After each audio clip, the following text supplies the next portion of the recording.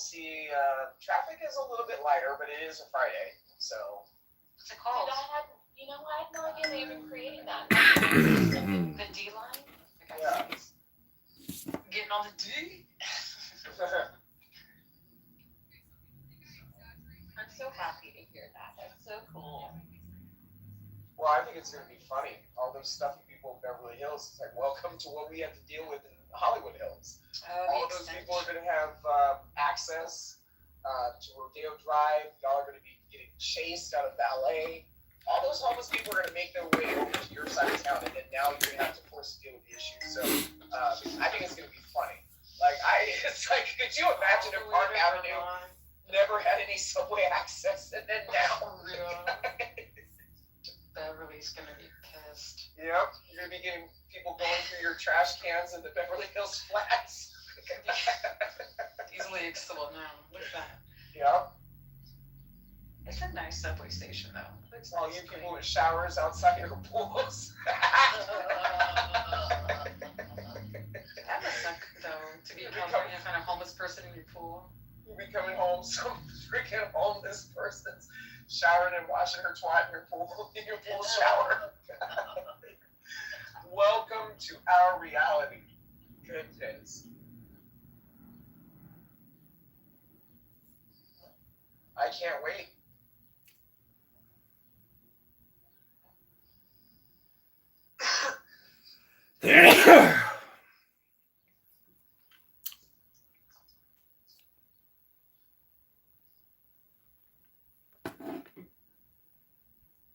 Yeah, no, it's fun to leave her home. I've held on a very positive attitude. I'm not leaving,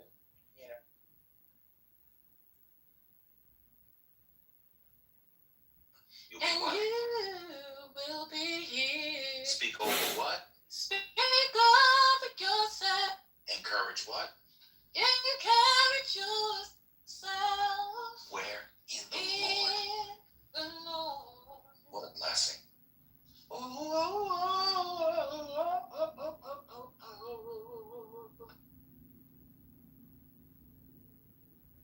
I'm about to throw the Bible. Who was that? Don't throw the Bible. At the end.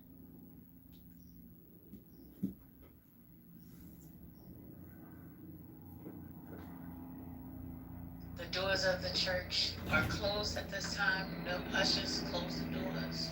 No movement, no movement, no movement. No movement. Have a seat, have a seat. Y'all ready for tithes and offering? Please get your seed in your hand. Amen. I'm gonna bless this. I'm sorry. Hey, Get shut what, up. what did you say? Get what in your hand? Get the seed. Prepare the I seed. recommend if you get the seed in your hand, you go right to the sink. You don't want it to get all over the room. So if you ever have seed in your hand, just you want to wipe that off because it begins to smell over time. Just get rid of the seed right away. That's Really? yeah. You don't want seed in your hand. Yeah. Well, you gotta harvest it. Oh my God! Well, I just caught that. Jesus Christ! Seed for some of Oh Lord, have us mercy. is we're too old to have more kids. So a lot of time you harvest the seed in an egg and a harvest, and then the fruit is a niglet. I'm post niglets. Oh, Jesus Christ. Well, Jesus never did that. Although there's a lost book of the Bible that suggests that Jesus may have in fact had Just children. chill, sis. Because when I say something, it's you know what? You male-centered, upholding patriarchy people is fine. It's fine. Okay, let's just stay on the river. Yeah, Let's not go low. y'all are. Sure, who would like to speak? No, go ahead. No, just asked to speak first. Go ahead, Jess. Okay, I'm sorry. No, ladies first. He's giving it to you, Brooklyn. He's giving it to you. Go ahead, take it. I just wanted to say when y'all was doing the praise session of this portion of this segment, y'all know how the chat suggests rooms to go away. It was a a Christian space that you could come chill came up. I thought that was cool. But then, yeah.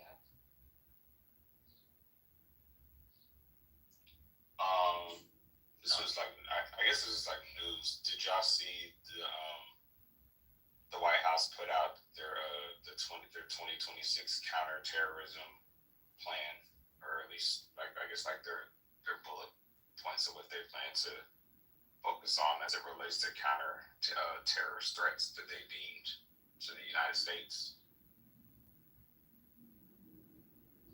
No, I'm too busy looking. You wanna share? Alien files. Yeah, sure. Yeah, sure. I'll put it in the chat. The ones, I mean, the main three that they're claiming are, let's see, it was on page 3. It says, identify terror actors and plots before they happen. I'm sorry, that's wrong page. Narco terrorists and transnational gangs, legacy Islamist terrorists, and then the funny one, violent left-wing extremists, including anarchists and anti-fascists. So those are the top 3 terroristic threats that the White House has deemed on their high priority list, and those are the ones they plan to focus on within the coming part of the administration. I put the document in the chat. It's like a whole 16-page thing where they kind of like go over like what they identify as such. They're calling like the left-wing extremists the people who like killed Charlie Kirk, and it goes on to talk about like their some of their efforts, including like how they blew up like the drug cartels in the sea, and then that military operation they did in Africa, specifically in Nigeria with I think it was ISIS.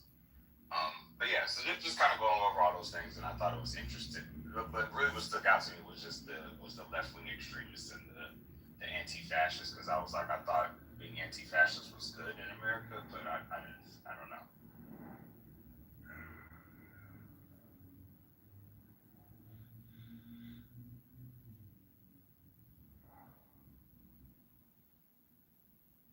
Alan, why do you think them donators funded the Charleston, Virginia militia?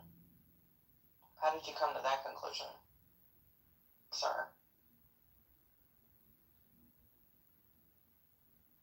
Oh, we know how. That's just old bullshit talking points that we already went over weeks ago. This is the SPLC stuff. Oh, gotcha. Yeah, it's already been. If I can look it up. Anyway, you look it up, bro. We already talked about it. I think they were in court yesterday for the first time.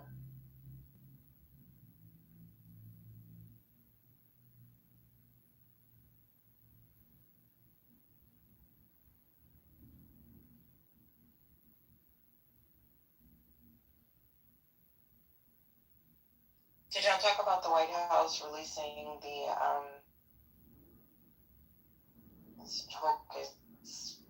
room today, the space files, extraterrestrial files or something? There's like a cute little moniker that they have for the. So it's a TLDR. What is TLDR? Oh. Too long didn't read. Oh, you don't know that? Okay. No, I'm over 50 years of age. No, I'm not reading it. It's just like they dump all those files. I put the link in the chat earlier. If anybody wants to look at it. Apparently, Trump said that they were gonna. They wanted more transparency about aliens and everything that the feds had on aliens. And then they're also going to release the information about extraterrestrials. So it's, every time I see something with war.gov, I just crack up. So I'll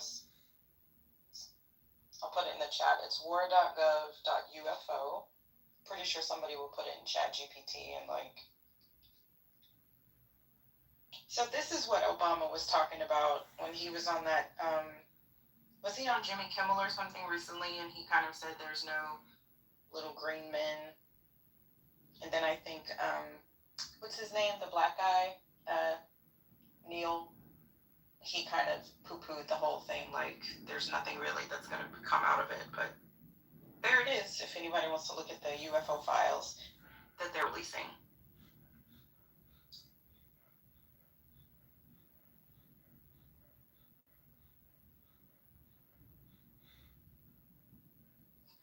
Well, so there's no takers on the alien thing.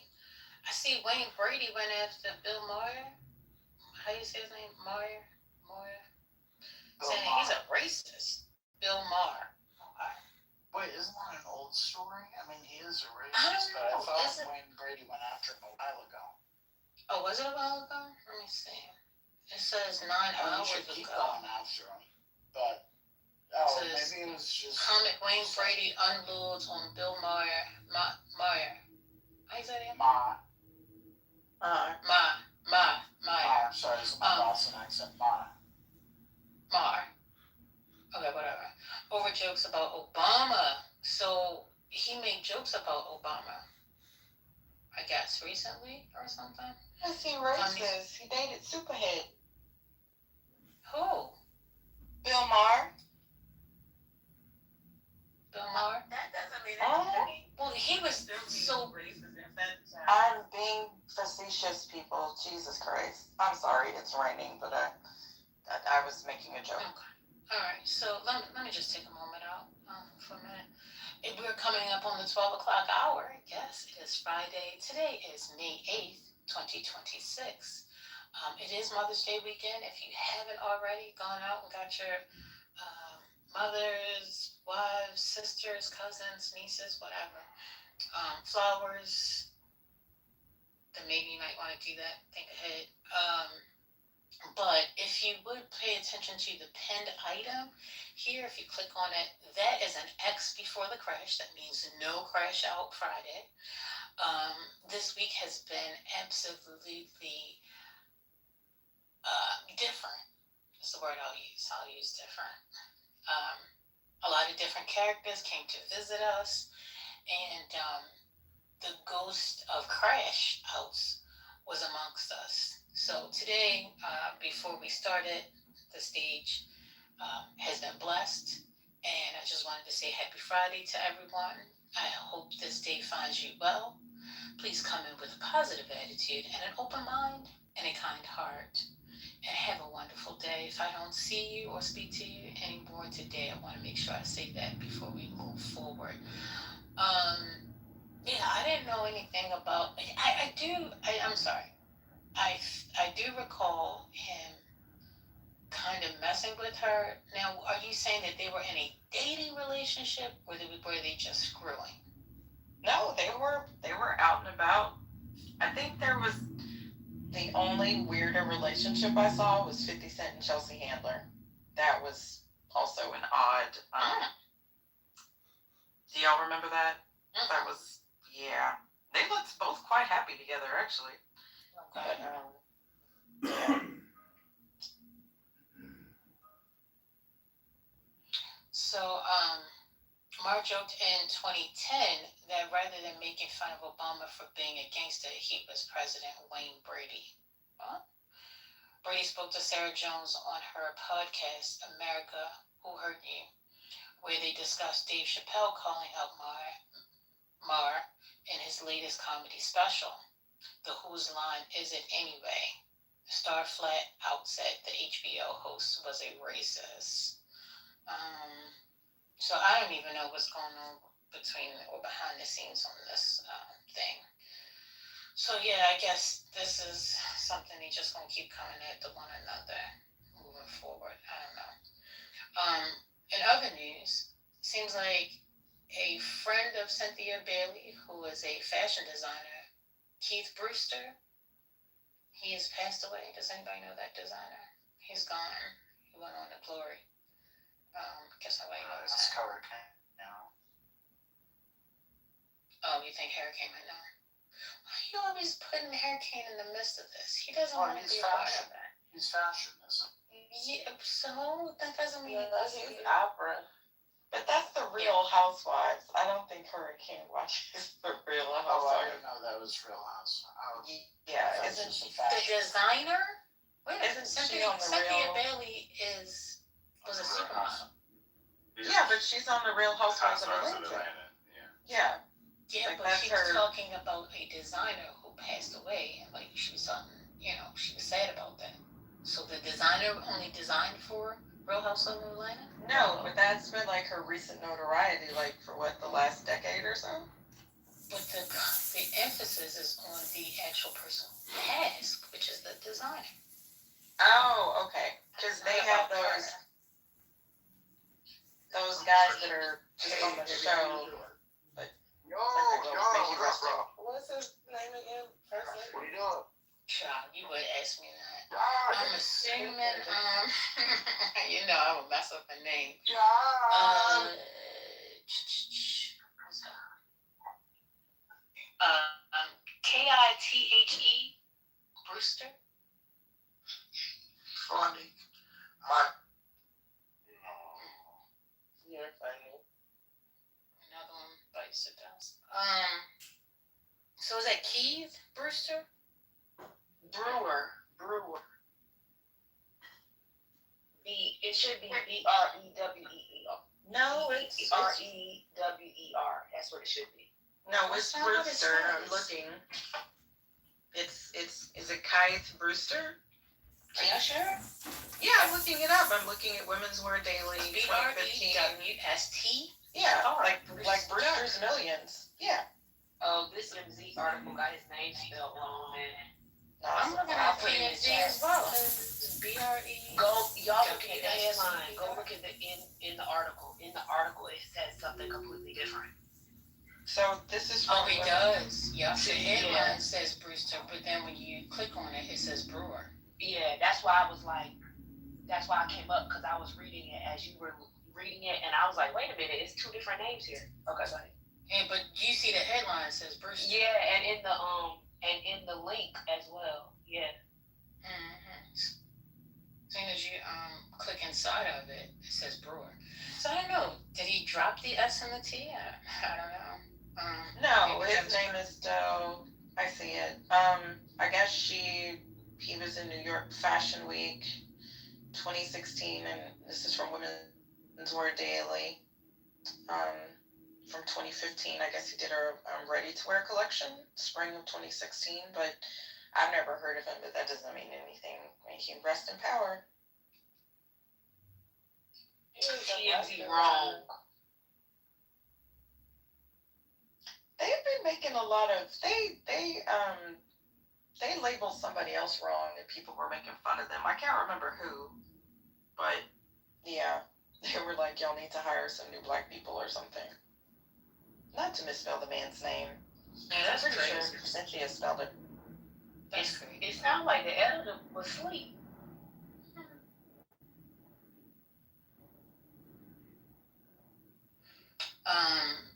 There was a show, I think Dana Bash, she spoke with Keisha Lance. Is it Keisha Lance Bottoms? Yeah. People are missing Joe Biden more and more each day. I don't want to hear that. He endorsed her. She worked in his White House, and he endorsed her. She's running for governor, and will probably be the what's it called? Nominee? Nominee for governor. Yeah. Governor in I mean, Georgia. not probably. Almost certainly. Yeah. Does she have a shot at winning? Yeah.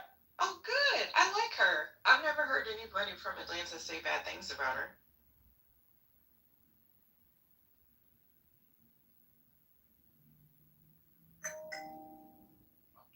All right. Well, my piece was just shot down, so I'm not going to say anything else. No, you just started. You said she was on it last Yeah, night. but did you hear somebody say I don't want to hear that? So I'm going to shut. But Spiritus always said That's not stuff. about that. No, it wasn't about. It was about people saying, "Oh, I missed Joe Biden." Like that. Where the conversation was about that. Just the part about Joe Biden. People people saying. Y'all know spirituals. Y'all know spirituals brain glitches. This was a glitch. We do miss Joe Biden. I miss Joe Biden. Now people saying we miss Barack come back to the White House. I think they need to move forward, but there was just last administration.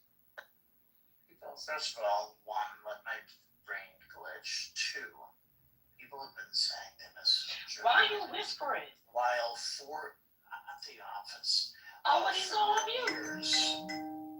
Well, hold on. Can I just finish my statement? Well, 4 years you were getting on Joe Biden's case, and now this is Democrats, Republicans, Independents. That's all you're done. Yeah, but not the person who said that.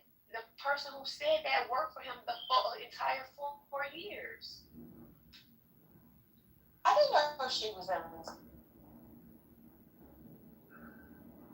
I think that it's a good thing that people are speaking like that in favor of Joe Biden, because now Trump and them trying to blame. Nigga, do you not hear me talking? No. Fuck. You know. Anyway, as of late, the Epstein administration has been blaming Joe Biden for the Iran thing, the gas prices and everything. So I think that is good that they're speaking good towards him. Why you know what? Like freedom. I bet Tef is a mechanic and he smokes like cigars. Just saying. You sound like you say, now you know what's wrong, Radana, what you got? I'm sorry, So I'm just putting out random things. I don't know if this is true or not, or if this is happening now, just recently. It says Tennessee Democrats burn Confederate flag in dramatic walkout over redistricting. Did y'all have that? Yeah. Can I ask you where that source was? Because I saw the video. It was literally like somebody printed on a Xerox piece of paper the Confederate flag and they burned it. When I tell you it wasn't a flag, it was the size of 8.5 by 11. Okay? And they want to go on about like this flag that's planted on some racist lawn.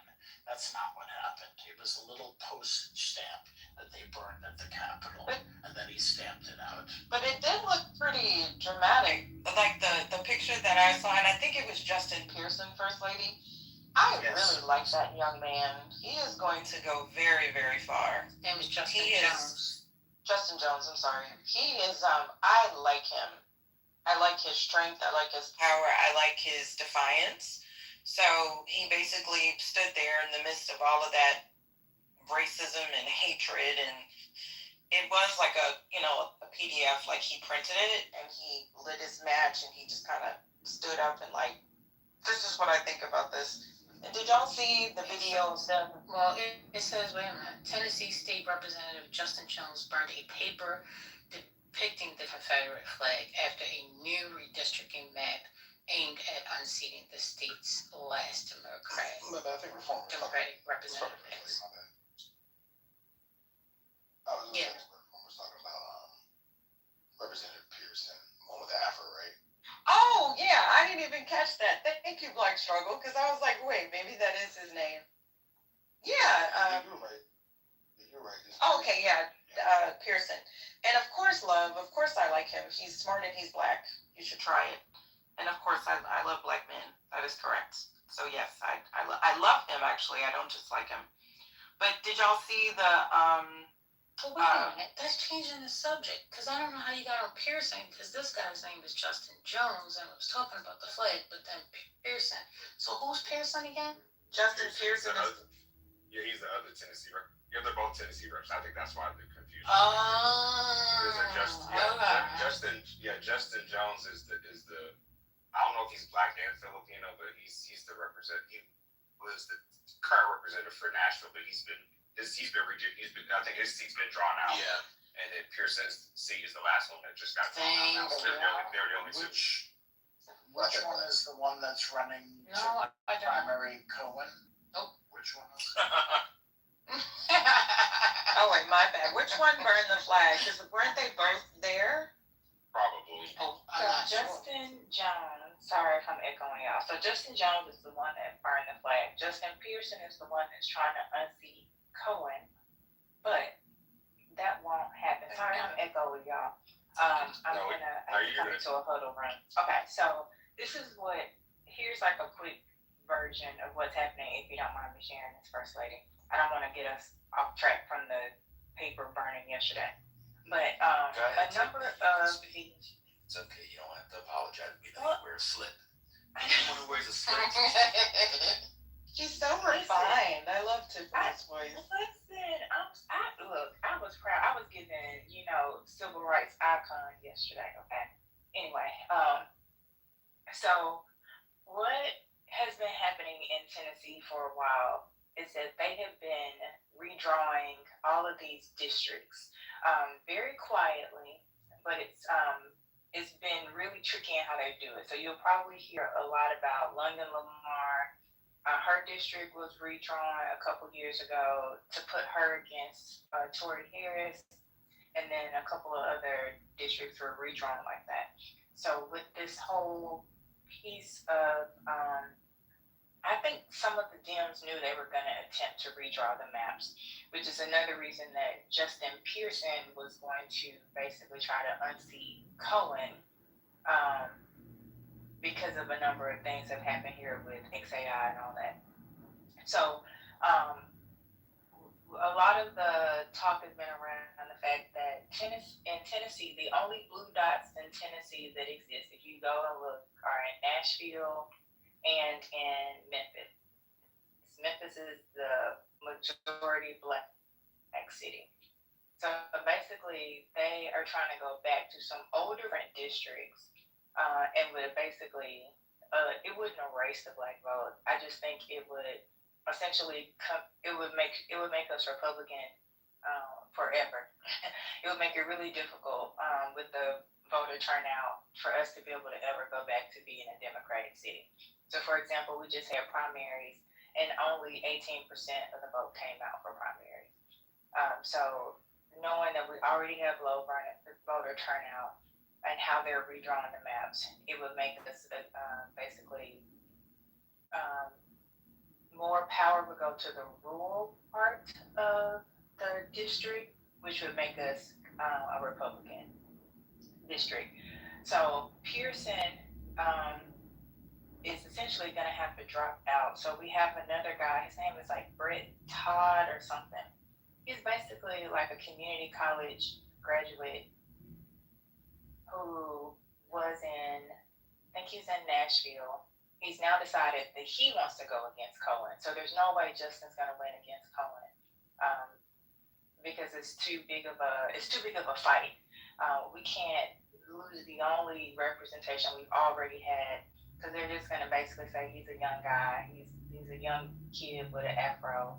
Nobody wants to be represented by a black man, especially now that we have a chance for us to have a Republican, district. So it's about to get ugly. It's really frustrating.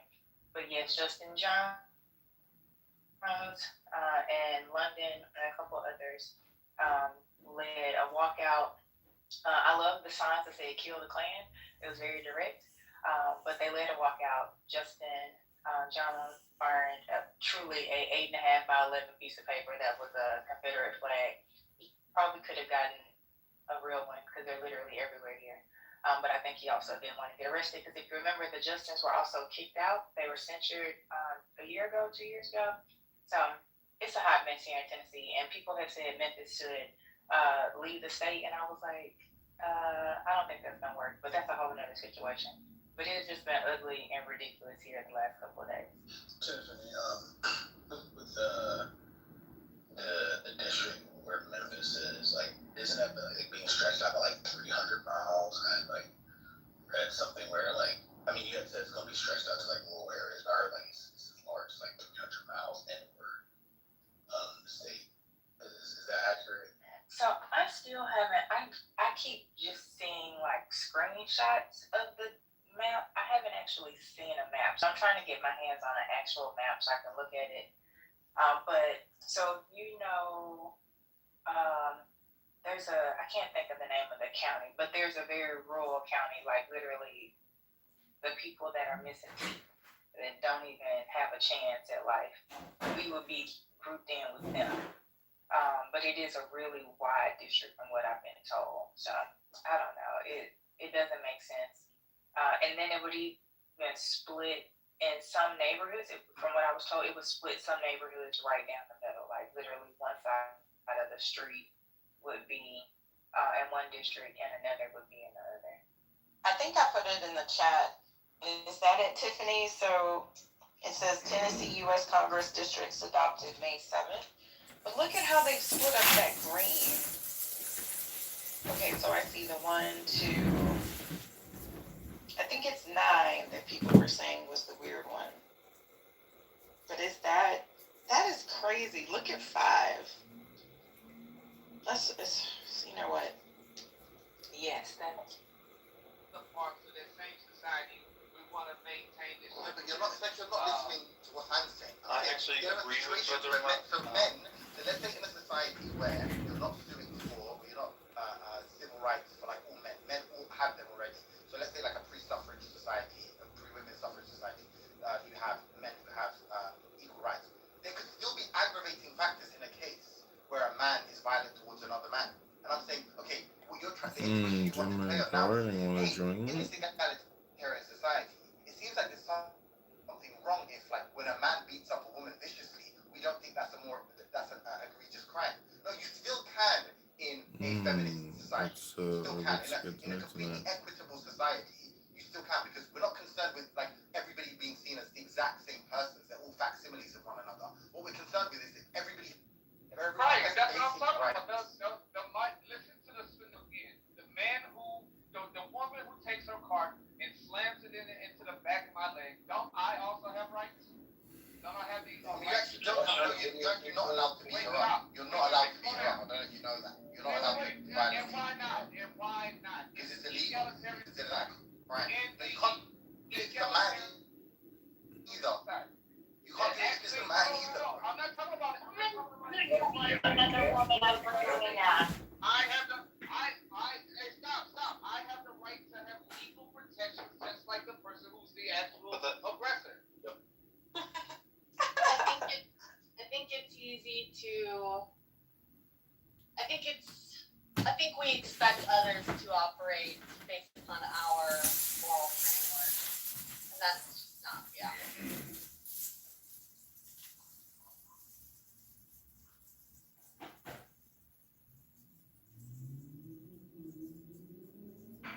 Yeah, I think that's true. I think it kind of goes both ways. Where I think people who have an inclination to sort of be immoral tend to project that onto other people. Yep.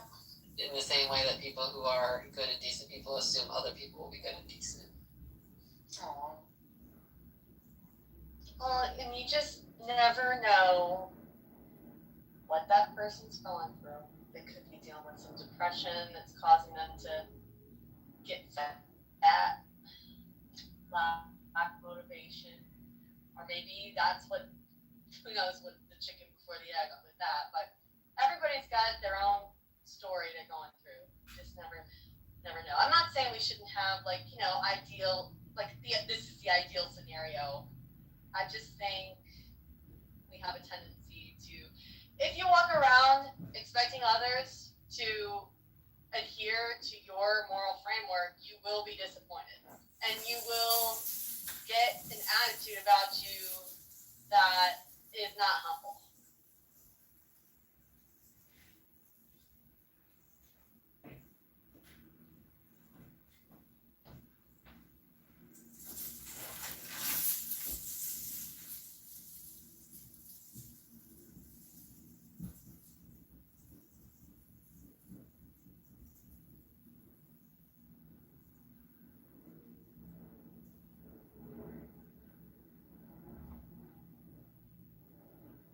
Can y'all hear me? Yes. Yeah, we were just resonating on what you said because it was so true. Yeah. Mic drop. Okay. Yeah, do you agree? Curious. Yeah, I mean, I hear Keegan, and though I don't don't disagree with what he's saying. I see this in my best friend too. I see her do it all the time, and I want to shake her out of it because it costs her so much. What is she being a little matrixy, FYI? You see her doing what all the time, though? I'm confused. Wanting to look good for other people? No, not just that. No, more like just from my perspective, it's like she can't just shake things off and give grace as easily. Or is it me? I probably am. She is. Oh, it's I just hear her. you direct something. Like, I think if you have that mentality, you don't give grace as easily. What are you talking What? about? That what are you talking about? You don't have that? What do you mean? When you don't walk around expecting others to always mold themselves and adhere to your moral framework, like that, you will end up being the type of person that has a hard time giving grace. And is she hunting this bear? Oh, Idris, you're in the Matrix one. Yeah, I was about to say, I right. found it. I found out what happened now. It's you, boo. I think right now would be a great break for water. I think Holly and Water, Keegan. yeah. I think Holly and Keegan are making two different points, though. Holly is making the point about people kind of being stuck in that mindset of expecting people to act and operate based on their own individual moral framework, which I get and I agree with. Keegan's point was that it's important that you stay desirable to everybody in the event that your marriage doesn't work out or you're widowed. And I just think it's silly to live in a framework where you feel like you have to maintain being desirable to everybody. I think you should maintain being desirable for your partner. I think you should maintain yourself for your health. I don't think it has anything to do with everybody else around you. I mean, devil's advocate, if you think that your wife has a similar sense of desire to the general population, then I guess you could make a claim that by staying desirable to the general population, you're staying desirable to your wife. But I don't understand why you wouldn't just like fast track that and figure out what your wife finds desirable specifically. I do agree with what Keegan's saying there. I'm sorry, I should have been more clear. I like you, Keegan. I like Keegan a lot. I was simply making an observation that I do hear you, and I feel. I guess I'm making the point that I know you're still young too, and I just hear people doing this, and I just get myself up for a lot of stress. Walking around thinking people shouldn't do certain things. It's just it's too much.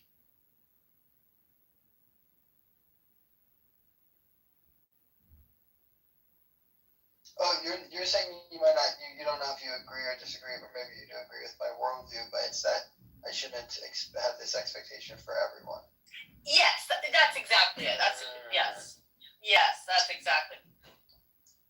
You know, listen, I do think I run into the idea that idealistic, that means that my worldview is the best worldview, which maybe is a young thing, maybe it's my ideology, but I understand.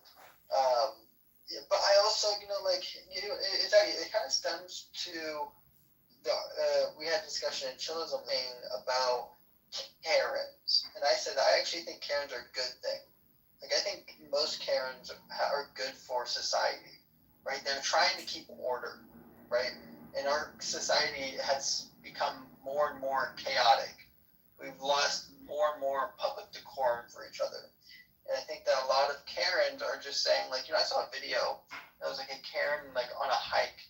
It was a kind of a busy hiking trail. You see, like, over, like, 10, 15 people cross you. That right there's a pretty busy hiking trail. If you see over 15, 20 people cross you in the matter of about 5-minute clip.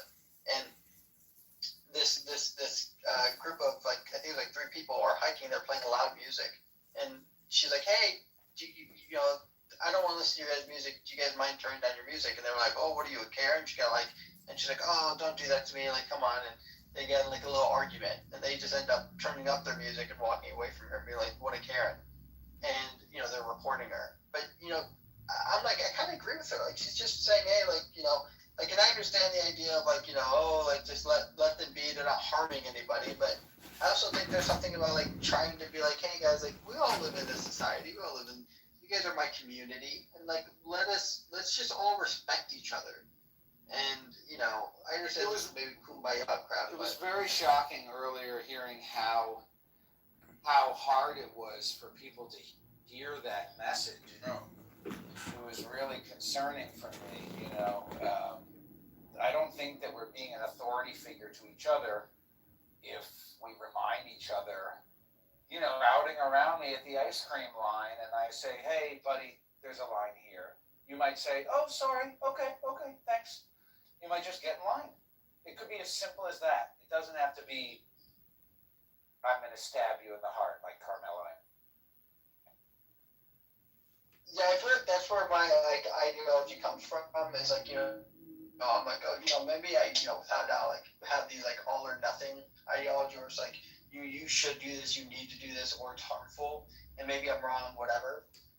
But I think it stems from the ideology of like the Karen ideology.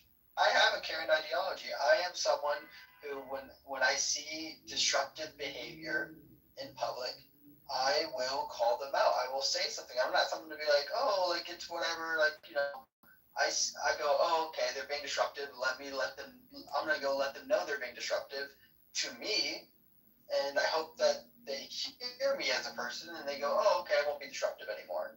And, you know, I feel like we've kind of, and I think maybe it's like, maybe there's the difference between like people who live in a city and people who don't, right? Like suburban lifestyle is just much slower. And like, we're like, oh, like, you know, let's all just be neighborly. The Midwest, very neighborly. The Midwest is a very neighborly community, and maybe that's just it. Vero, did you see in the New York Post they had an article about the from hell at this apartment building in the Bronx? Did you see this? No, I didn't. You broke up just a tad bit. Something in the Bronx. What?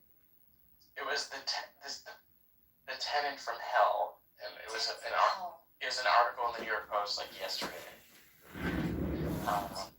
Let me find it.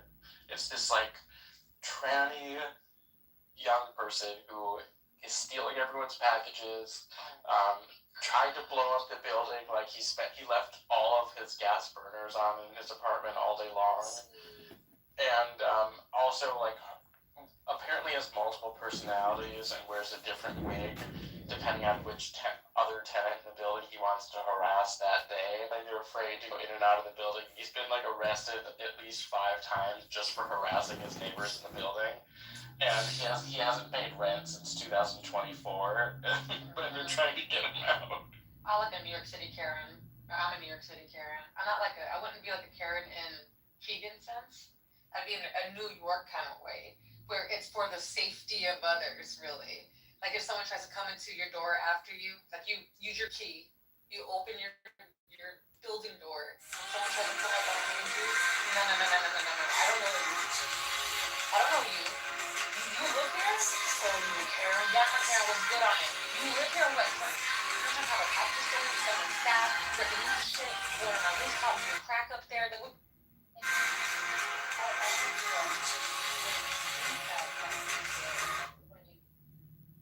I love that people weaponize the term, right? So because it's for their own. Because a Karen basically is somebody who is not doing the right, not necessarily doing the right thing. They're doing it in a way that's ridiculous, that's out of line, that's offensive, that does all the bad things, usually racist or judgmental, things like that. Swash pharmaceutical industry and how the health insurance companies that also own the pharmacies, that also own the doctor's offices, but like they have buffet. And they've just gone nuts. I don't agree with that, but you can understand the concept, the level of conviction these people had to do this, to see the dead as cake, to see cake as shit, and to see shit as strawberry, and to see that all in one and find that as enticing as Adam was enticed by the fruit. That's pretty powerful. You know, not for nothing, but when my boss leaves, I don't want to be here anymore. Like, as soon as he leaves, I leave. Like, there's no reason for me to still be here. My boss left for the weekend. Like, why the fuck would I still? I'm leaving. Like, every minute I'm here after he's gone, I'm like, leave. I'm here after he's gone. Traffic, might as well stay a few more hours and fuck around on Clubhouse and get paid for it. Unless you get salary. I'm still gonna get. Well, I get hourly rate, but it is kind of a salary. It's not guaranteed 40 hours, and then the overtime. They made the military hourly. Everybody would fucking enjoy the military. But the biggest trick about the military is the salary part. That's when you realize you got duped. What are you talking about? The salary part is the best part. These guys retire getting like fucking 15 grand a month. What are you talking about? Oh, veterans? Yeah. I mean, the high ranked ones. 20 fucking years. Yeah, exactly. Yeah. If they would have worked those hours in a private sector, they would be fucking millionaires. I'm Lamar. You can. In the military, by the time you're coming out, you can. But I promise you, you would have made double, triple that. They enslave you, bro. Military slavery. That's okay. Come work for me. I'll fucking slave your ass too. That's why I call you a soldier. Yeah, I know your life. I know how it is. I put on a fucking uniform and drag my ass out. I understand, bro. No, I mean, in the beginning, I'm gonna tell you, like, you know, oh, we're boys, but I'm still your boss. Dude, I'm totally about change. It kicks in. It's natural to me. I don't see that. You have a higher rank. That's it. The thing is, right? This is the thing, and I won't tell this to you. You guys hire us, bro. To what's his name again? Al Lester. What's his name? John. Alistair Crowley. Alistair Crowley. Yeah, I'm here. Alistair Crowley. Let me tell you something. I'm here. You know what the most difficult position to play is to know when to play the number 2 out. It is so important. To play the number 2 Because- out? The number 2, like, so for example, when somebody comes in and he outranks you, you have to instantly put yourself in number 2 mode. And I'm being dead serious, bro. Because I know. This is like a major thing that people don't get. And if you know how to play the number 2 guy, it strengthens your number 1 guy. Like, it strengthens you as the number 1 guy. It just, I don't know how to explain it. It's just like, you have to know how to play your position well. Number 1 should be given the vibe of number 1. That's, but you know, if you're always never, and I don't like being the number 1. Yeah, the most peaceful guy is the guy right. It is always. Nobody wants to be the number 1. Even the number 1 guy is the guy who can, when it all hits, something shit happens, it's on him. He's your fall guy, and he's the guy who's expected to Superman at a moment.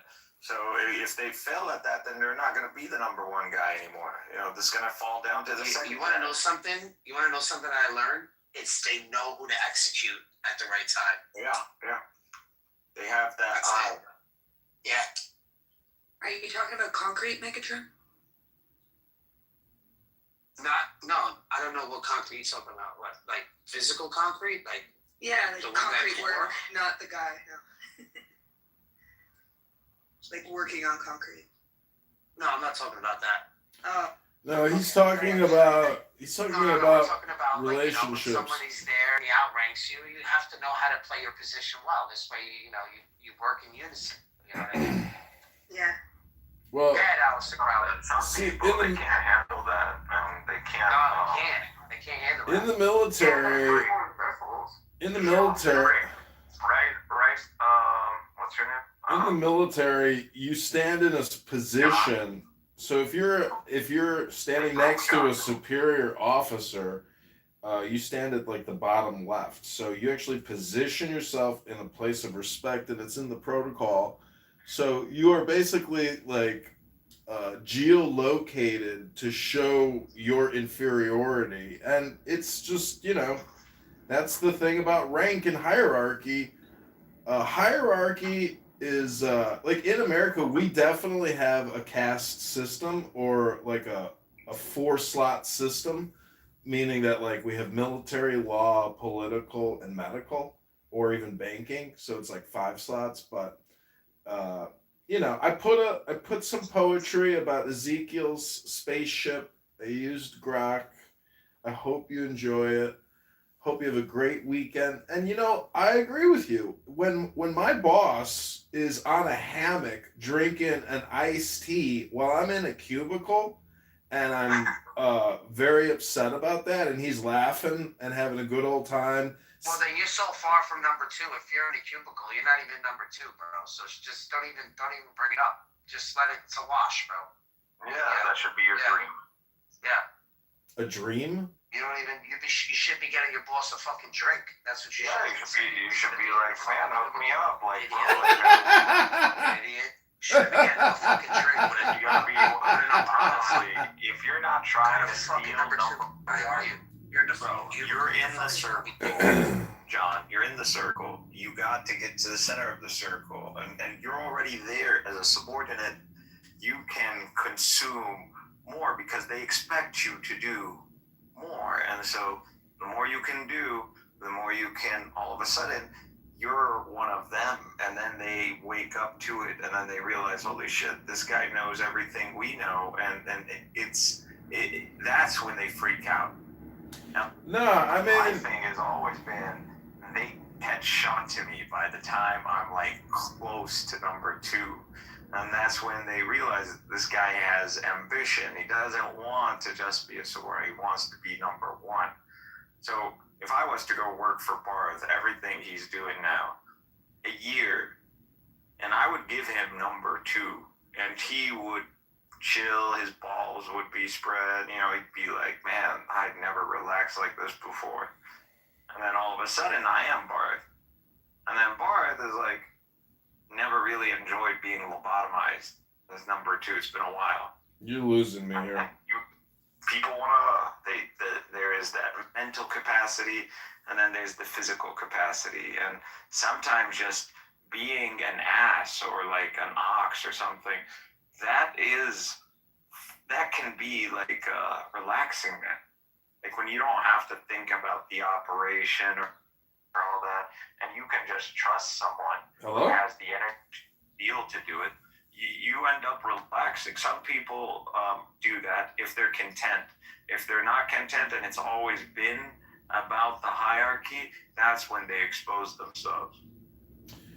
Let me educate Mr. Crowley here really quick before we lose the thread.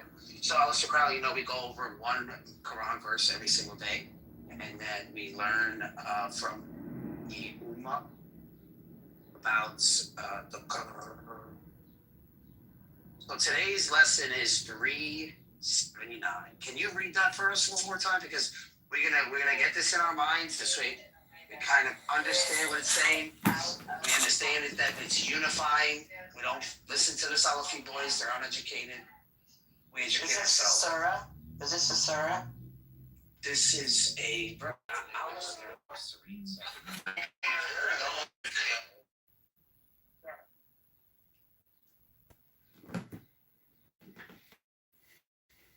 I'm going to start to The phone book. I don't know. I want it too old to be the artist. That's it's gonna suck. It's a little weird. No.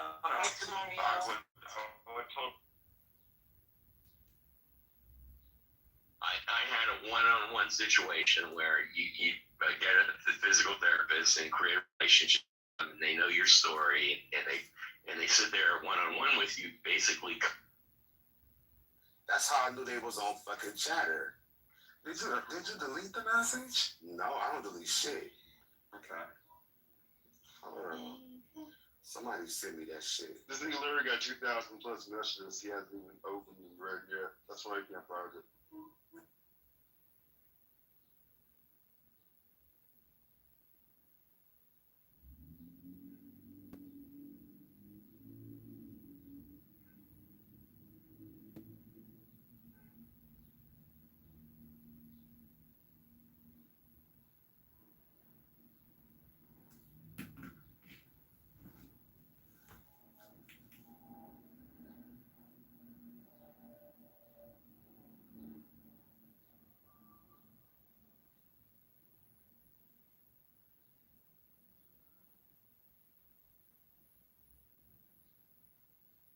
Here are 3 things to consider before applying for your next credit card. Number 1, your lifestyle. Do you fly a lot? Spend a lot at restaurants? Oh, Mother.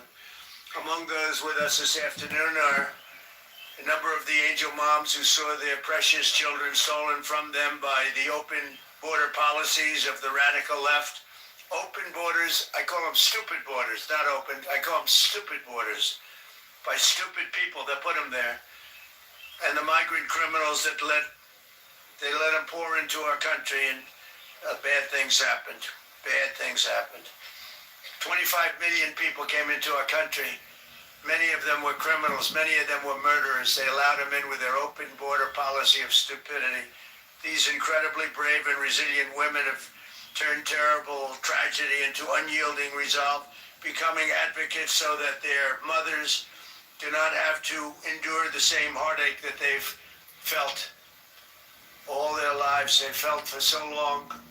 They've raised the most beautiful child that has taken, and they've spent so many years. In many cases, I see some of you I've known you for years, and others are unfortunately new members of that club. And I say unfortunately, it's a sad thing.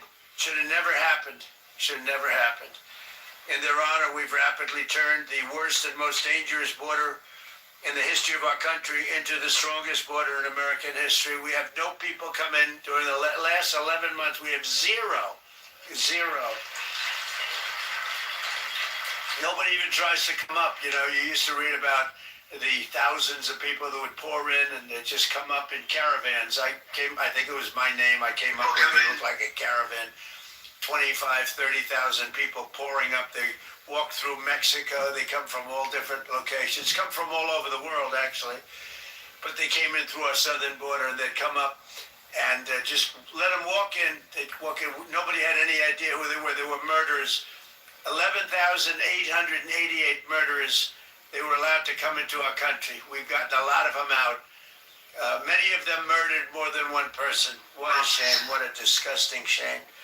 That people can even think that this is okay is pretty incredible. But for the past 12 months, that's been our number. These numbers are done by people that the numbers when I say zero, I actually mean zero. It's hard to believe, actually.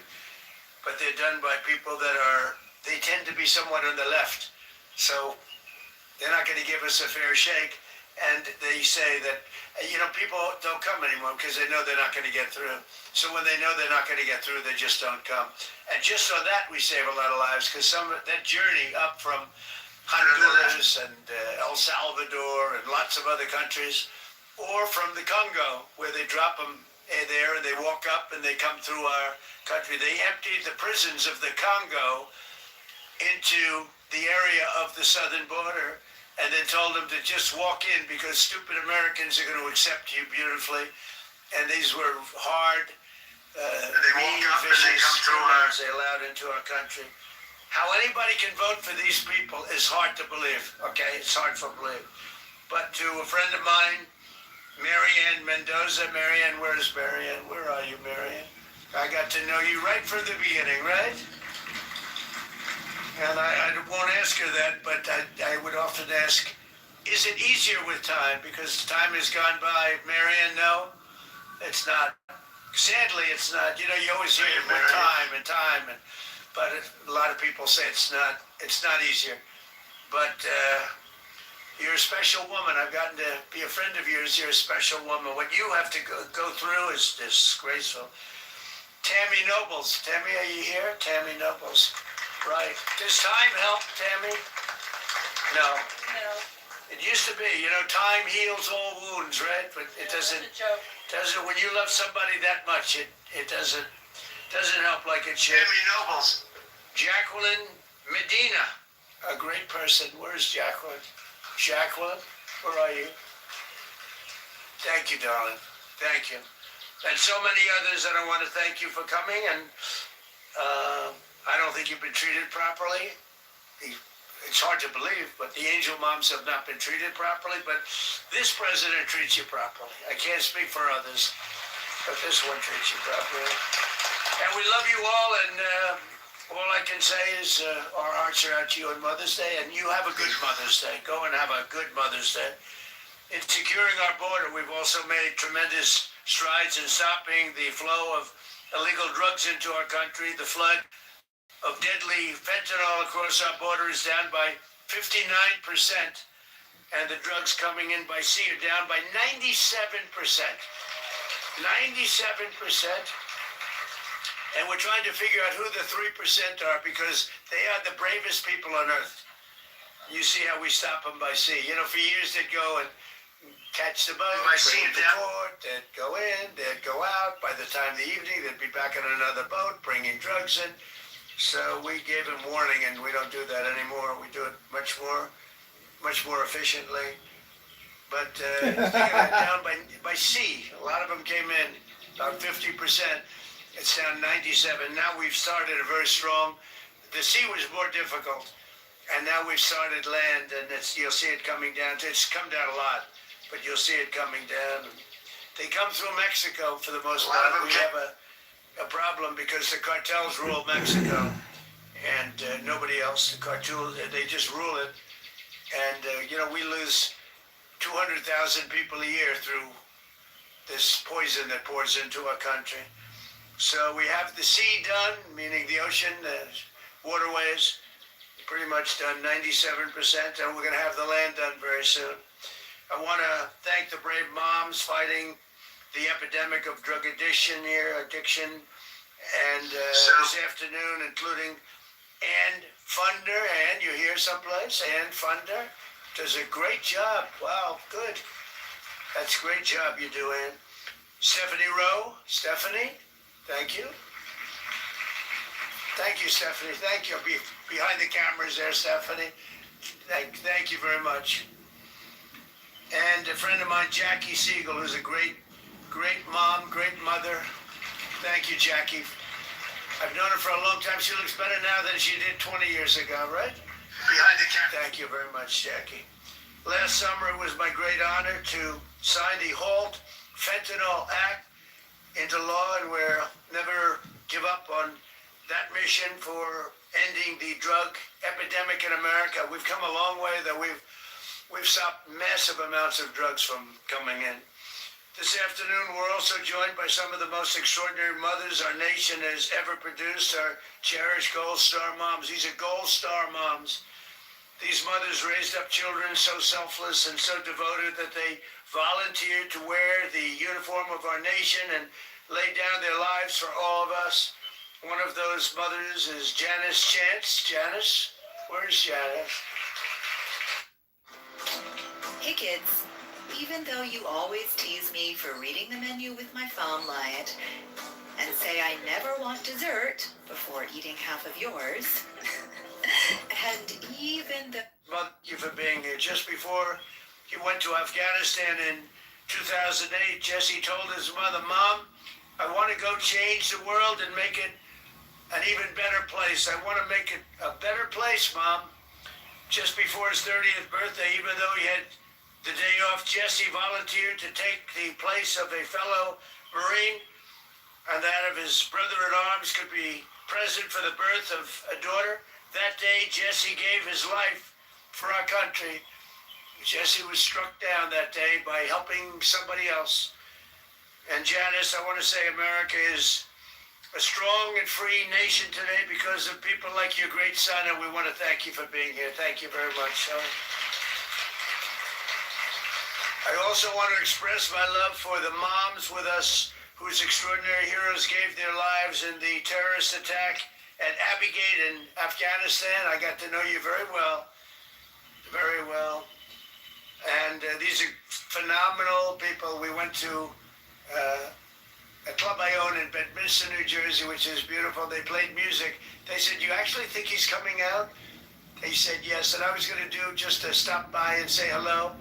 And we ended up listening to music for 4 hours on that beautiful night, looking at the sky, thinking about those wonderful people. Abbey Gate, very well known. Should have never happened. That should have never happened. That was incompetence by the Biden administration. So to Alice Lopez, you know that, right? Yeah, we know that. To Alicia Lopez and Paula Knaus, Self, Coral Persino, and to all of the Abbey Gate moms, we're thinking of you on this Mother's Day. And again, we had you to the White House. We had you to, I was over at a very beautiful cemetery, as beautiful as they can be, but, you know, it's a sad occasion. We went over and we paid our respects, but we lost great people that day. We shouldn't have lost any people that day. Gross incompetence. This Mother's Day, we're thinking of all of those incredible moms, and we're doing everything in our power to support them and millions of other mothers all across America. And we're blessed to have many wonderful mothers serving in this administration, including Secretary of Agriculture, Brooke Rollins, who's doing a phenomenal job. Thank you very much. And the first woman ever to serve as a White House Chief of Staff. She's become a legend, Susie Wiles. She's amazing. To help American families and mothers, we passed a great, big, beautiful bill, the largest tax cuts in American history. We expanded the child tax credit to $2,200 from a much lower number per child, and delivered the largest expansion of school choice in American history. We have school choice all over now. We had virtually none. Everybody loves school choice. With accounts, we have a very special thing, the Trump accounts, where we're helping families to set aside tax advantage savings for their children's future, and we are giving every American newborn child $1,000 automatically to invest and to grow over the course of their lives. And I want to thank the Dell family. It's a great family. He is amazing. She is amazing. They've done such a job on that. They put up a lot of money too. Put up $6,250,000,000. That's somebody. And he started making computers on his bed in college and selling them because they were better than other computers. And I said, "How did you do that?" He said, "Well, I did it and I just never stopped. It just kept going." So go out and buy a Dell. They're great. We're also working to make it easier than ever before to start a family by lowering the price of IVF, cutting regulatory battles and barriers, and fighting to bring down the cost of living so that more Americans can pursue the dream of, and it's a dream of living just a good life, maybe a great life. We cut drug prices now with the favored nations, most favored nations. We cut them by 70, 80, 90%. You could say 500%, 600, depending on the way you phrase the statement. But we now play, when I was here, this was a big ambition. Right at the beginning, I was able to cut them a little bit, but I didn't cut them. I cut them more than anybody else, which was a little bit. Because for 28 years, drug prices and prescription drugs only went in one direction. And when I came back, we now did something that everybody said was impossible. Favored nations. We had the highest drug prices in the world by far. Now we have the lowest drug prices in the world. Can you imagine? So we cut them by 50, 60, 70%, and go out and you'll see exactly. It's one of the I think it's one of the biggest things that we've done. Drugs that were costing in London $10 for a pill would cost $130 for a pill in the United States. And now, if it's $10 or if it's $20, that's what we pay. We pay the lowest price anywhere in the world, so it's great. And the fake news doesn't want to write about it, but that's why I talk about it, because we have no choice. We have to. So I just want to, again, I want to thank everybody for being here. It's so important. We do things like we keep men out of women's sports, a very popular issue. We stopped transgender mutilization of your children for everyone. We don't have that. But I want to thank every single mother here this afternoon and all across our nation for your work every single day. America's moms are really raising the future of our country, the most important. You have the most, we don't call it a job because when you love it, it's not a job, but for this purpose, you have the most important job there is in America or any place else, and you're doing an incredible job. I just want to wish you all a very happy Mother's Day. We're going to have a great Mother's Day, and for those mothers that lost their child, many of whom are with us today, the angel moms and others, Gold Star moms, we love you especially. We love you maybe even the most. Thank you very much. Thank you, everybody. Appreciate it.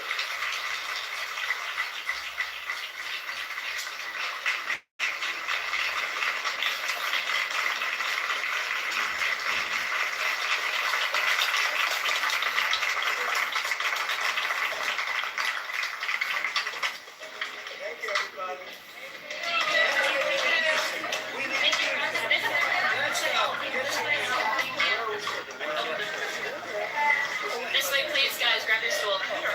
Guys, move.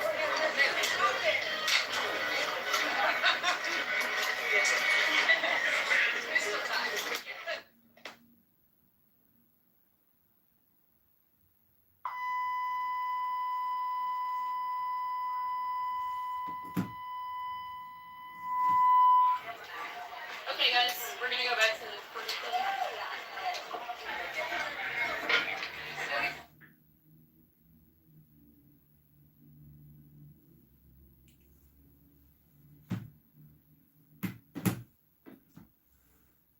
All right, that was Trump speaking in the Rose Garden to the Gold Star moms, who we love the most. Mothers who lost their daughters and sons to illegal alien invader murderers who murdered their children. Trump has hosted them at the White House. He was talking about cheap drugs. Now we took $150 pills to $10 pills, and now we got the cheapest drugs in the world. Rabboni Shalom. Good Shabbos!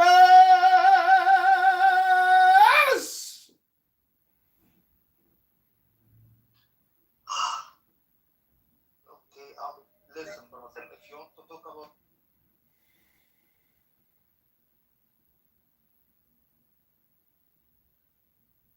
fully God, I'm fully God, but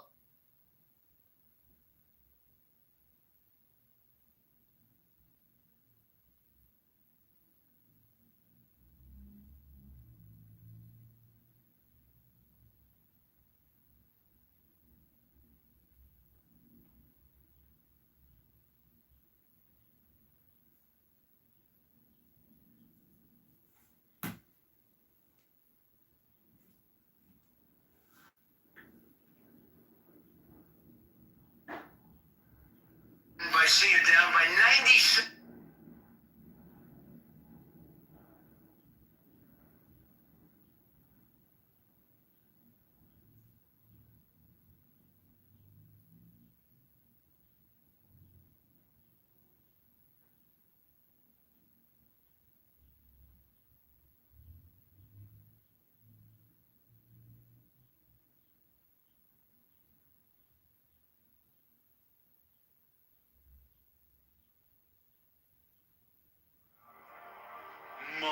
is the head of the man, and my insight is keen as the hawk's. By my head I invoke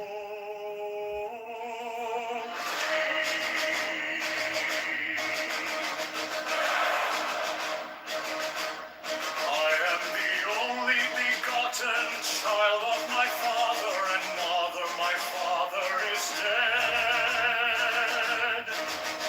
My mother bore me with labor and pain and fear. By my body I invoke thee. About me shine the diamonds of radiance light and pure. By their brightness I invoke thee.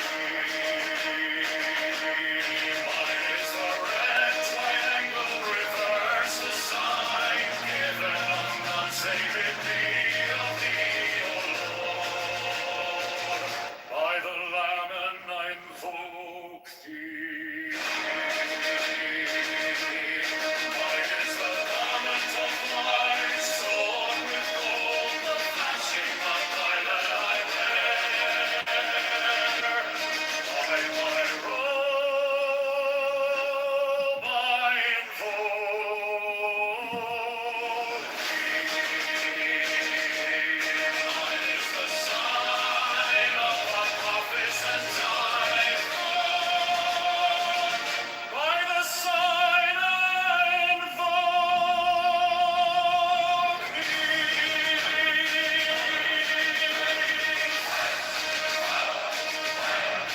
Mine is the turban of white and gold, and mine the blue vigor of the intimate air. By my crown I invoke thee. My fingers travel on the beats of pearl, so what I have to thee in thy car of glory. By my fingers I invoke thee. I bear the wand of double power and the voice of the Master.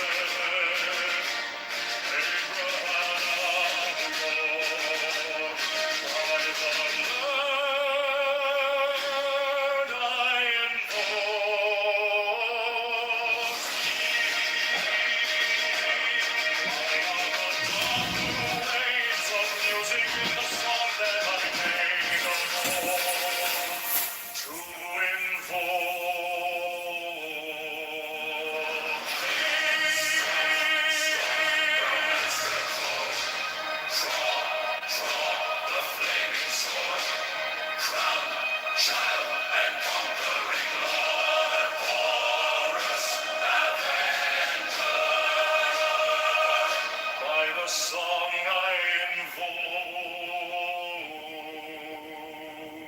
thee. In my hand is thy sword of revenge. Let it strike at thy bidding. By the sword I invoke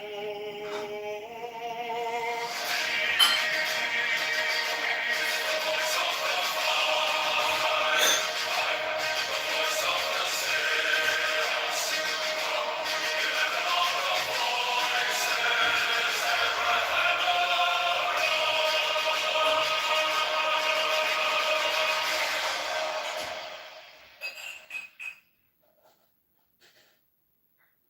Mine is the head of the man, and my insight is keen as the hawk's. By my head I invoke thee. I am the only begotten child of my father and mother. My father is dead.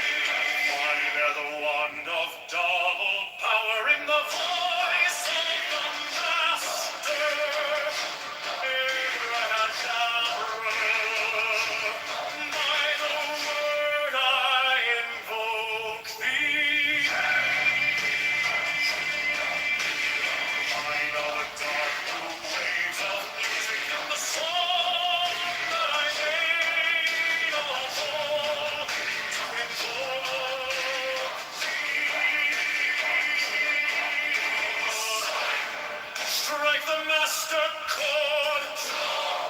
Draw the flaming sword. Child and conquering Lord, Horus Avenger.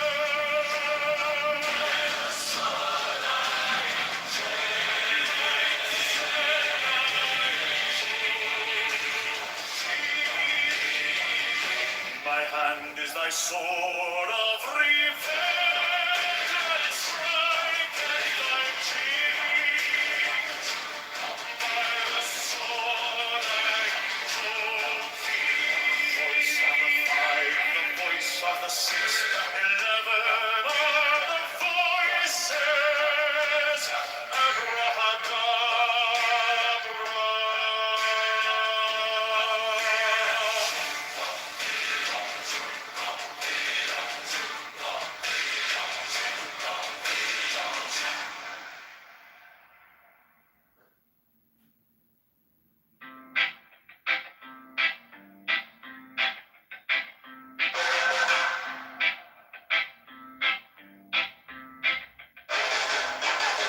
Mine is the head of the man, and my insight is keen as the hawks. By my head I invoked it. I am the only begotten child of my father and mother. My father is dead. My mother bore me with labor and pain and fear. By my body I invoked it.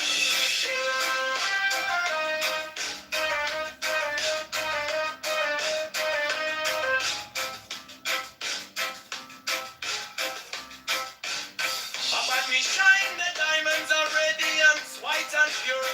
By their brightness I invoke it. Mine is the red triangle reverse, the sign given of none. Save it be of thee, O Lord. By the Lamb and I invoke thee.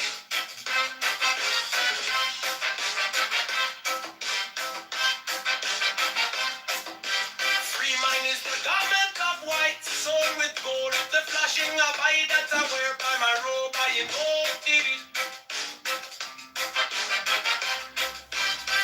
Mine is the sign of a puppet and typhon. By the sign I invoke it. For mine is the turban of white and gold, and mine the blue vigor of the intimate. By my crown I invoke thee. My fingers travel on the beats of earth, so run I after thee in thy car of glory. By my fingers I invoke thee. I hear the wand of double power in the voice of the master. Abracadabra, by the word I invoke thee. Be mine are the dark blue waves of music in the song that I made a bold to invoke thee.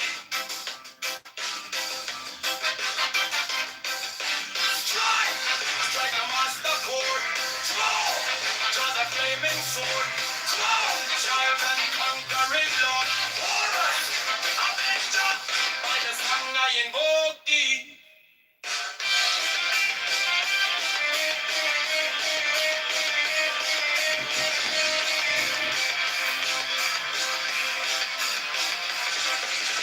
In my hand is thy sword of revenge. Let it strike at thy bidding. By the sword I invoke thee. The voice of the fight, the voice of the six, 11 other voices. Everyone, everyone.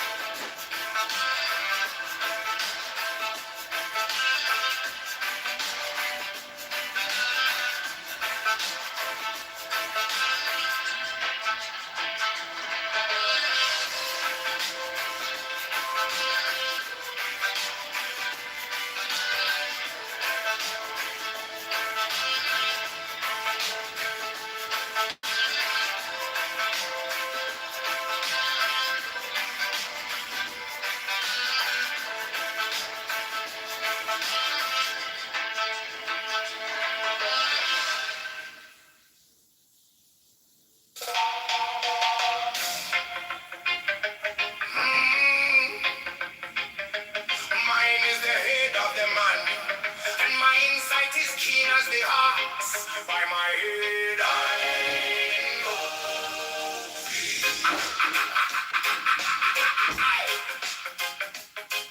am the only begotten child of my father and mother. My father is dead. My mother bore me with labor and pain and fear by my body. I know about me. Shine the diamonds of radiance, white and pure by their brightness. I know mine is the red triangle reverse. The sign given of none, save it be of thee. Oh Lord, by the layman. I know mine is the garment of white. So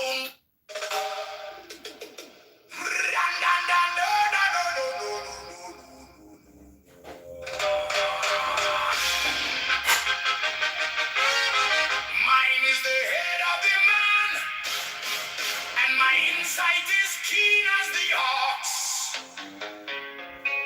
By my head, I invoke thee.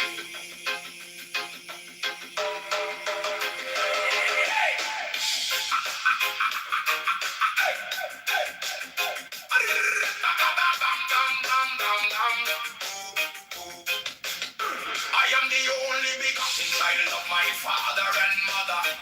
My father is dead. My mother bore me with labor and pain and fear by my body. I invoke thee. Out me shine the diamonds of radiance, white and pure. By their brightness, I. Mine is the head of the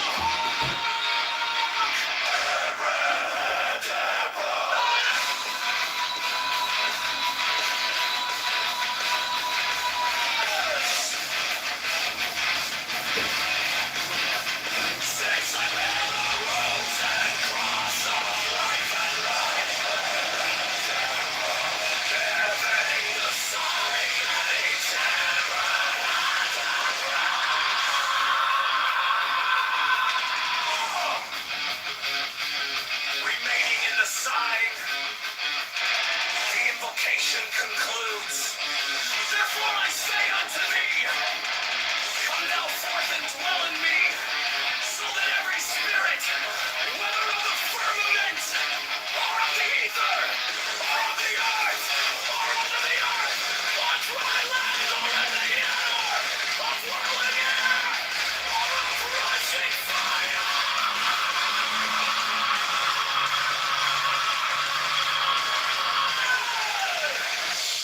and every spell and scourge of God, the vast one might be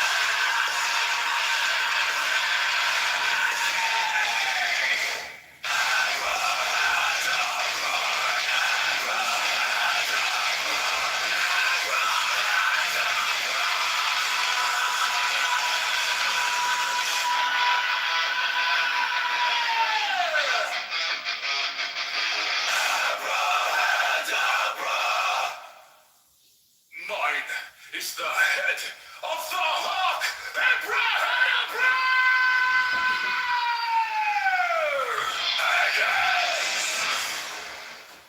I bear the rose and cross of life and love.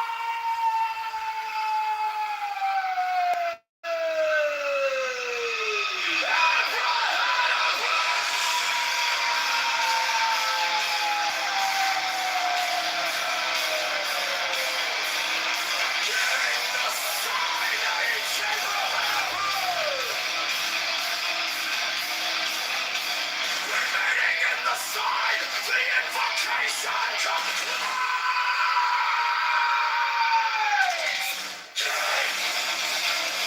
Therefore I say unto thee,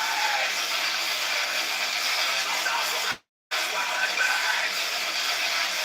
so that every spirit, whether of the firmament, or of the ether, or of the earth, or unto the earth,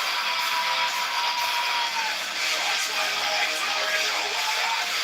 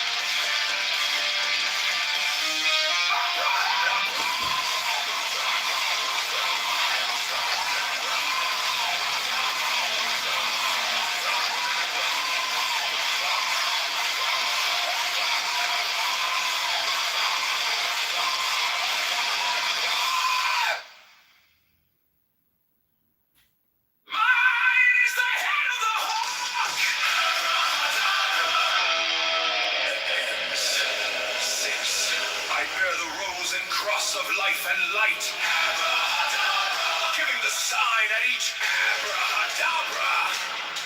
Remaining in the sign, the invocation concludes. Therefore I say unto thee, come thou forth and dwell in me, so that every spirit, whether of the firmament, or of the ether, or of the earth, or under the earth, on dry land, or in the water, of whirling air, or of rushing fire, and every spell and scourge of God, the vast one, might be thee.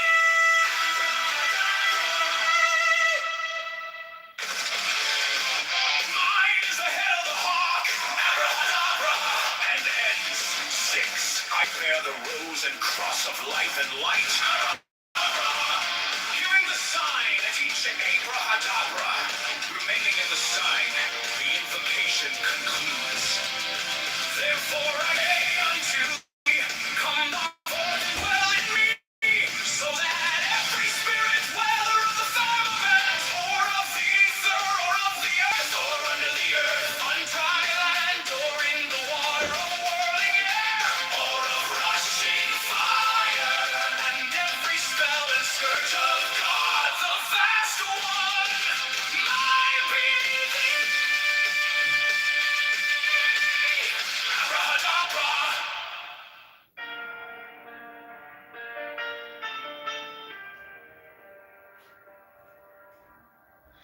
You came like dawn in my hands, soft but stronger than I knew.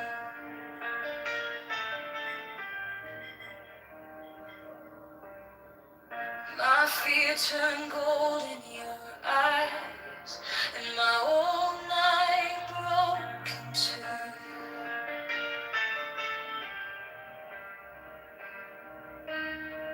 I was lost in the noise, now I'm learning how to stay close to your quiet light in the middle of the day. Stop thinking, let it fall. Take the deepest breath of them all. Hold it close. Don't run from the feeling. One more second. You can start believing. Wisdom of God. Now is joy. Wisdom of God. Now is love. Wisdom of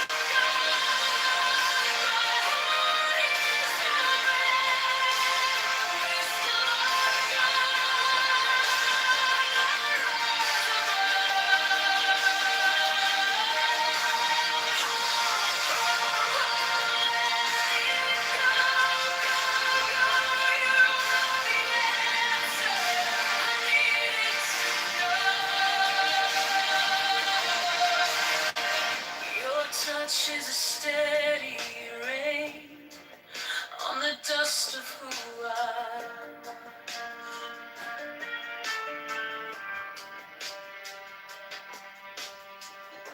Every wound gets named, then it fades in the hush.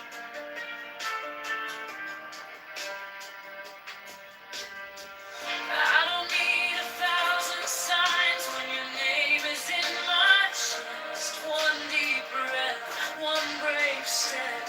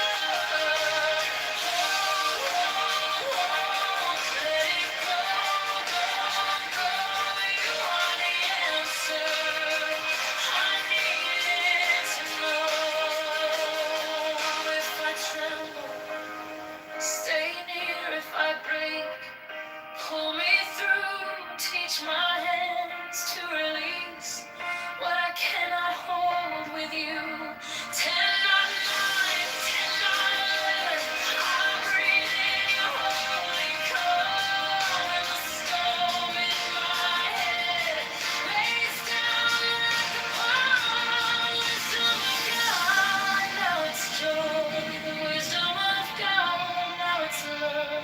Wisdom of God, my heart is open. Wisdom of God, eyes of love.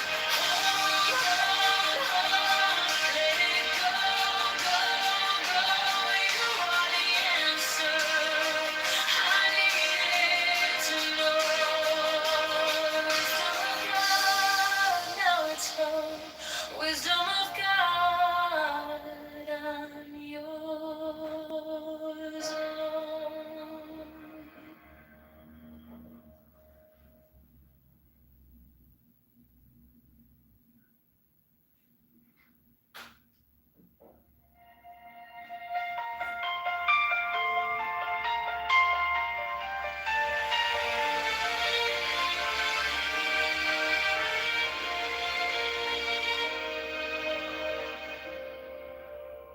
Wisdom of God is now joy, love, heart, enlightenment.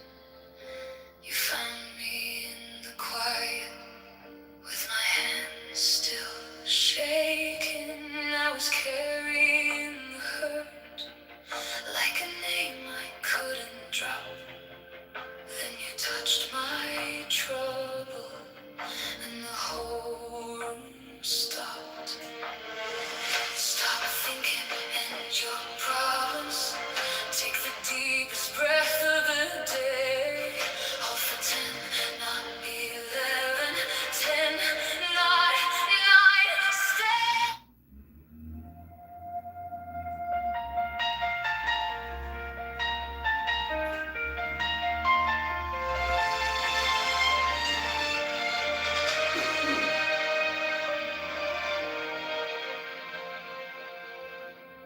Wisdom of God is now joy, love, heart, enlightenment. You found me in the quiet with my hands still shaking. I was carrying the hurt like a name I couldn't drop. Then you touched my trouble and the whole room stopped. Stop thinking and your problems. Take the deepest breath of the day. Hold for 10, not 11. 10, not 9. Stay.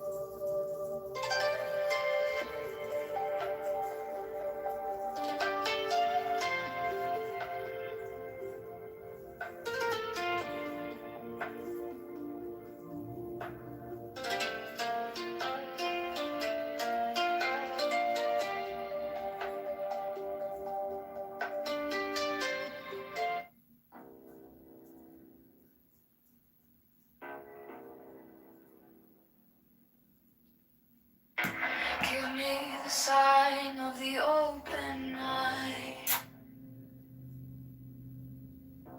A riddle of shadows where whispers lie. The thorny thigh, the maddening cry. Open, open. I am awake, the serpent shakes.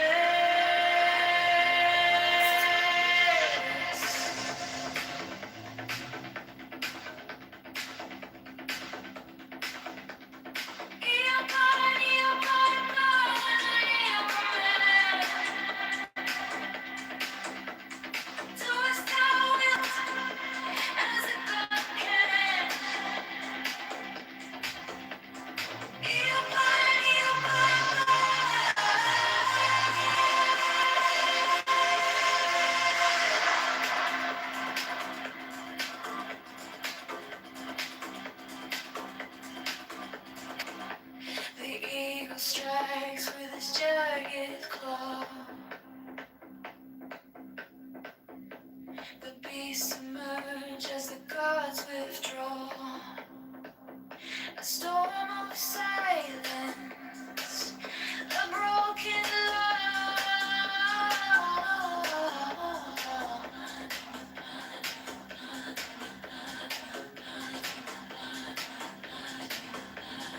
I am born to death, reborn on the high.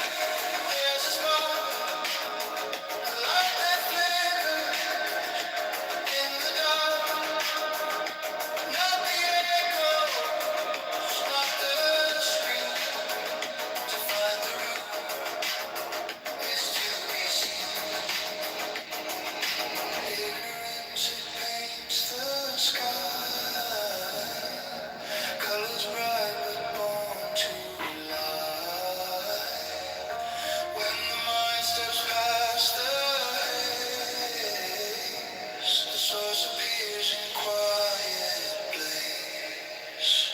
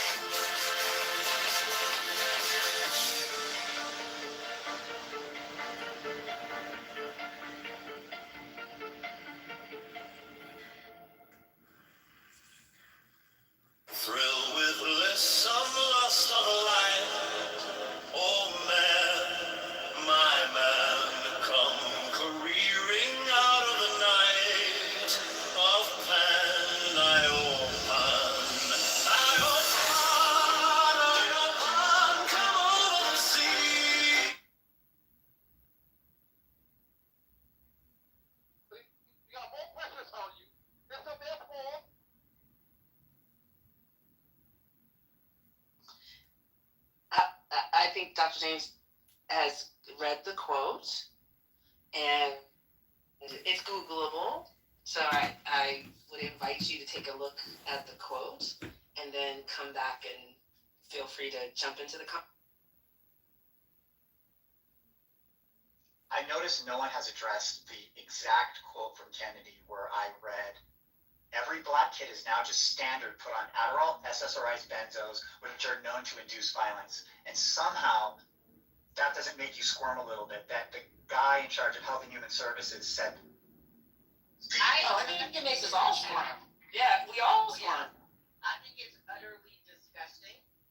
And then you have this mindset that this is for all children. It's like very selective. And I think that's also what makes it very disturbing as well. I like when I first heard about it, then I watched the video and then I read it. And I was like, why is this okay? Why is this motherfucker has anything to do with healthcare? Why has he not been booted out? But, you know, what's there? I guess it doesn't matter. It's just one little thing. And I think everybody's just worried about one little thing. I'm worried about many, many, many things that have come out of his mouth. But it's just I gotta put the sarcasm on really early so nobody misinterprets this. But I think it's because of diversity, equity, and inclusion. And that we needed some people with court-filed, self-confessed brain damage and no medical background in the medical field, especially directing programs. You know, you have to include those conspiracy theorists, white guys who are very incapable. Without it, we won't get the kind of diversity we need in healthcare because we need those opinions of people who have never practiced medicine to tell us how medicine works. And people with brain damage, especially the heads off of whales and dump dead bears in Central Park, because, you know, there aren't many people like that, and their unique voices are that valuable. So, yeah, you look at this administration, and I think why people don't react maybe is that it feels so obvious, like the racism and hatred and bigotry is so systemic. Like if you look at that quote, when they start screaming about DEI, when that one, I think it was the senator, asked them, how are you to know about racial disparities and maternal mortality if you don't look at racial demographics and look at these facts? And his response is something like, we're getting rid of woke ideology. Who does woke ideology help?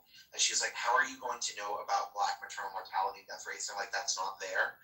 And that's one of the other secrets. Like, if you just plug your ears, blame it on something else, and don't look at the realities, you can say anything. You can be like, this racist. And his response is, the people calling out racism have looked at the numbers, and that's what's racist, like our Supreme Court says. So it's a system of entrenching power. And yeah, the narrative that black people are inherently violent just subtly slid in there, or the idea that, you know, black women can't be dying more or suffering in the healthcare system because it's already equitable. All those like tropes just power. In the end, they just serve to entrench these people that don't deserve what they have. That's why it's so cancerous, right? They're leeching off a system that will destroy it, and a lionization of ignorance. I mean, you know, I'm fine with the law as simple as the director of our healthcare system should be an expert in healthcare.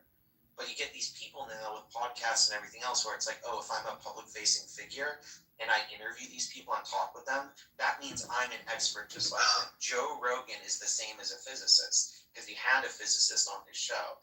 And then, like, I believe, I'd have to double-check this, but I think RFK, and I certainly know Joe Rogan and others, have even said, you can't trust me, I'm an idiot. And then we give these people power, and it's just like, God, where's it, you know, what is it? Yeah, and when Joe Rogan does invite somebody like Eric Weinstein, who's a trained physicist, even if you think he sounds cocky, he's actually quite humble, relatively speaking, believe it or not, because he acknowledges that there are like super genius physicists out there, like Edward Witten, and he says he has a hard time tracking that. And then Joe Rogan in that episode was like, oh, okay, well, then I guess I don't understand anything, you know? And so, like, you get that once in a while, but I don't feel like it's front and center enough, or at least like like a reminder. Maybe there's a way to fix this, maybe not cognitively, maybe not psychologically, but maybe with tools. Give people the ability to kind of interrogate these questions. So maybe these agentic platforms, you can say, hey, I was watching RFK, what's good about what he's saying, what's not good, what's problematic, where can we fix things? But not just accepting what they're saying on face value, I think is super important. And Dr. James was critical enough to point it out to me that these kinds of discussions are co-opted for these kind of movements, and it's not always appropriate to bunch them together. So to me, that's like a win. I went in with, wanting Dr. James to push back on something that I came across, and I got thrown in the ocean, not just pushed off the deck. So I appreciate the swim, Dr. James. You took us all with. I'd like to learn how to teach, learn how to learn as a group, and not learn how to be angry, because this shit makes me angry, and I could just sit here and be angry about it. But I'd like to get a new administration into office. We could do that as a group. That'd be great.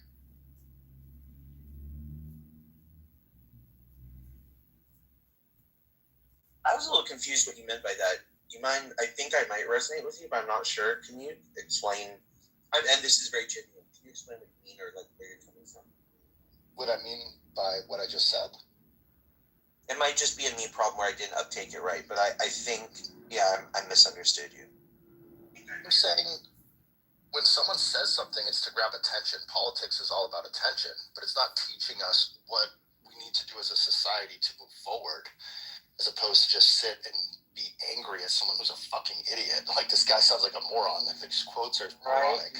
Now that MAHA is essentially trying to connect SSRI use to opiate dependence, and there is a sort of solution that's been proposed. He ran on this, which is that they want to create, farms, camps for our kids and our adults to go to, rehabilitate and to go work hard in the sun and, essentially grow organic food, and because food heals everything. And a little God in the mix, perhaps. It's insane. It wouldn't, and it's true. That's the thing. And there's been a push more and more in this direction. So that's kind of what this stemmed from. Was my response to something that Io shared with me, because I understood the context of the MAHA. Who was pushing kind of this idea of the framing of somehow SSRIs are equivalent to opiate. Yeah, I understand, and that's your industry, and that would make me pissed off if my industry too. So I understand that. Only because people, the fact that so many people are dying by suicide, and those numbers have increased.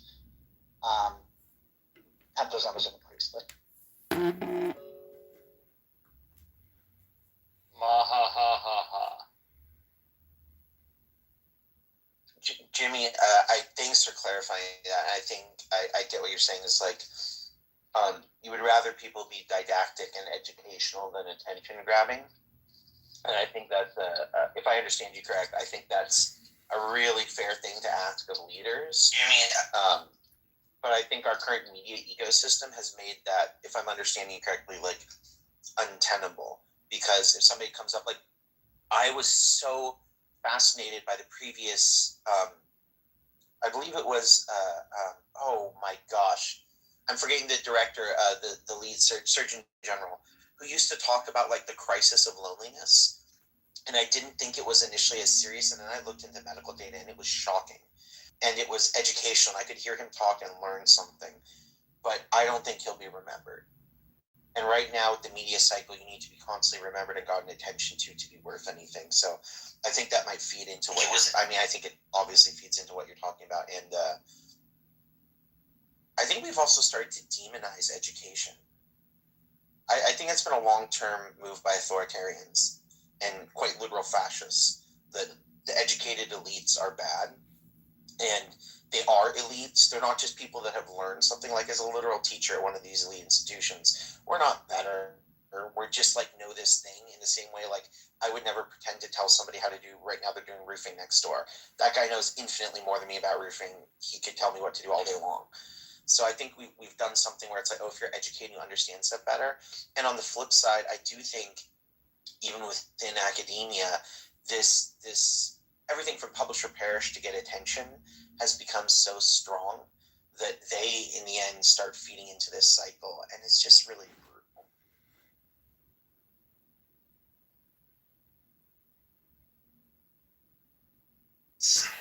Well, isn't disdain for education, isn't that one of the 14 indicators of fascism? Yeah, it's just a lot of times when you talk about it, you get triggered, so I'm trying to be soft. But yeah, like it's one of the first things that fascist authoritarians as well. Like it's the classic playbook, right? Destroy the universities, destroy the academia, because if it studies and can describe a thing, then then it can critique the thing and engage with. Can I say something that's not popular, Briar? And I've noticed this in group things, or if I'm in a group room in Clubhouse. If I say something that's not popular that rubs people the wrong way, it's taken as no, not now, don't do that. You're messing up the conversation, as opposed to let's rub someone the wrong way.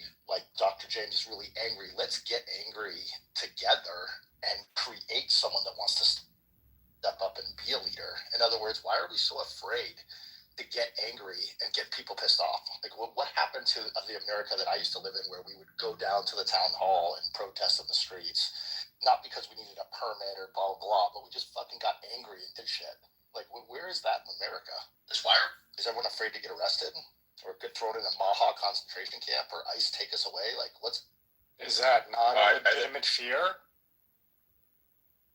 I think we're at a point where if we're just going to try to argue facts with these kinds of people,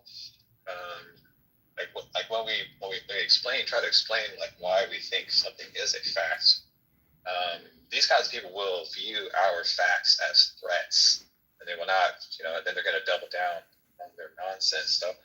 I'm not sure that like this is the correct approach. Maybe it might be more. I mean, these people like they already know that like.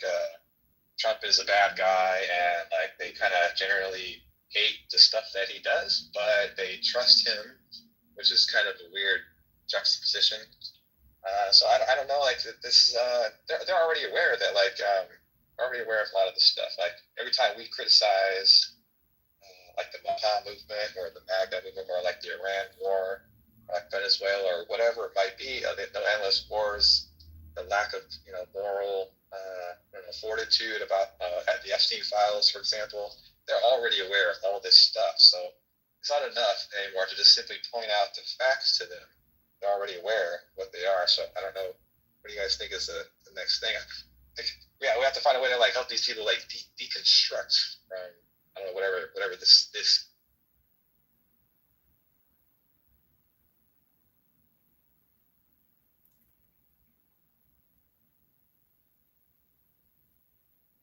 Really feel what you said there, and I think to what both of you said, I think, look, somebody close to that friend I referenced earlier, my longest lifelong friend, is the friend, literal friend of a friend, but one of their closest friends was the Buddhist peace activist that was locked up and tried to be sent to an El Salvadorian prison and missed the birth of his child, because he said he was against any conflict in the Middle East, and he is not for the killing of any life.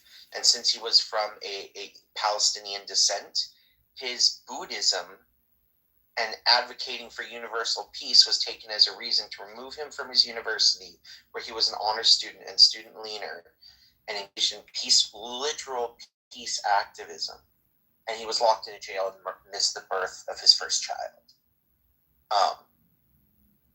Right now, the FBI is investigating somebody who did accurate critical reporting of Kash Patel. If you are not a citizen, my partner from Germany, they're talking Germany because they're detaining German citizens who won't unlock all their social media, and if they have critical posts of Trump, are detaining them for days where they're denied access to even lawyers or their counsel general, which is in violation of international treaty. They are So that's a real threat, right? This isn't like some, and the thing is, people will try and kind of do that move of, oh, you're so woo-woo, this isn't happening, as it's happening. So, okay, that's one component. Yes, there's legit fear. But let's say you're a born and raised, white male American Christian, red-blooded American who's everything that you think of as not being targeted, and they march up to protest. Right now, the system, the new gerrymandering laws and everything that's set up, the electors are picking their representatives. I'm not saying that protest and speech, but we've had record-breaking protests every year for the last several years protesting what's going on. I don't think that moved the needle very much, and the protests are very weak. So you see these town halls, and Team Red comes up and screams, and Team Blue comes up and screams. A couple people get arrested, and yes, at local places, they're literally like arresting these people that are, following the rules, and the next one comes and does it, but they're on their team. We've made everybody so amped up and angry that going out and expressing outrage feeds the system. It thrives on that. I don't think somebody yelling, and I think I'm not saying it's useless or feckless or we can't weaponize it or do something good with it or constructive, because all those things can happen. But I think the idea of, if Mr. Smith goes to Washington and screams and protests at injustice, things change. No, Congress is hardly ever in session and pass almost nothing. Like the amount of work being done is done behind closed doors with judicial activists saying guns need to be everywhere except anywhere they are while they set the rules. It's the hypocrisy and insulation of the powerful where they want people outraged and screaming. Like, if all the left just disappeared and all the right wing that's in power had utter absolute power, there would be this break, because when people are upset, where do they go? But while there's these two kind of mediocre, middle of the road, this argument that it just drifts. And right now, if we're being honest, the drift has just been to the right. It's like we have the center-right party talking about how insane the far-right party is, so let's meet in the middle at like the right. And then, okay, so the right's fine, and they're like extreme fascists, let's just meet at far-rightism. And it's demonstrably been happening in America. Name the last president that didn't drop bombs in the Middle East and try and attack people. It's just become, I feel that need for rage, but I guess the question is like unchanneled rage. I keep saying it. I think the only thing that will be effective, the only time I've seen a real change, it's such a stupid little thing, is when prices gets too high and people will literally resist, or when everybody does an economic thought. So I think screaming at a town hall won't do much. Getting organized will, or having a general economic strike that's targeted towards businesses. Disney caved when they lost money instantly.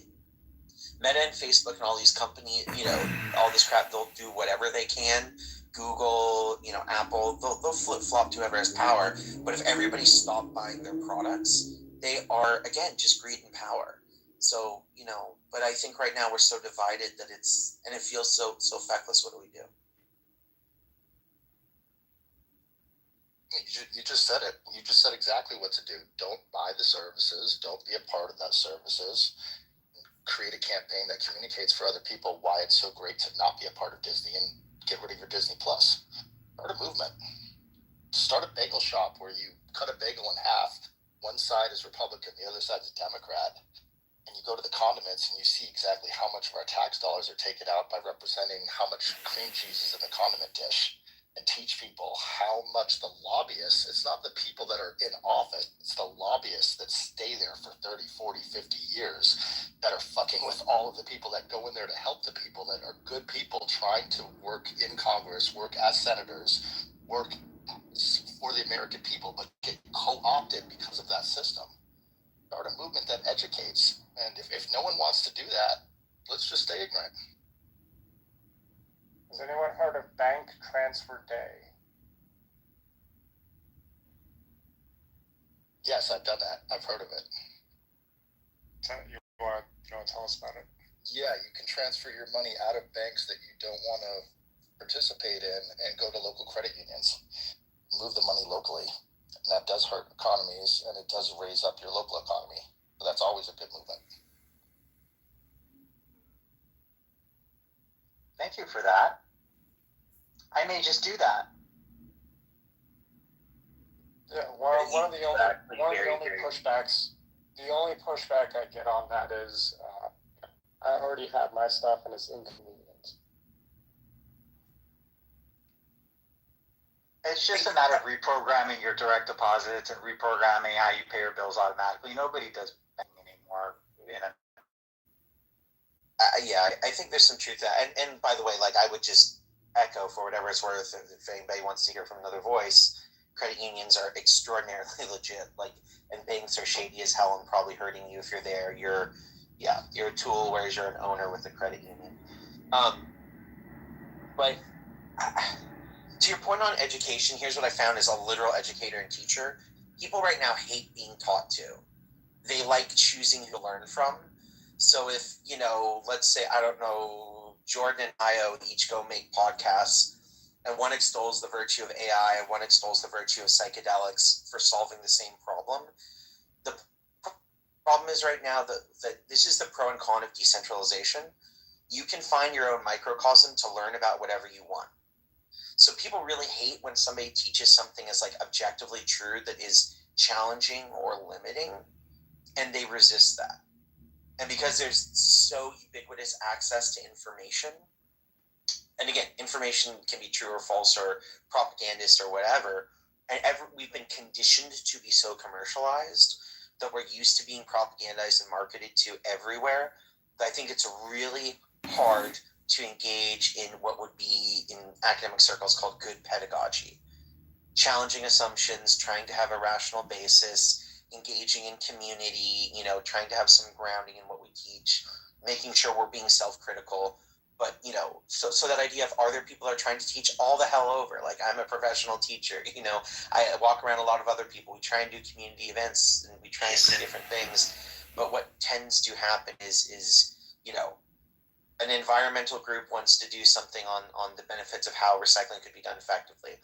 So everybody who's already informed and cares about that shows up. And I'm being a little bit hyperbolic. Like, there's 1% to 2% that's like, oh, this is new to me and I want to learn. But I think what you're talking about is like, oh, challenge the system and critically engage and stuff like that. And that's usually people are already on board or they're there. So I guess what I see happening more and more is people just trying to give their opinion on the solution for what's happening. Challenge the system, right? And if you look at a lot of podcasting that's educational, it's either just, here's this bird you'd never heard of and why it's so important in the environment, or it's like, that bird was important being killed off, we think this is the solution. But a lot of times it's really weird. It's like on this app, if you start teaching something or saying something, in most spaces they'll want the other side there because they don't want to be taught to, they want to be entertained by the debate about what it's about and why it matters. It's a really weird thing, and you can see it on this app all the time. It's what's ruined CNN when they changed the format like that, right? Just having talking heads opposing, and supposedly that makes it more interesting to a viewer, but I can't stand it. It's exhausting. Y'all know I do some media stuff, and I was kind of off of a show as a recurring guest because they said I was too moderate. I was like, oh, she's too reasonable. Like, we mix it up, and I was like, oh, okay, well then I'm not the right one for you. So feel free, carry on, mix it up as you would.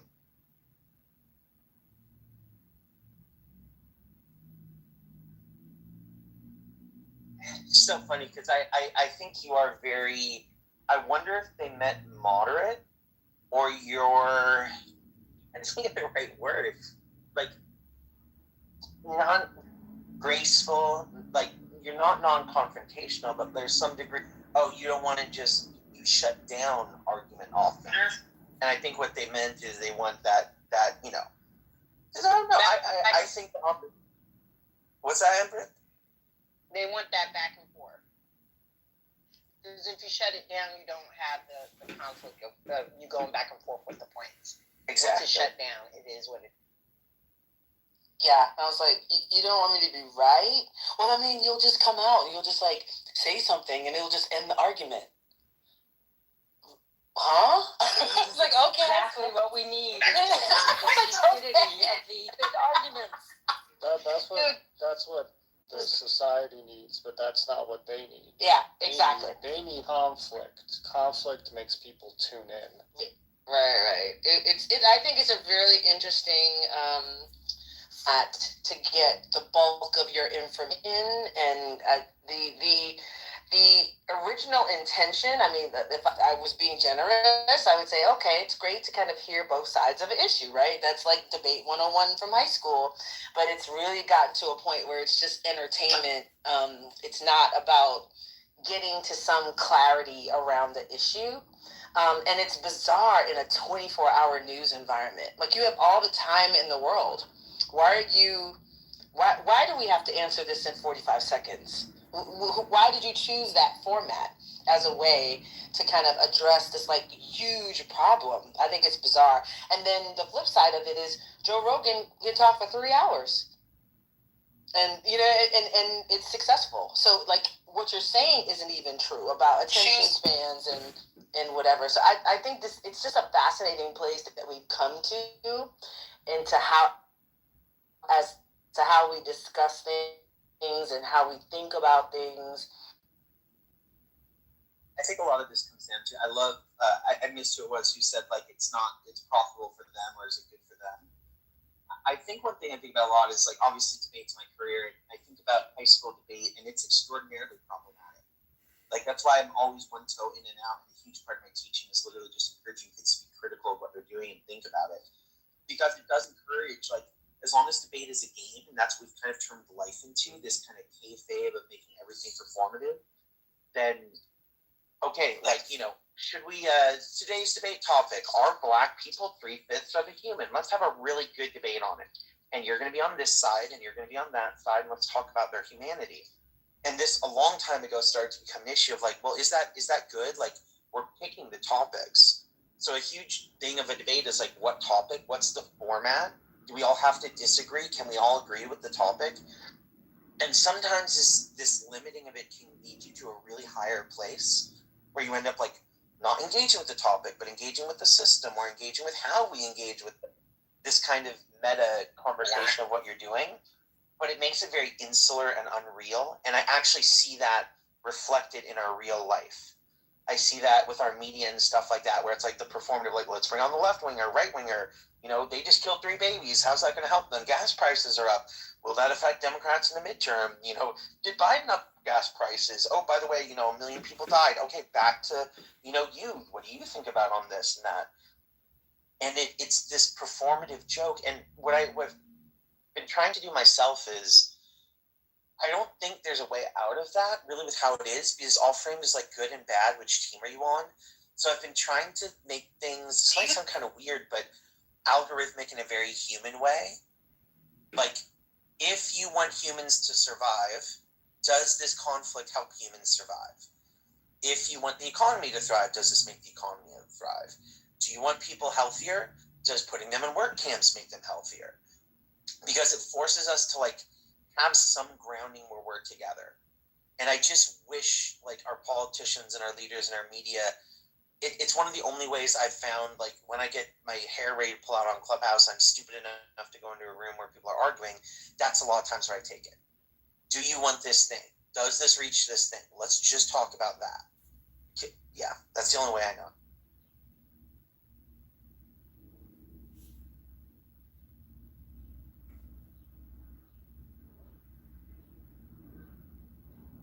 I see that Elliot just came to the stage. Hi, Elliot. What'd you like to add? I was just gonna say, like, obviously they're all kind of they've got the wrong idea about. I mean, everybody isn't. I mean, and I mean, like, just about everybody is an expert at identifying problems and faults in some kind of system or another. You know, like, human beings are just kind of naturally very good at this kind of thing. So, but like the solutions that people have to the problems can be very different. You know, like a lot of the, like when you actually go and, like, you talk to these people, Maha Naga type people, like a lot of their concerns are just the kinds of concerns that, like, you know, everybody has. Like, you know, my bank account is shrinking. You know, my mother is 73 and she just lost her health insurance and she can't get a job. I'm like, it's stuff like this, everyday stuff like that. How am I going to feed my family? You know, just these are not right. It's just those under the oh, you're in the matrix. You're in the matrix. It's just so. More in that direction. Not necessarily with the You're in the matrix a little bit for me. My bad. Yeah. You think about on this, Matt, and it's this performative joke. And what I've been trying to do myself is, I don't think.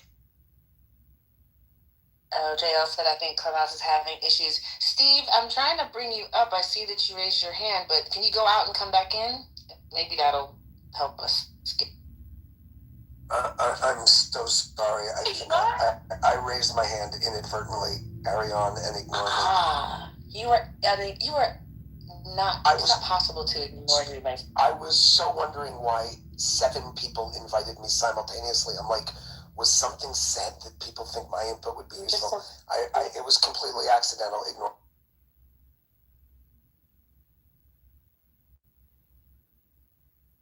A moment of levity. There used to be this show, and my favorite character on it was like a 15-foot tall character that would just come around and yell at people as loud as it could to ignore him. And so I can feel Steve coming up to any room and be like, no, please ignore me. It's just the best attention getter you get to.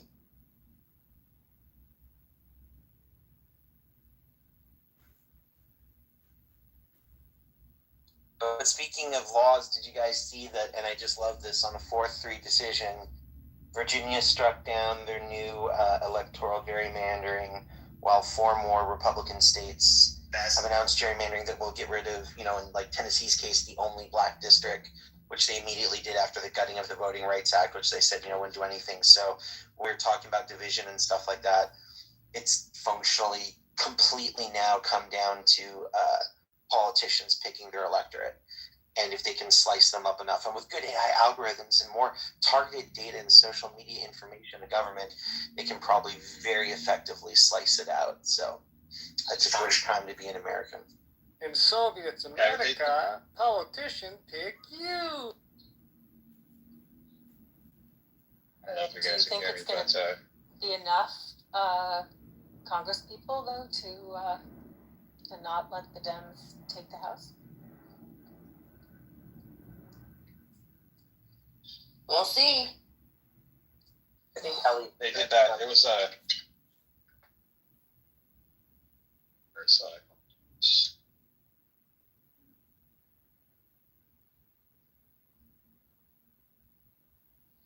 Elliot, are you trying to talk? Because I see you unmiked, but I can't hear you. Yeah, I was wondering if you could hear me. I only had like 2 bars on my. I heard that. Okay. Oh, geez, man. Yeah, it's a bummer. The Virginia thing, I think the court, was it the Virginia Supreme Court? They struck it down on like a technicality because they said that at the special session that was called in order to pass this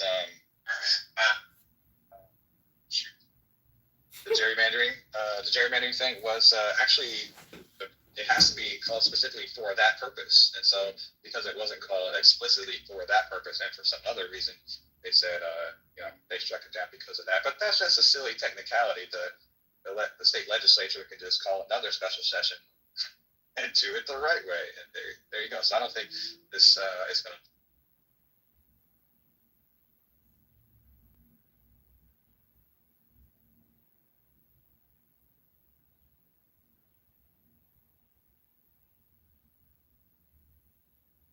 Yeah, it's a bummer. The idea of kind of like, this is my woe is me kind of statement, like this feeling like only one side has to follow the rules. This set of mores that's just applied so intensely on one side and not the other. I hate asymmetry in the way that it's happening, right? I think the legislators who are calling for this stuff, they should be outed, like really publicize the exact names of these people that are behind this stuff. Shame them.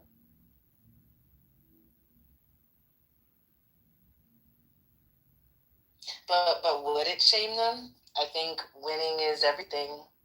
Don't you have to have shame to feel shame? Yeah, that's No, like, everybody else. I think shame put is it on dead. them.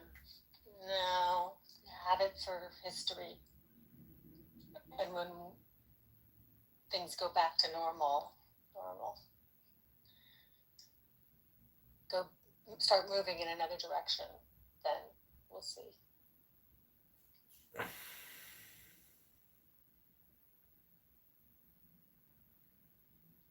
Yeah, I think that shame is an interesting concept in these conversations. I think I'm not seeing a ton of shame. I'm seeing a lot of victory around successfully advancing, their objective. I think it's interesting. But it makes all of this really difficult because, and that only works if the other side thinks it's wrong too. But I'm not seeing a ton of. I feel like I need a cigarette after this chat we've all had today. I mean, I really feel like we've all had a wild time in bed.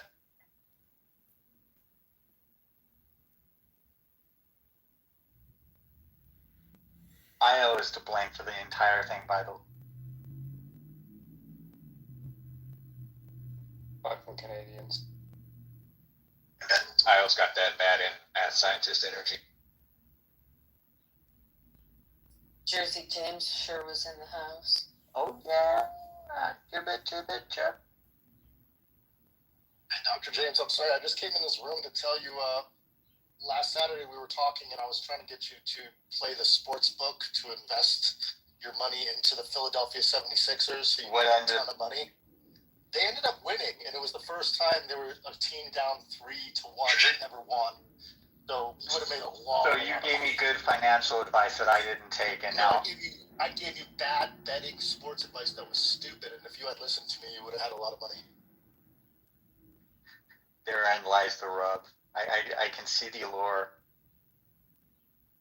But honestly, I'm using that as a metaphor for what's going on in our country right now, because that's kind of where we're at. A bunch of people didn't want, these stupid people in Drain the Swamp. We don't want these corrupt people in our government.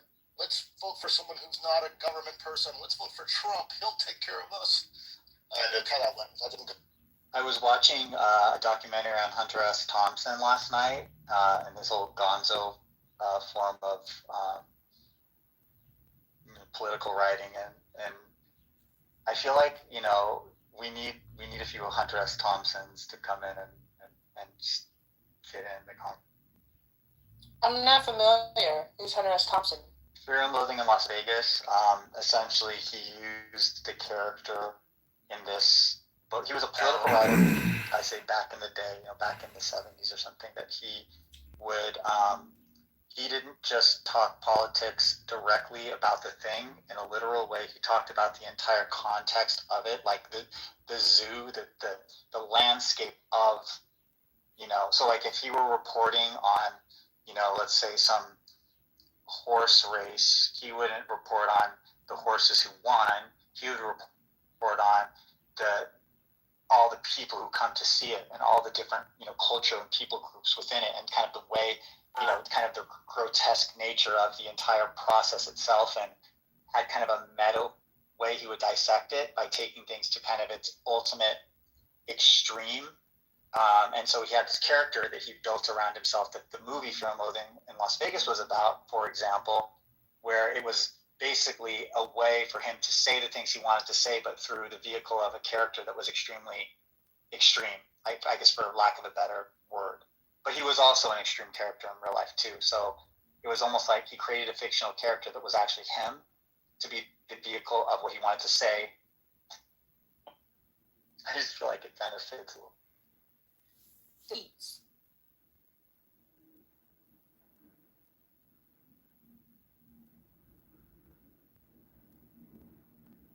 And his form of reporting was called Gonzo, G-O-N-Z-O.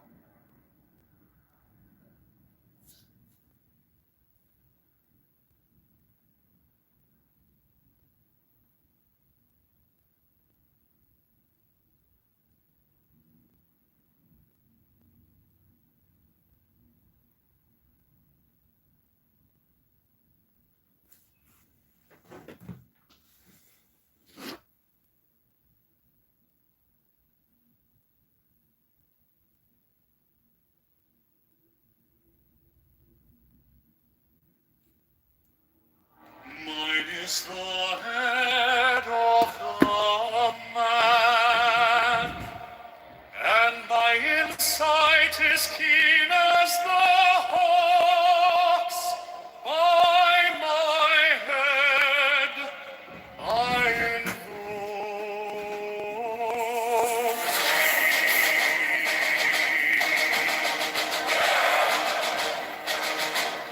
I am the only begotten child of my father and mother. My father is dead. My mother bore me with labor and pain and fear. By my body I invoke thee. About me shine the diamonds of radiance white and pure. By their brightness I invoke thee. Mine is the red triangle, reverse the sign given of none sacred deed of thee, O Lord. By the Lamb I invoke thee. Mine is the garment of white, sword with gold, the flashing of light that I wear. By my robe I invoke thee. Mine is the sign of the prophets and time. By the sign I invoke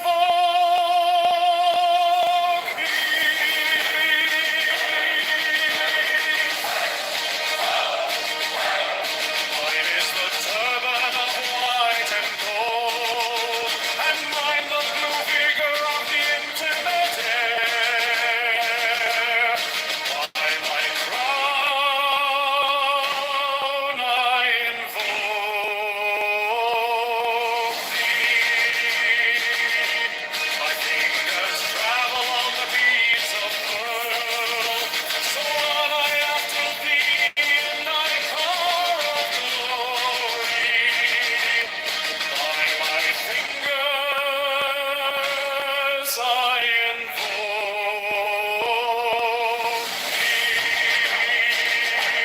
I bear the wand of double power in the voice of the Master.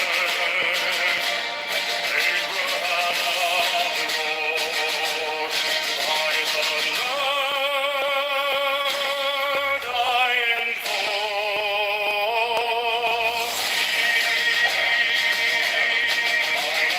dark blue waves of music in the song that I made of old. To invoke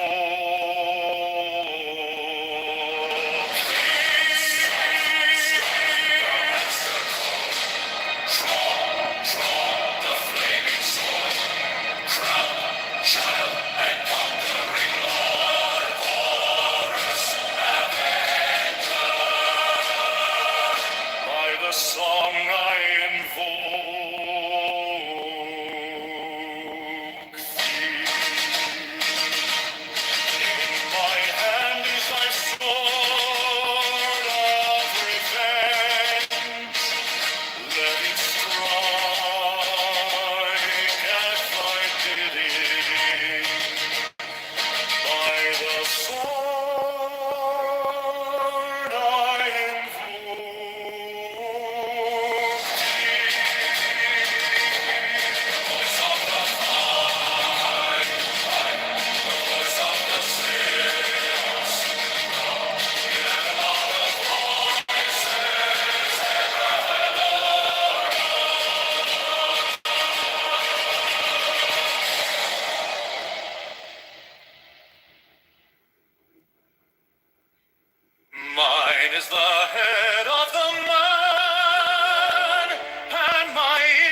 insight is keen as the hawks, by my head I invoke thee.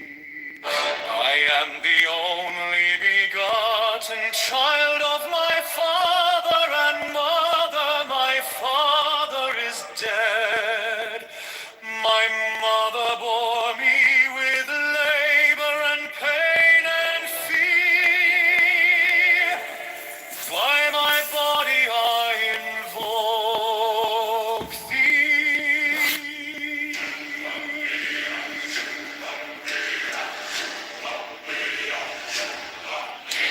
About me shine the diamonds of radiance, white and pure. By their brightness I invoke thee. Mine is the red triangle, reverse the sign, given of none, save it be of thee, O Lord.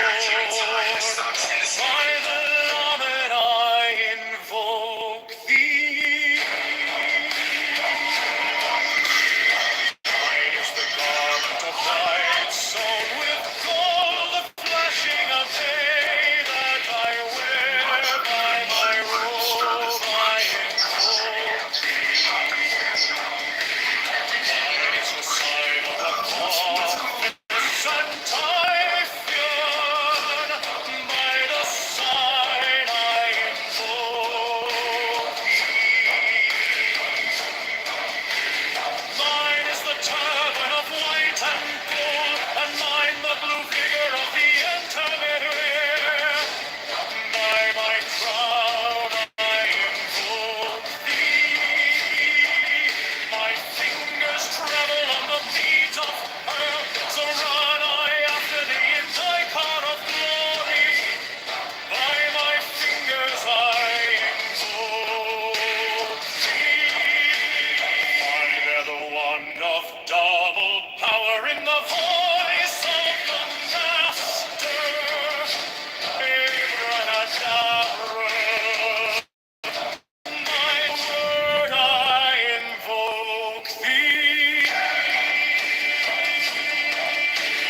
Mine are the dark blue waves of music in the song that I made of old to invoke thee. Strike the master chord, draw the flaming sword, child and conquering Lord, Horus Avenger.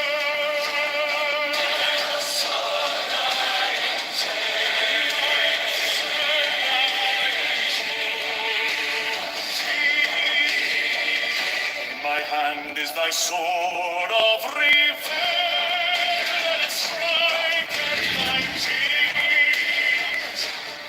By the sword I invoke thee. Voice of the five, the voice of the six, 11 are the voices.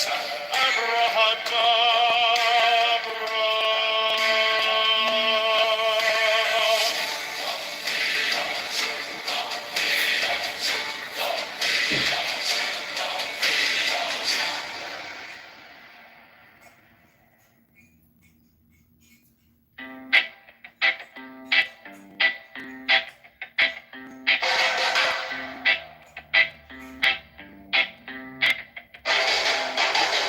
Mine is the head of the man, and my insight is keen as the hawks. By my head I invoke it. I am the only begotten child of my father and mother. My father is dead. My mother bore me with labor and pain and fear. By my body I invoke thee.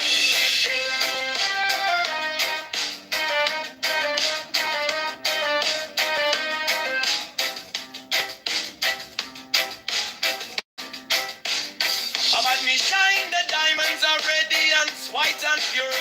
By their brightness I invoke thee.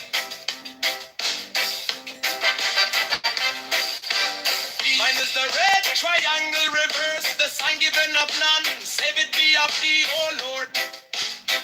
By the Lamb and I invoke thee.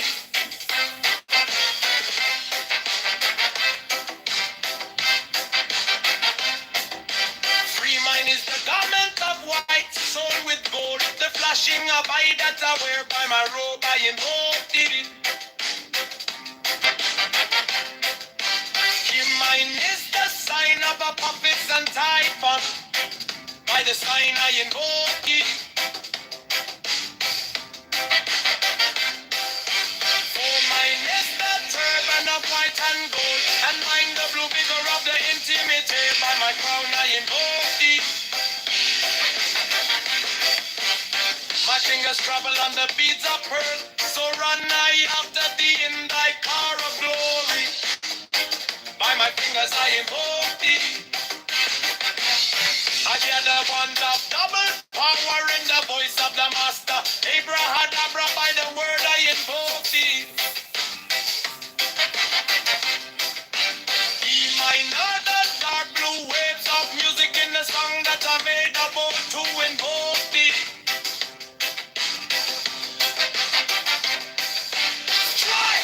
Strike a master chord. Draw the flaming sword. Child and conquering Lord. Warriors, avenger. By the song I invoke thee.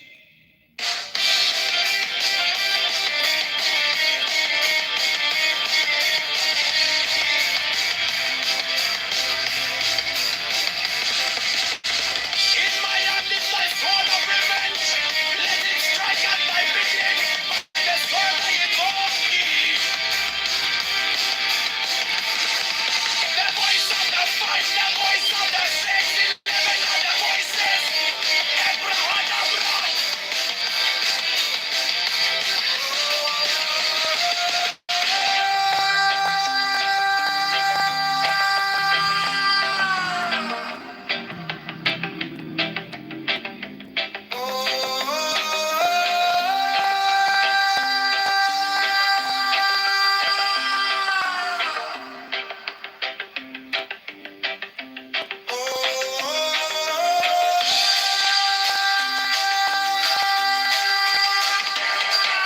The voice of the fight, the voice of the 6-11 of the voices.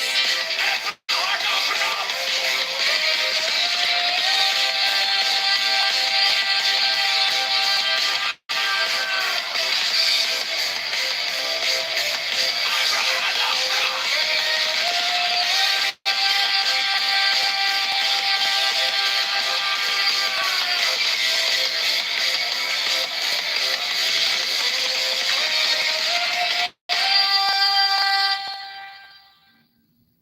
Mine is the head of the man, and my insight is keen as the hawks. By my head I invoke thee. I am the only begotten child of my father and mother. My father is dead. My mother bore me with labor and pain and fear. By my body I invoke thee.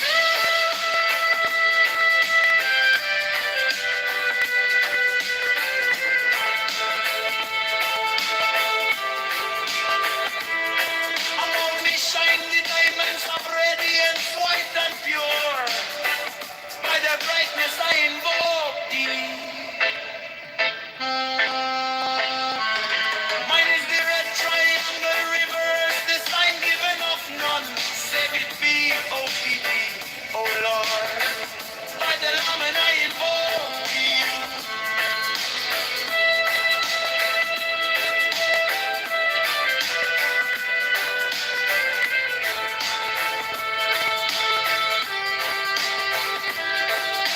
Mine is the garment of white sewn with gold, the flashing of eye that I wear. By my robe I invoke thee. Mine is the sign of a puppet and typhon. By the sign I invoke thee.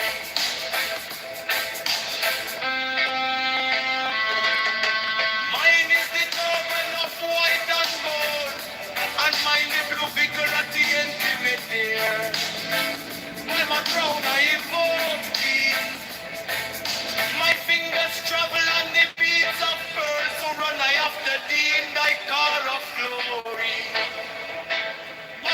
as I invoke thee.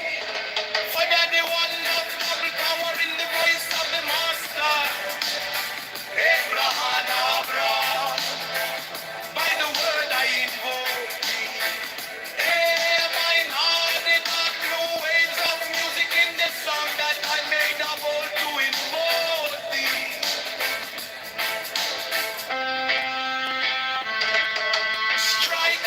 Strike the master chord, draw the flaming sword, crown, child and conquering Lord, our Lord, Avenger, by the sword I invoke thee. Here I have this thy sword of revenge, let it strike, and I believe, by the sword I invoke the voice of the fight. The voice of the 11 are the voices. Abracadabra.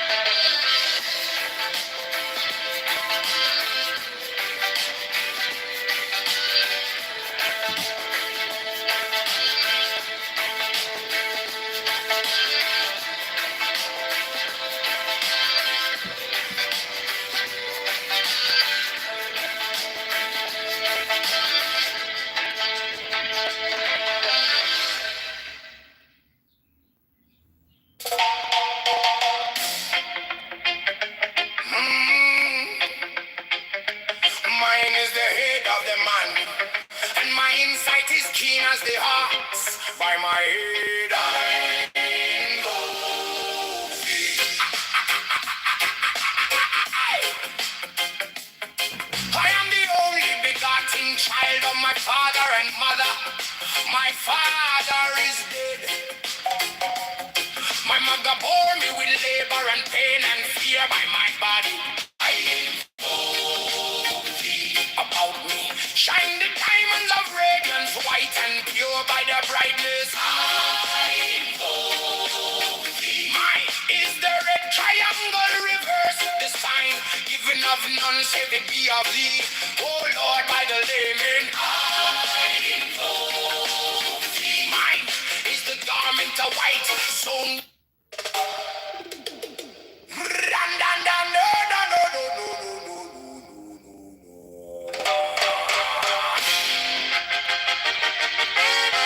mine is the head of the man, and my insight is keen as the ox. By my head, I invoke thee.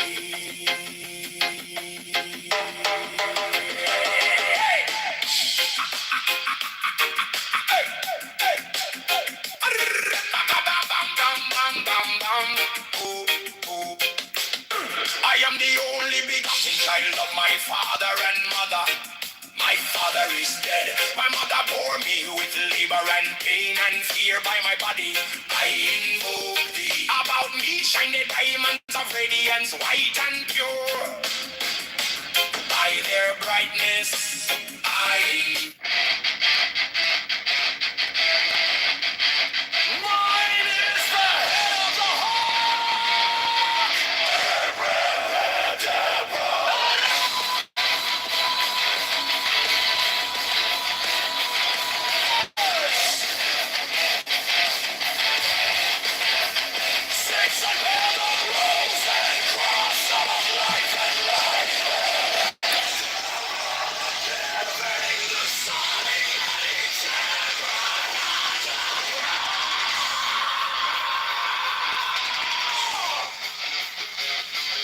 remaining in the sign, the invocation concludes.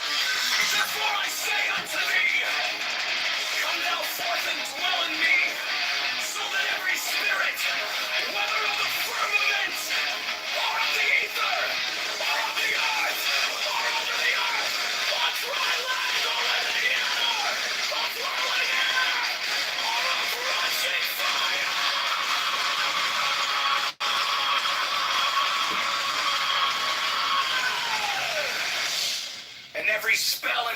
image of God, the vast one might be there.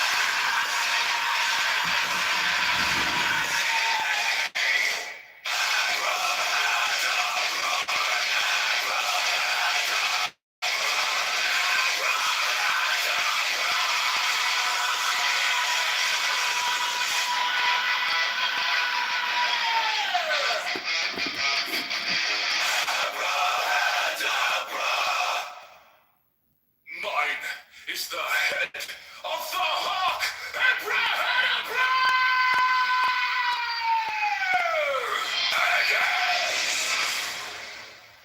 I bear the rose and cross of life and love.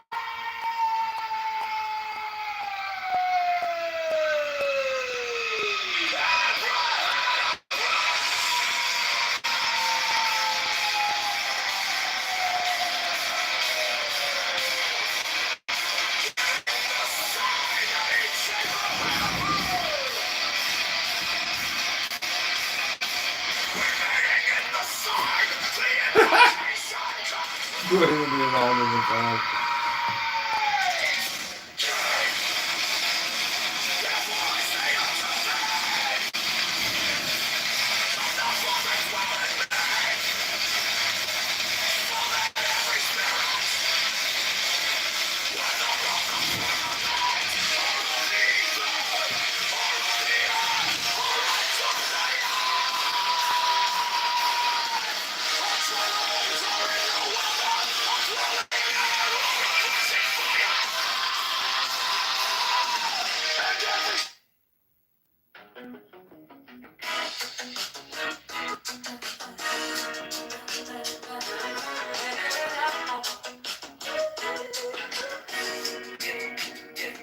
I was waiting for a sign to start, like a map drawn out in the dark.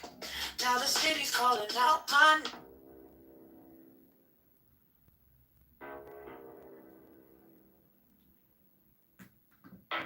Give me the sign of the open eye, a riddle of shadows where whispers lie. The thorny thigh, the maddening cry. Open, open, open. I am awake, the serpent shakes.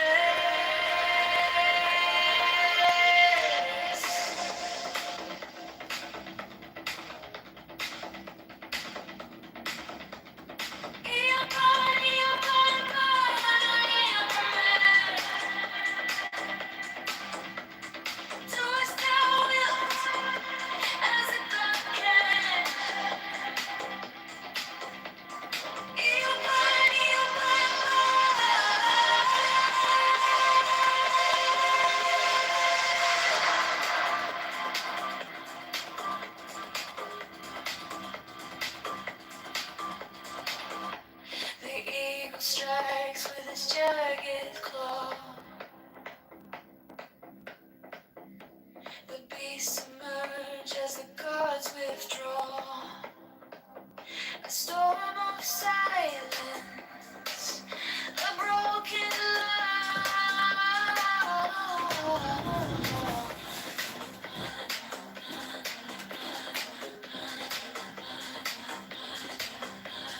I am born to death, reborn on the home. I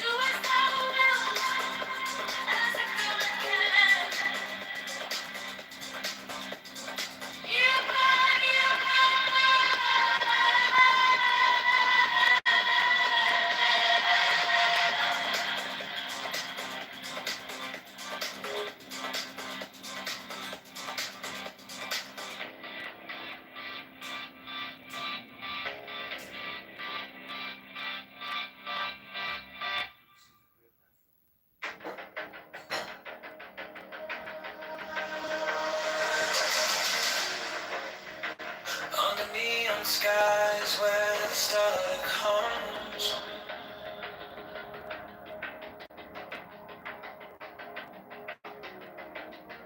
Shadows whisper truths as the bassline drums. The will is fire, unchained, untamed. No path is written, no soul is blamed. Thou hast no right but to do thy will. Feel the stars, let the silence fill your will. On its waves, it's alive, it's still. Deliver from the lust of the thrill.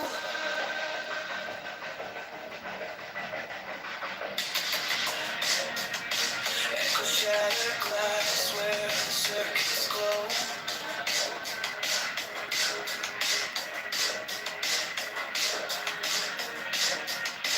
The clock ticks slow, but it doesn't show.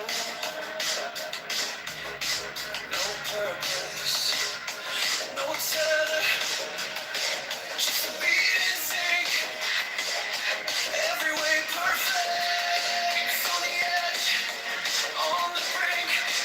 No chains, no bars, just a void to fill.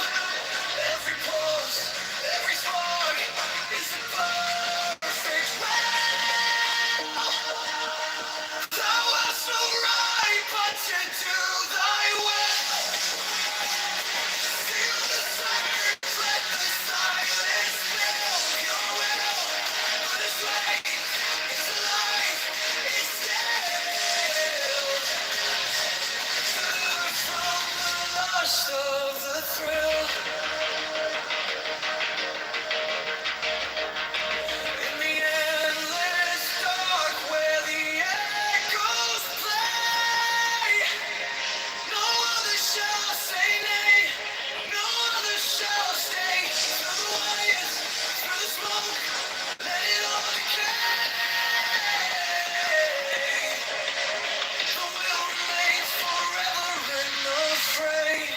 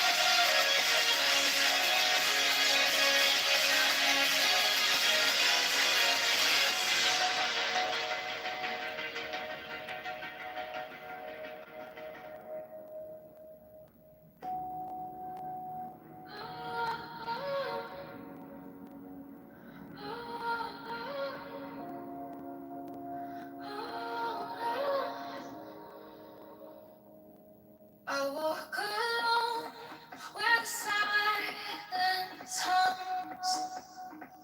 No shadows chase, no voices come. The air is still. Please don't scroll. It wraps me tight. Recording on, let's say something. No way to bear. The sweetness whispers everywhere. Sweetness of solitude fills my veins. Soft rivers wash my chains. No need for gold.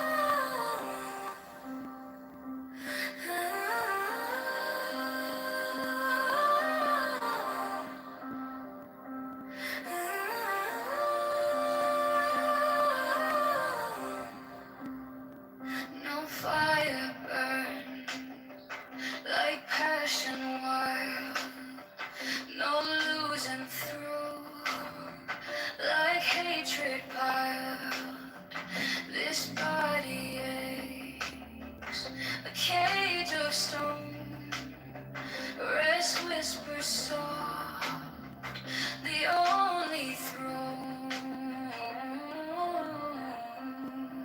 Whoa. Hunger's New the charges. the sharpest sting, body cries, its constant cling, but out and out to truly see God waits, it sets us free. Pain walks close, a shadowed friend. Each step we take, it will attend. But joy lies quiet, just out of view. A higher peak, a sky so blue. Feel the weight, feel it break. Every ache, every quake. Hunger's the beast, the sharpest sting. Body cries, its constant cling. But out and out to truly see the waits, it sets us free. No flame is fierce, no chain is tight. This body's war, this endless fight. But higher still, beyond the fray, rest calls my name, and I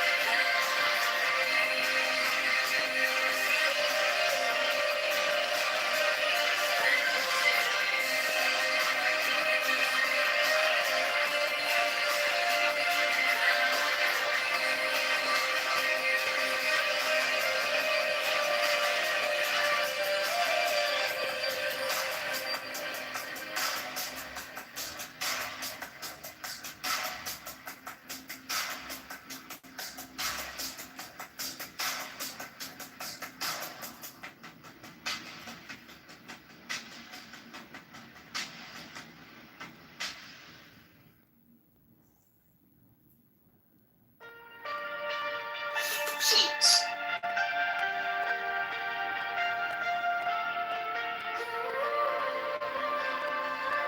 Sheets. let us live, let us breathe. Free is it.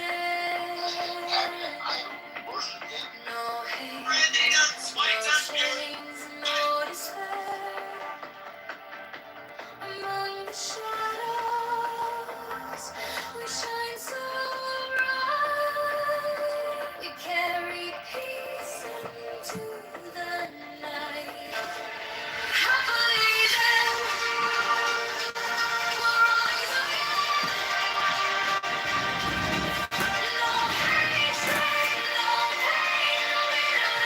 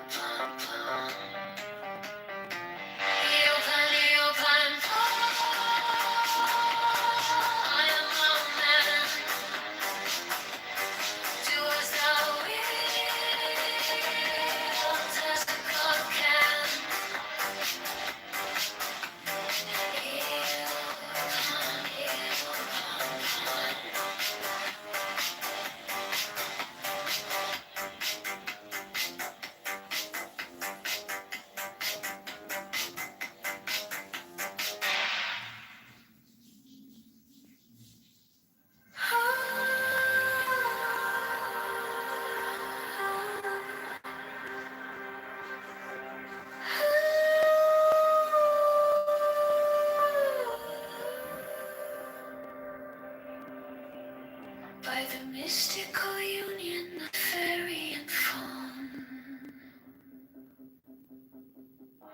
a dance in the shadows from dusk until dawn. Unspoken the whispers that drift through the trees. Unbroken the vow carried soft on the breeze. Oh, fiery Valkyrie, I invoke, through the flames and the embers, the spell is bespoke. Your arrows and slinging, the springs tender glow. A force wild and brilliant, a power I know.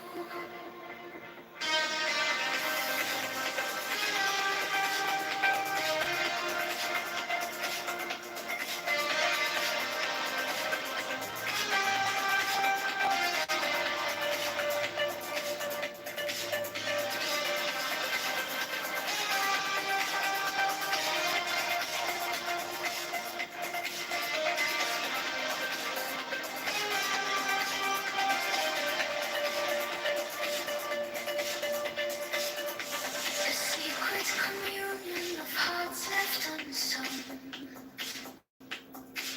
The listless, resistless, tumultuous tongue. The veils of the morning, her armor does gleam. The warrior spirit ignites every dream. No godhead could charm her, no throne could command. But manhood awakened, she took up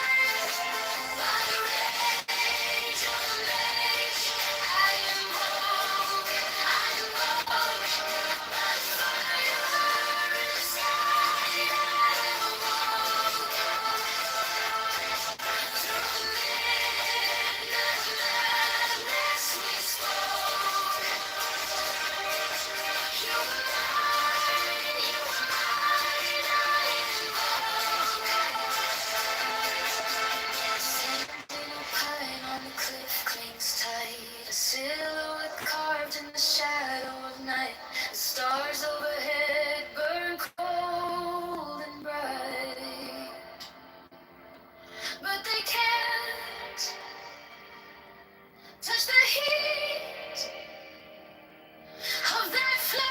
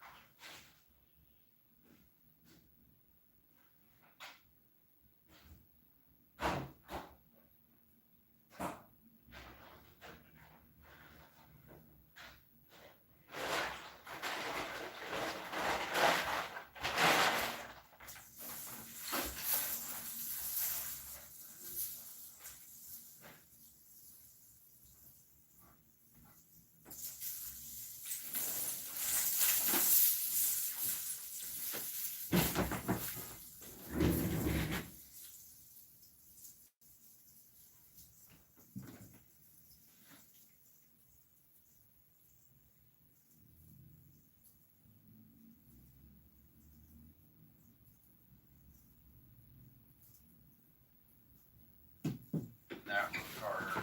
But I think you have to look at motivation very carefully. God, I'm getting a lot of thumbs up and thumbs down. I don't know who agrees and who disagrees.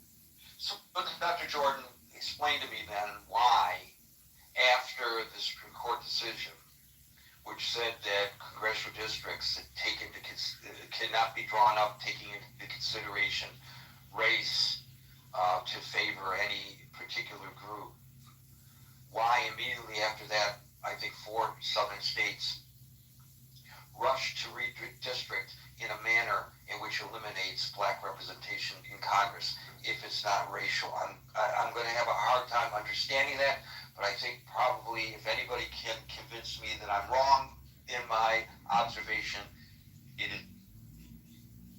Well, I don't want to expose my naivete. I'm just simply speaking from a larger, not a higher elevation, but from a broader perspective of, I think there's a long game in all of this, and the long game to me is always political, whereas racial animus is really personal. And if you're not personalizing it, I don't buy it as being racial. And maybe that's a horrible response to reply to you, but that's how I look at it. No cause causation between the Supreme Court decision and this rush to redistrict in the manner in which they are redistricting? Well, I see racial undertones, but I see the judiciary and the executive branch, whether they're filled by Democrats or Republicans, as being political always, because they're very self-serving, and so they. It's not to say they wouldn't resort to a racial bias in their in terms of tainting their moral compass, but the first thing, the priority to them is always the long game. I don't know if that clarifies any more or not my stance. Thank you, Dr. Jordan, and just for your own edification, I didn't give you a thumbs up nor a thumbs down. Steve, followed by Andrea. Hey, Gary. Can you hear me? Yep. Oh, okay. Well, Gary, let me ask you this. If a population, as a population, is voting 89 to 92% for one political party, does that mean that by the nature of the population that if you try and dilute that voting base, it makes you racist? In 2020, I just looked it up. You want me to answer that, or you want me? I can wait. Well, let me just put the caveat. In 2020, I just looked it up.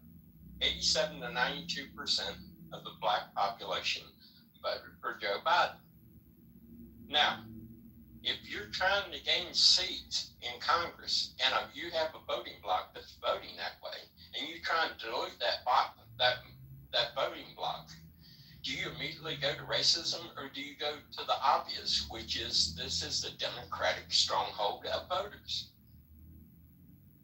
Okay, so the thing is, the initial redistricting effort, the opening salvo occurred in Texas. Okay. I don't believe was racially motivated. It was politically motivated. If it's racial, the racial colors are blue and red. Those are the colors in Texas. However, the subsequent southern state redistricting attempts in Tennessee, Louisiana, Alabama, that occurred immediately after the Supreme Court decision, and in which the redistricting proposals were mapped out in a manner which coincidentally or deliberately eliminates black representation by combining districts that are next to one another, in order that at least one of those black members of Congress cannot stand for re-election because one's going to primary out the other. I don't see how I cannot wrap my mind around any conclusion other than that was racially motivated. Now, you may argue otherwise, and that's fine, but it seems pretty obvious. Now, you can argue that the law which permitted the original districting that favored black representation was unconstitutional, and what they are doing is a proper redress to that, and that's fine for you to make that argument, but to suggest that there's not a racial component in it just doesn't pass Gary's smell. It may pass. Well, Gary, let me ask you this. If you have two districts and both of them are Democratic, and your objective is to get more Republicans, your immediate instinct is not that we're eliminating a Democratic seat. Your instinct, what I'm hearing you say, is there's got to be underlying racism. It's based on the Supreme Court decision that they're doing this. They didn't do it before the Supreme Court decision. So obviously it's racially motivated. It may be to redress a law that was racially disadvantageous to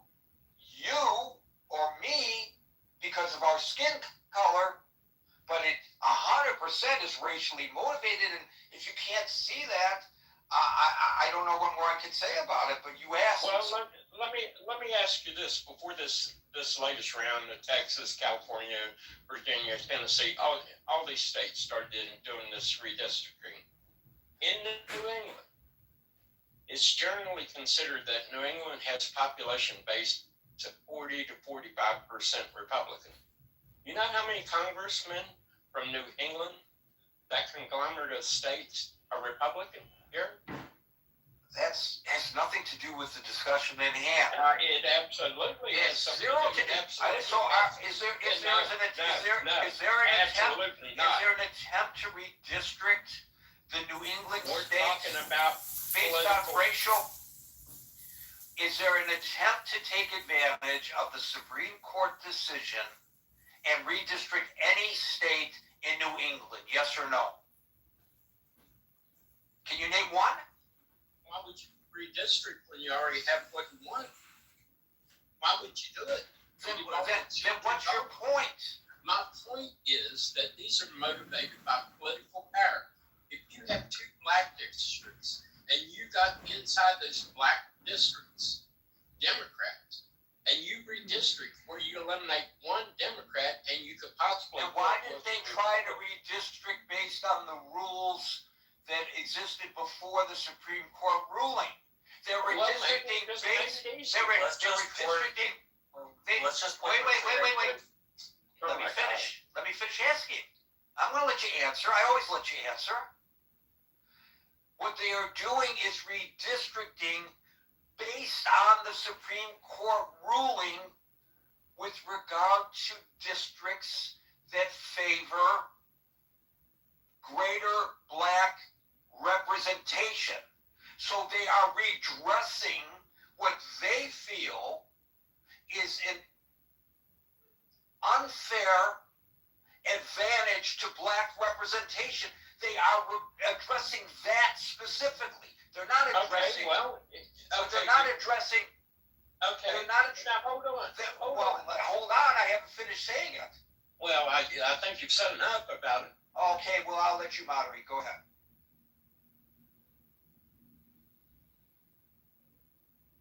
No, I mean, to the point that I was trying to get at, I don't want to moderate. But no, you can't. You can. Larry. No, what I was trying to get at is if you're saying that they redistrict based on what was considered unconstitutional drawing of the lines, then the power of chief to do that would be unconstitutional. But you cannot argue that it's not based on race because the decision of the Supreme Court was based on race. Just call it what it is. Say this, Steve, if you say this to me, the districts were unconstitutionally drafted in a way that favored black representation, and we are redressing that wrong because it disproportionately represents black people, then say it. But that's obviously race. I mean, if that was the case, hold on 2 seconds. Like y'all right forth. There's a really, really good example. Exactly what Gary is talking about. It's the state of Louisiana. Louisiana constructed maps right after the Supreme Court decision, and they were struck down by a federal appellate court because they were drawn racially, which is now unconstitutional. The same maps, Louisiana is now currently suing again to get to be made into maps. So maybe it's not everybody, but it's certainly Louisiana, and Louisiana is certainly in the former Confederate South, and the countries in the states in the former Confederate South still hold those views. It's not as many people. They're still there. Because Reconstruction was never finished, people still hold those views. So you do have to take into account that it's not just political. You can't just say it's all Machiavelli or Dr. Jordan, but you can't say it's all political and not take into account the cultural heritage and history of the place, and noting that it still animates people. I mean, Robert Byrd was in the Senate until what, the 80s? Something like that. I guess my point here, Steve, is that there is an element. certainly argue that there's some political stuff to this, because I think that was Texas, right? Because we didn't draw Hispanics. We drew out Jasmine Crockett's district because she was particularly caused some ire for the big three: Lieutenant Governor, Governor, and Speaker of the House. But it was more political than it was racial. Louisiana's was more racial than it was political, and so we gotta recognize this. Marshall, let me ask you this, a serious question, because I've lived in the deep South a little bit. Do you think at this time that there's enough of that undertone that you just talked about to wield the political power that would be necessary to achieve these things? I don't think there's enough of it present, Marshall. Sure, there's a little of it there, but to the extent to permeate the political system, to the extent that you could get this type of movement, I don't believe it's there. Not based on my experience in the South. That's not what I mean. What I mean is you mix people together, and so yes, there are going to be some people in that group that make decisions that do it ethically and do it the right way and represent the people. But there are also those members that hold on to the lost cause mythology that still hold racial animus, and they may not be in Congress, but they are community leaders. They are people who go back a long period of history who people look to, right? I'm not saying that the South does not make great strides. This is important. What I am saying is the South's genetic undertone from the start of the country is still there. It's not viable. Let me ask you this. So, when the Supreme Court addressed what was going on in Harvard, and if Harvard corrected that admissions thing they done based on what the Supreme Court said in their decision, does that make the faculty at Harvard racist? No, which is why I didn't use that as an example. It's why I didn't use the term racist. I said based on race. What are you up to today? Yeah, but then you use the term racist, which may very well apply. But to say that if you're taking advantage, and I'm not saying taking advantage in a negative sense, if you're taking advantage of a Supreme Court decision that is a decision that was about congressional districts defined based on race, and now you're changing it, obviously there is a racial component to it, because what else could it be?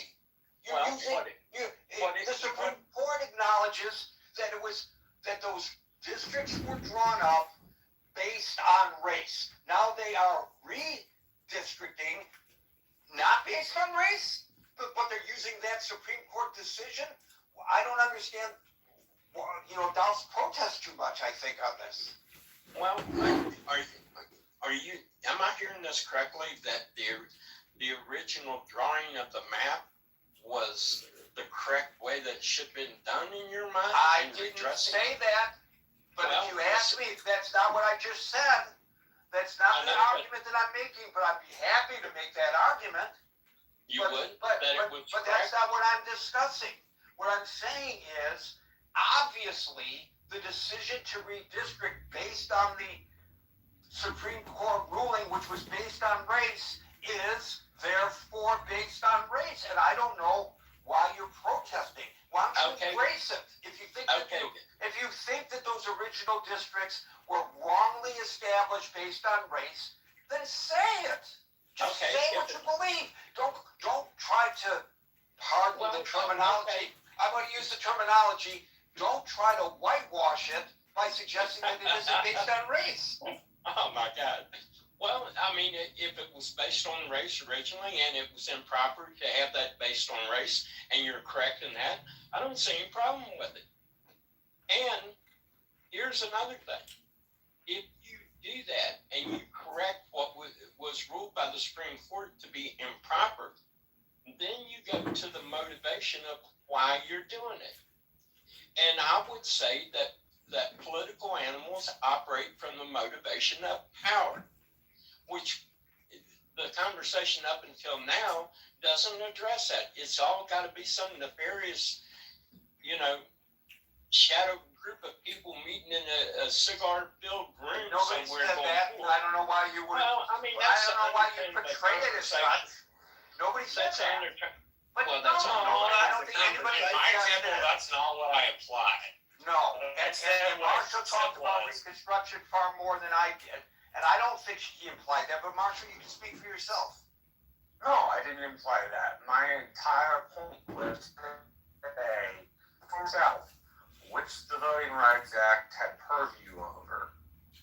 There is a state, Louisiana, who drew maps after the Supreme Court hearing, and they got sued because the maps were racially gerrymandered. That is an element of DNA of the South. It just is there. Right? It doesn't mean those people are always in power. It doesn't mean they're always influential. But in Louisiana, it certainly meant they all were influential. Or else it wouldn't have gotten struck down on racial gerrymander because they would have drawn an appropriate map. And that is an example of what some of these southern states are doing. Right? And my point is, Marshall, let me ask you this. Yeah, go ahead. Let me ask you this in all sincerity. Where it wouldn't have that appearance, do you not think that power is more important to the politician than race? Oh, I think if a politician can service their racially biased views as well as advancing power, they'll do both. But my thing is the motivation, and in the era that we live in, the motivation of politicians is power primarily. Can there be racial Yes, Steve, but not in Louisiana. Louisiana is illegal. But Marshall, we're taking that one example and we're painting the whole building with it. Okay, I think everybody's made their point. I said it was. I think everybody's made their I point. said it was part of the DNA of that region. So it pops its head up all the time. I'm listening to this book called Nations Apart. And one of the things it describes is the Deep South. The Deep South, when it was settled, was aristocratic and authoritarian in nature. And it was settled by former slave planters from Barbados, from the Caribbean. And that DNA is still in the South, in the same way that what this author calls Yankeedom, which is essentially the East Coast, the Northeast Coast, they prize more communitarian, they trust government more, they tend to see government as a positive force, right? So the regions of the country are different, and they manifest today, yes, in different ways, but because of those seeds that were planted, that'll always be part of the DNA of the region. It'll never go anywhere. It doesn't mean that those people will have concentrated power all the time. But so that's the Confederates in the attic. That's the thesis. That's the thesis. See, I have the book. I just haven't read it. Okay, I think at this point, everybody heard what I had to say, Steve had to say, Marshall had to say. I don't think there's anything more that Steve, Marshall, or Gary could say. That's people will have to sit. We have a huge audience, and they can decide, and it's their prerogative to agree or disagree with any of us. Well, can I finish? I thought you had. Gary, can you clarify the format of this room for me? The format of the room is I run the room and I call people one at a time to speak. And moderators are allowed to Okay. You're welcome. Okay. I just, at the risk of being redundant, Gary, it's my fundamental belief that politicians are primarily driven by power, and I'll leave it there. And in answer to your question, no, I do not agree with the Supreme Court decision. Andrea, followed by. Thank you. I also don't agree with the Supreme Court decision. I do think the recent gerrymandering in Tennessee in particular was based on race. I think you cannot, as Marshall or several others mentioned, I don't think you can separate this from some of the history in the region, though unlike Marshall, I do think regions might change over time because if we remember, Marshall, there were the Southern Dixiecrats that I believe were part of, the Jim Crow era, who were Democrats.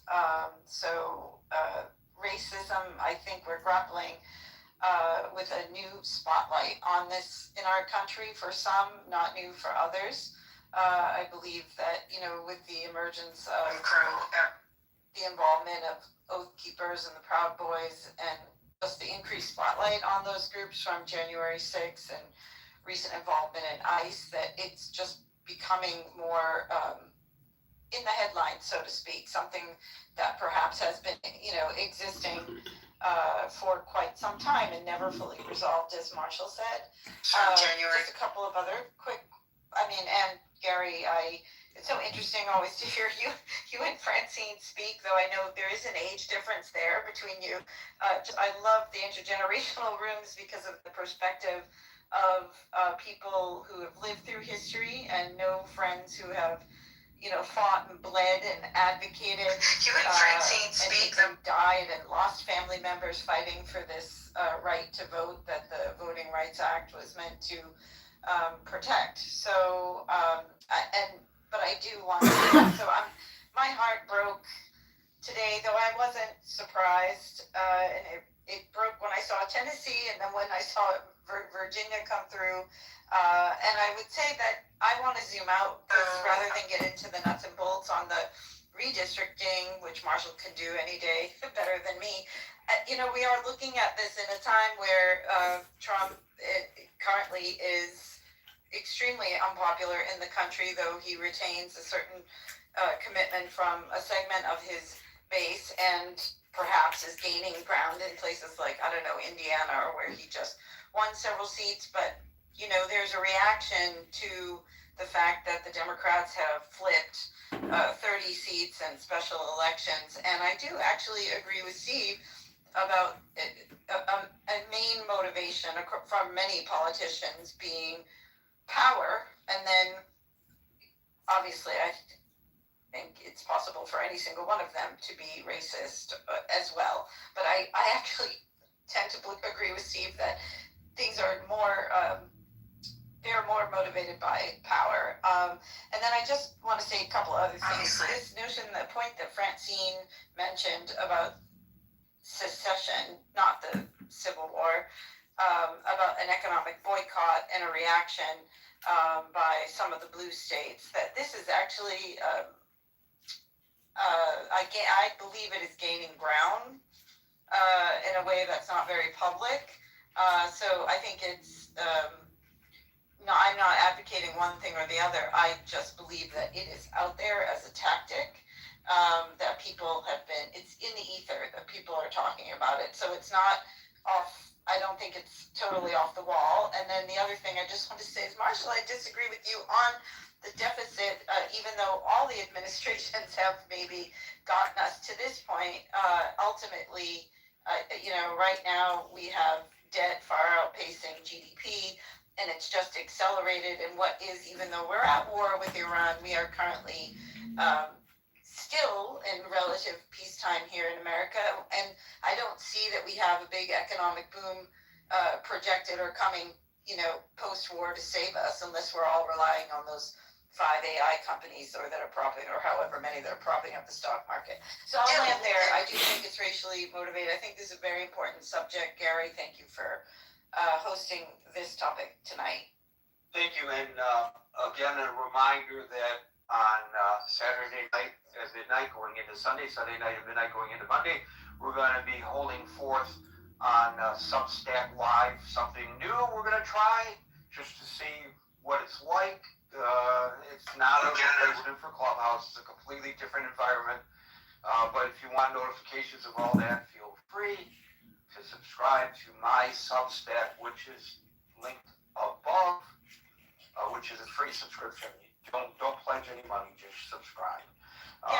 Gary, can I just say one other thing, which is that I think the only other big picture comment I want to make, and it's just that we're also seeing a rolling back of other civil rights, in particular for women. So to pretend that isn't partially what is at play right now in this current environment, I think is just not really looking at the whole picture also. I'll land there. Thank you. Obviously I agree with that assessment too. Hey, Gary, Howard? can I add just a comment real quick? And Andrew, thank you so much for that contribution. But Gary, we've talked quite often on this stage in the past on the subject of anti-Semitism and how important it is to call out anti-Semitism. I also want to call out language that I've heard on the stage so far today. It's the comments racial undertone or racial undercut. What exactly is that? And to me, that's a racial-based statement for someone to say racial undertone. There's no undertone. It's either racist or it's not. So I just wanted to share that I feel to be consistent, since we'll call out anti-Semitism, let's also call out those smoke signals that talk about racism. Thank you. Yeah, well, as I pointed out earlier, and I thought it was just great that you mentioned it, some of the racist rooms that appear on Clubhouse and elsewhere, that it's not often that people call it as it is, especially people who are politicians or in the political sphere. They try to hide it through euphemisms and use of semantics, and I think it's important for us to recognize that, and I'm glad you just did. David, and I don't know whether the other people we've invited up on the stage are going to make it, so you may or may not be our last one. Oh, let's hope not, Gary.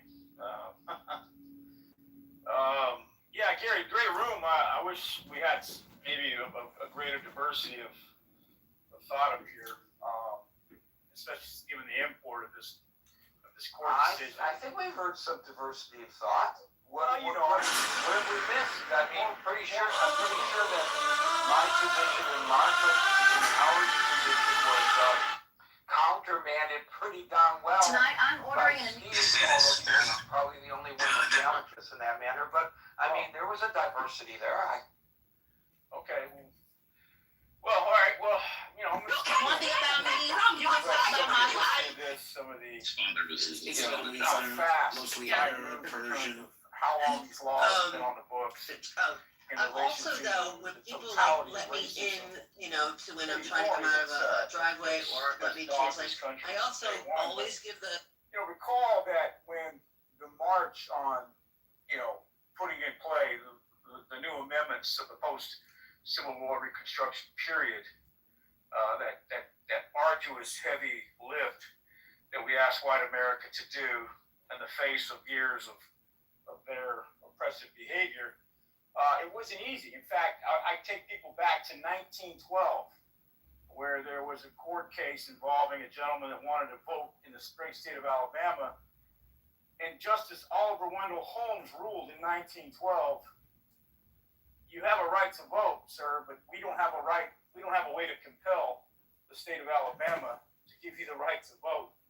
So therein lies, in 1912, the difficulty and the power of entrenched systemic racism against a large majority of populations in the South that were facing the inability to overcome. I just found out as well, Gary, that the term grandfather law refers to a slave having the right to vote, or excuse me, not a slave, but a former descendants of slaves having a right to vote if their grandfather was able to vote.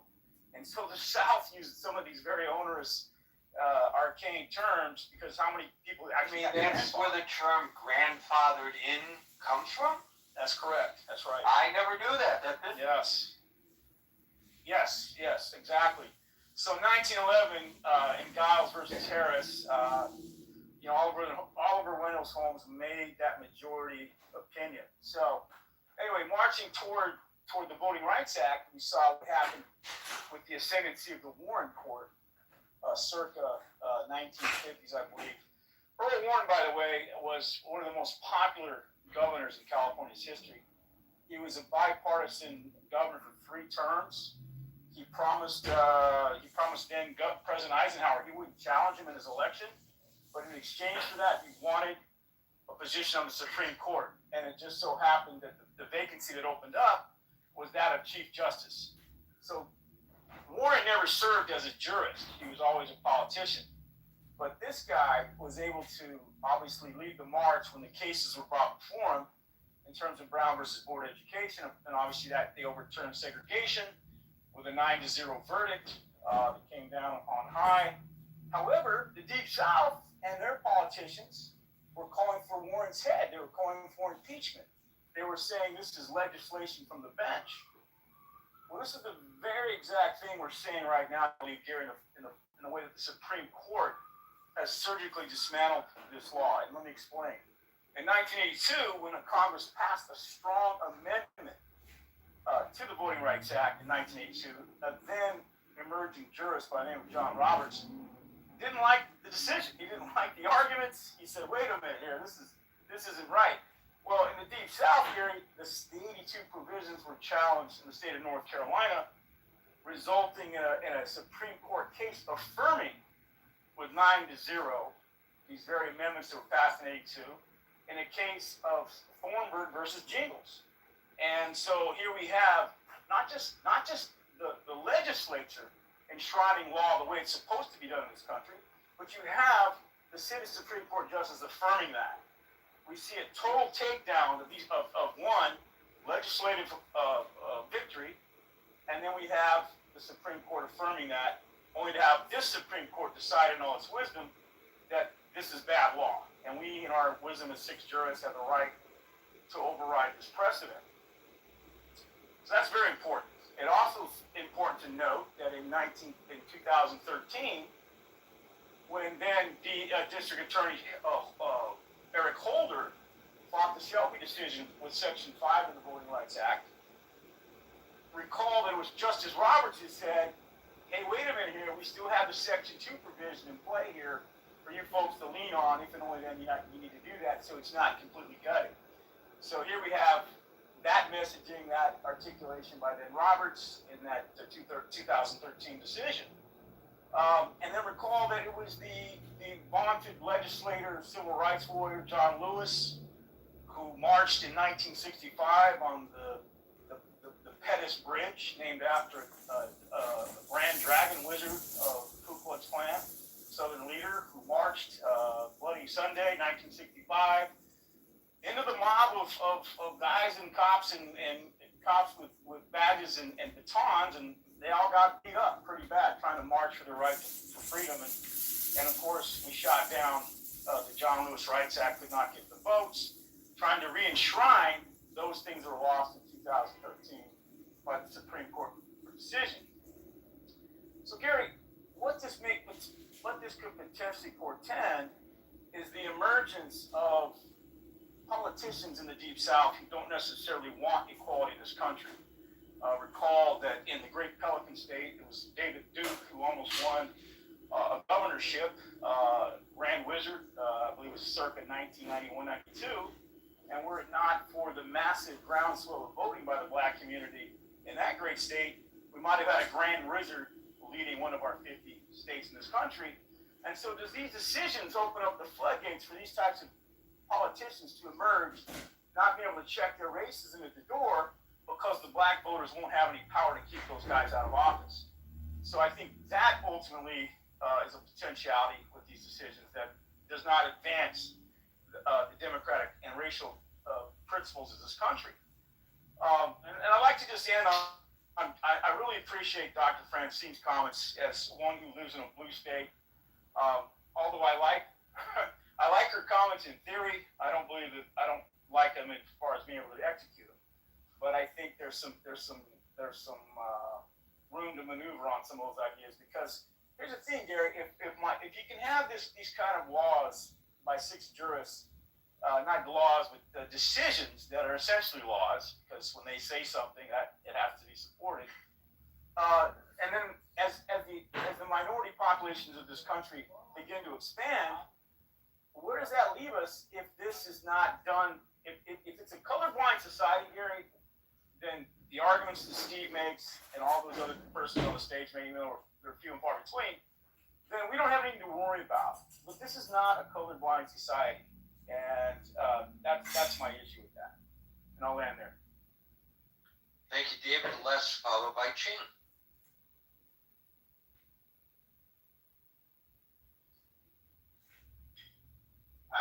sorry, I got a new phone. To get back to the question of redistricting, I think the root problem is that politicians can choose their own voters. It should be the opposite. Voters should choose their politicians, their representatives, and we just need to get rid of all of this gerrymandering.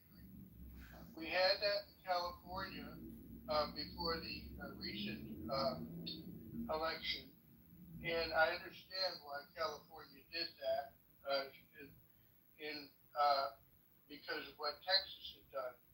And the only thing good I can say about that California gerrymandering thing is that it sunsetted for 2013, so 2030.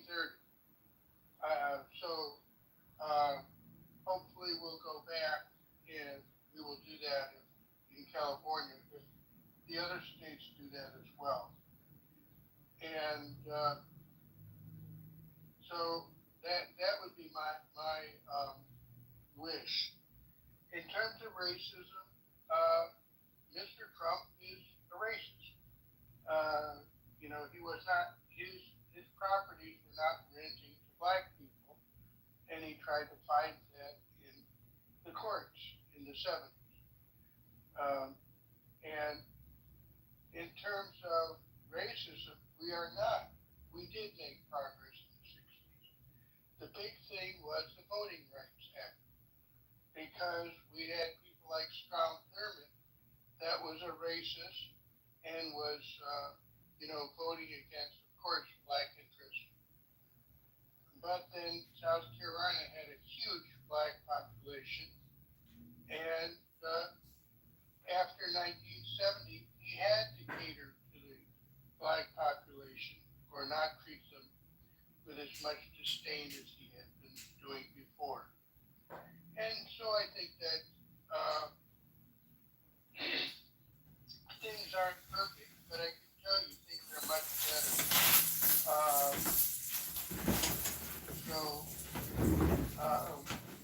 And I have personal experience with that. In 1980, I was picking up my daughter and my wife at the airport, and there was this racist cab driver. I should mention, she was black, probably still is, as far as I know. And he was just giving me all this racist crap on the ride over to the airport. I was picking her up in a cab. And I don't think cab drivers would do that anymore. And, I do think things are better. They're not perfect, but I do think things are better. And I guess that's all I have to say, unless someone has questions. Thank you, Les. Ching.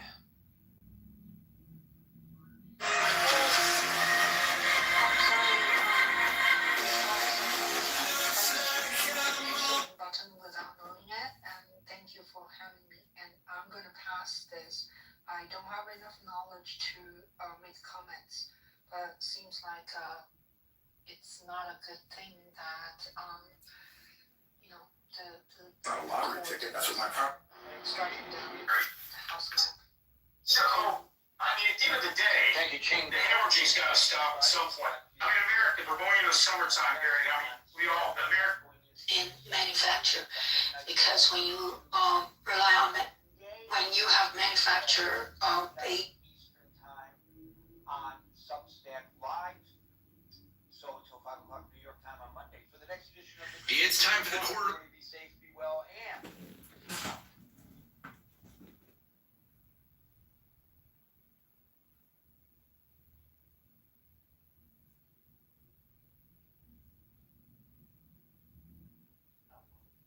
To 64 was 11, and 65 plus was 6%. And I think that's interesting because, I remember a time when we were talking about sort of the loneliness. Broken Pentagon bureaucracy was doing the same thing for decades. When our warfighters needed more weapons, aircraft, and ships, the Department of Defense allowed contractors to double dip at your expense. They charge you, the taxpayer, to build their factories, and then charge you again for the final product. Now, And despite paying companies to make weapons faster, schedule delays were constant and cost I think overruns. that's interesting, and I think that speaks to some of the things that help explain what's going on now. I'll just say that, religious belief is funny because there's a way that we talk about religion as, and sort of the formal way, and that's appropriate, right, for this conversation.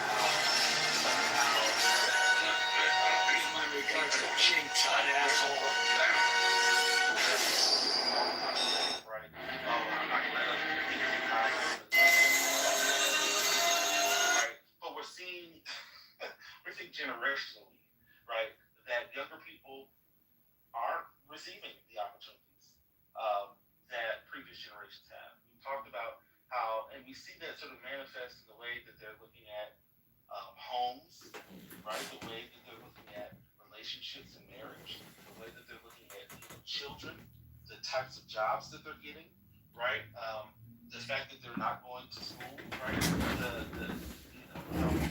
or going, higher education, right? They're dropping out of the workplace at rapid rates. Like there's a lot of things that people hold on to that is not about the big man upstairs, but those beliefs are not transferring over to younger people. Younger people are not constructing the world in similar ways. And in moments of crisis, in moments of disruption, over and over, right? The cycle of economic disruption that we continue to have over and over and over, right? People are looking for, not everyone, but there are people who are looking for other ways, who didn't grow up with religion, who don't have the same sort of relationship with religion. They are looking for something that sounds or feels like there's some structure in a disruptive, seemingly normless world. And it's not completely, this cycle is not new, which is one of the reasons why, people often laugh. They say, religion is going to die off now, right? God is dead. The world is, the world is moving on. We're much more modern and much more sophisticated. And a lot of people laugh because these cycles are not necessarily.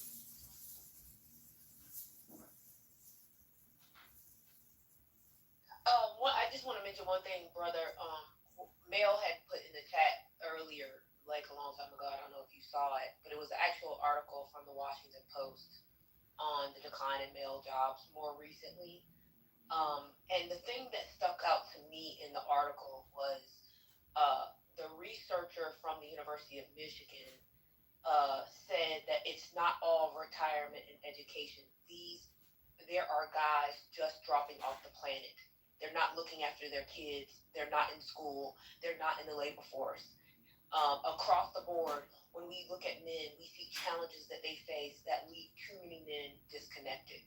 That's one of the reasons why I brought up the sort of religious piece and sort of the revival that I was talking about and put in the chat, the Porch church in I think it's in Texas.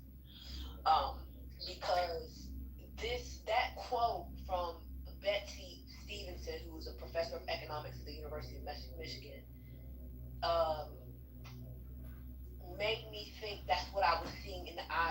I went to the revival several months ago now. I went to this revival, and I'm calling it revival. Come on, revival.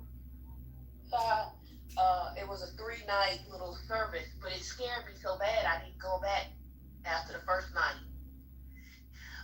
But it reminded me of the look I saw in those young men, the young men's eyes. But I understand this has been happening. In fact, it showed the trend line from like 2008, and the men in the workforce up until the present, and it does speak to some of the things you were saying. But that quote really, really stuck out to me because of the way in which I, kind of saw the sort of those young men at the revival a few months ago. Yeah, no, I agree with that, and I apologize. I wasn't. I was reading the article as you all were talking, and so I didn't mean to sort of speak against that article. I actually agreed. I was sort of trying to talk about some of the other things that I've heard in the conversation, but I agree with that. I mean, I know I'm not trying to start a gender war or anything like that, but like we have talked about on this app, we've heard in other rooms, the conversations around sort of gender and people's, sort of the constructed quote unquote roles around gender and expectations and all those things. And at some point, those are right. Gender is an organizing principle, right? And Brother Matthew, can you expound on that? What do you mean? Gender is an organizing principle? So gender, one of the ways that we sort of organize identity, responsibility, norms, right? Sort of the expectations about what we expect from certain people, right? How we socialize kids is around gender. Like there are certain expectations, and I'm not saying every single individual down to a T has this, but we can generally talk about sort of all of us, even if we don't sort of ascribe to them, what are quote unquote and I'm using air quotes. I'm just gonna say it. Y'all just deal with it. But we generally have an understanding of what society understands as a man, a boy, a girl, right? And so those are, when I say sort of gender is an organizing principle, it sort of organizes and constructs the way that we expect others to behave, what sort of assumptions we have placed on ourselves. We have a certain expectation of how people are supposed to talk, behave, look, dress, engage. When we assign them a particular, or we assume a particular gender identity. Okay, thank you. Right. Does that make sense? Yep. And so as such, right, in the same way that women are, often confronted with, marriage, children, the expectations around parenting, chores, the penalty for having a child and coming back to the workplace. There are similar, not equally, but there are similar expectations around men. And as individuals, we often take on those identities, right? So one of the issues around toxic masculinity that people talk about are, one of the reasons why it's toxic or pervasive is because people internalize those. And so what happens when you are not able to fulfill the expectations that your parents have of you, the way that you've been socialized, the way that other people expect of you, the way that society constructs what it means to be a heterosexual man? How do you sort of wrestle with those things, right? Now, you can say, well, I don't care about those things. Yeah, okay, fine. At an individual level, there are people who don't conform to those things, but that doesn't mean that everyone does, and it doesn't mean that you are free from every sort of confronted, young men, boys, are being confronted with realities that men behave in particular ways, but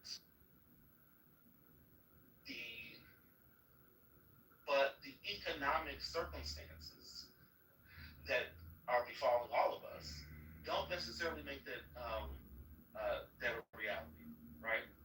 Women have entered the workforce. They've been entering the workforce. They are economically independent of men. In the past, we've done a lot in our society, right, to construct the dependence of women to men, right? Like it's just a fact. You can read the accounts of all the ways Charlotte Perkins Gilman talked about all the ways that that society was set up to construct the dependence of women on men, right? So now that we've moved away from some of those sort of forced ways that women are dependent, what are men to do in a society that still expects them to behold or uphold traditional aspects of masculinity, maleness, malehood, but not have those realities, right? They're not entering, they're not going to college, right? The jobs that they have, because we have a real and true division, gender division of labor, what happens when male work leaves the society, right? Starts dwindling, right? What happens when, I was just reading another article that talked about all the sort of ways, so you got declining health, disability, you have a skill mismatch and educational gaps, you have technological disruption and automation, stagnant wages and low status, right? Like the ways that we have formed the jobs that have been successful for men with the declining, sorry, I'm all over the place. We have a diminishing and dwindling middle class, right? What does that mean for the jobs that have traditionally been a part of that middle class, lifestyle, right? All of these things sort of are connected, right? But we don't have, as a society, we still have the expectations, right, on men and women to perform tasks that go far beyond the realities that we live in right now, right? And so we have disruption. We have men who are finding ways to deal with their realities, right? And I'm not excusing people's violent and aggressive and antagonistic behaviors. I'm just trying to give a larger context, right?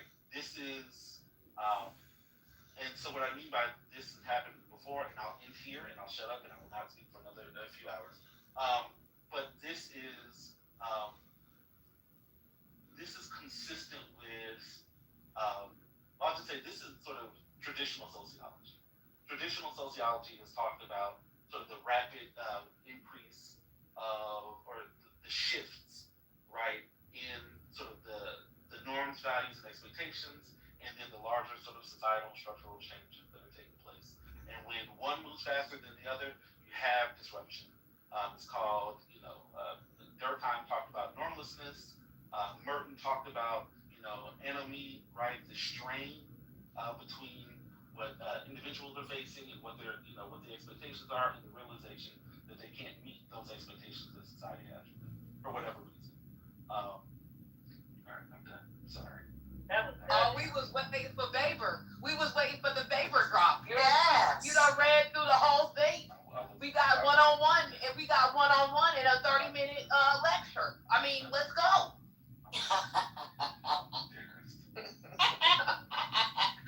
Your mama, that was less than 30 minutes, but that was good, brother. Hey, brother, I need you to sign so I just get my free credits, by the way. Oh, trust me, it's even more painful. This is the largest intro to sociology on all of the internet, in all of the world, in fact. Shout out to Nubia. Shout out to Karen Hunter and Greg Carr. Well done, brother. I'm just playing. But thank you, brother, for substantiating what the data actually says. right? Men are losing their minds because that traditional concept, which by the way was not very favorable to men.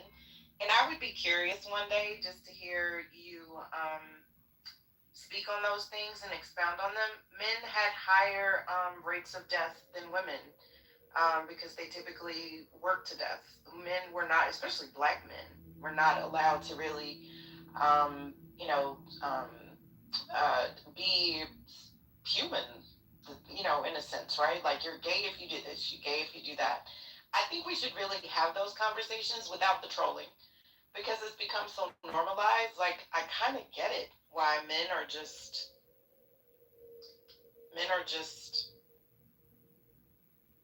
I don't know. It's just yeah. I think that this is a great opportunity for men to redefine themselves, to be perfectly honest. The old views, and I'm not taking up for men, I'm just merely looking at the data, but y'all didn't have it so well like before with that idea of the patriarchy, right? Like it didn't really work out for y'all. You just kind of worked and then you died. Like I'm just saying.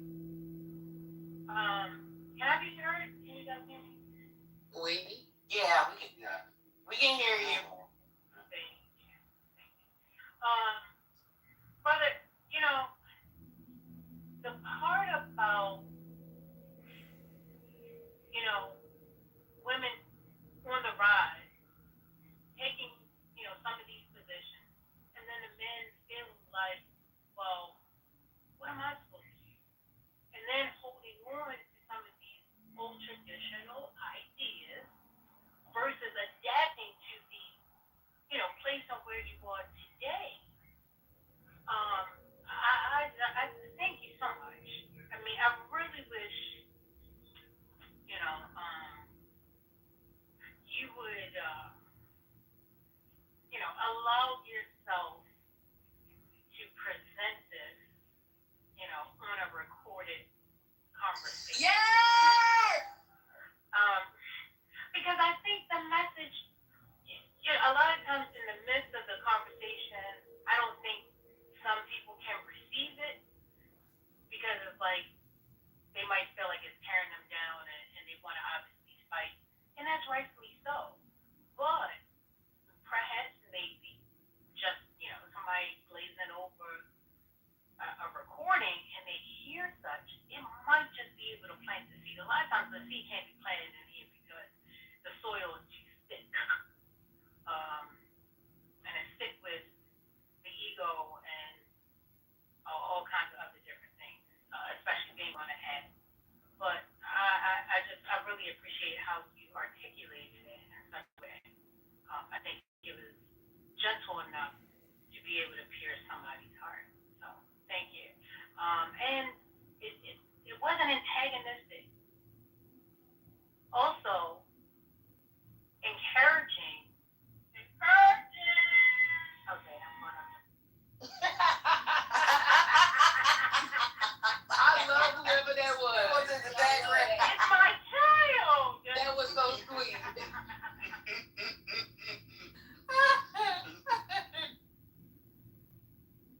Everybody was cheerleaders. Brother, I'm gonna just tell you something that I won't tell you in the back channels, but I need to know how you come. You know, let's see. We holding each other accountable. I think that would be fascinating just to present the data because I hate the conjecture, right? I just love looking at the data. Like, I think that men have a right to be upset in this regard, right? Like you said, when things change too quickly, it can cause severe disruptions. I think so.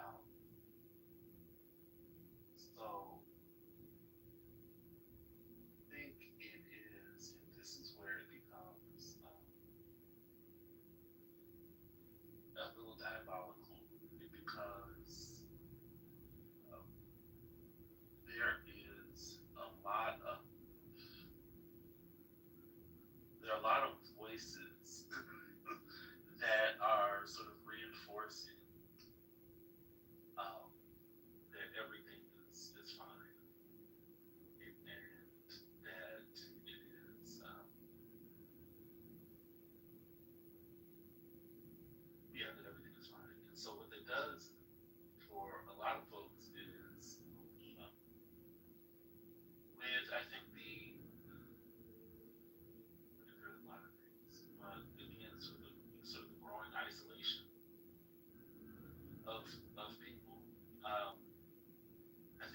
also makes those narratives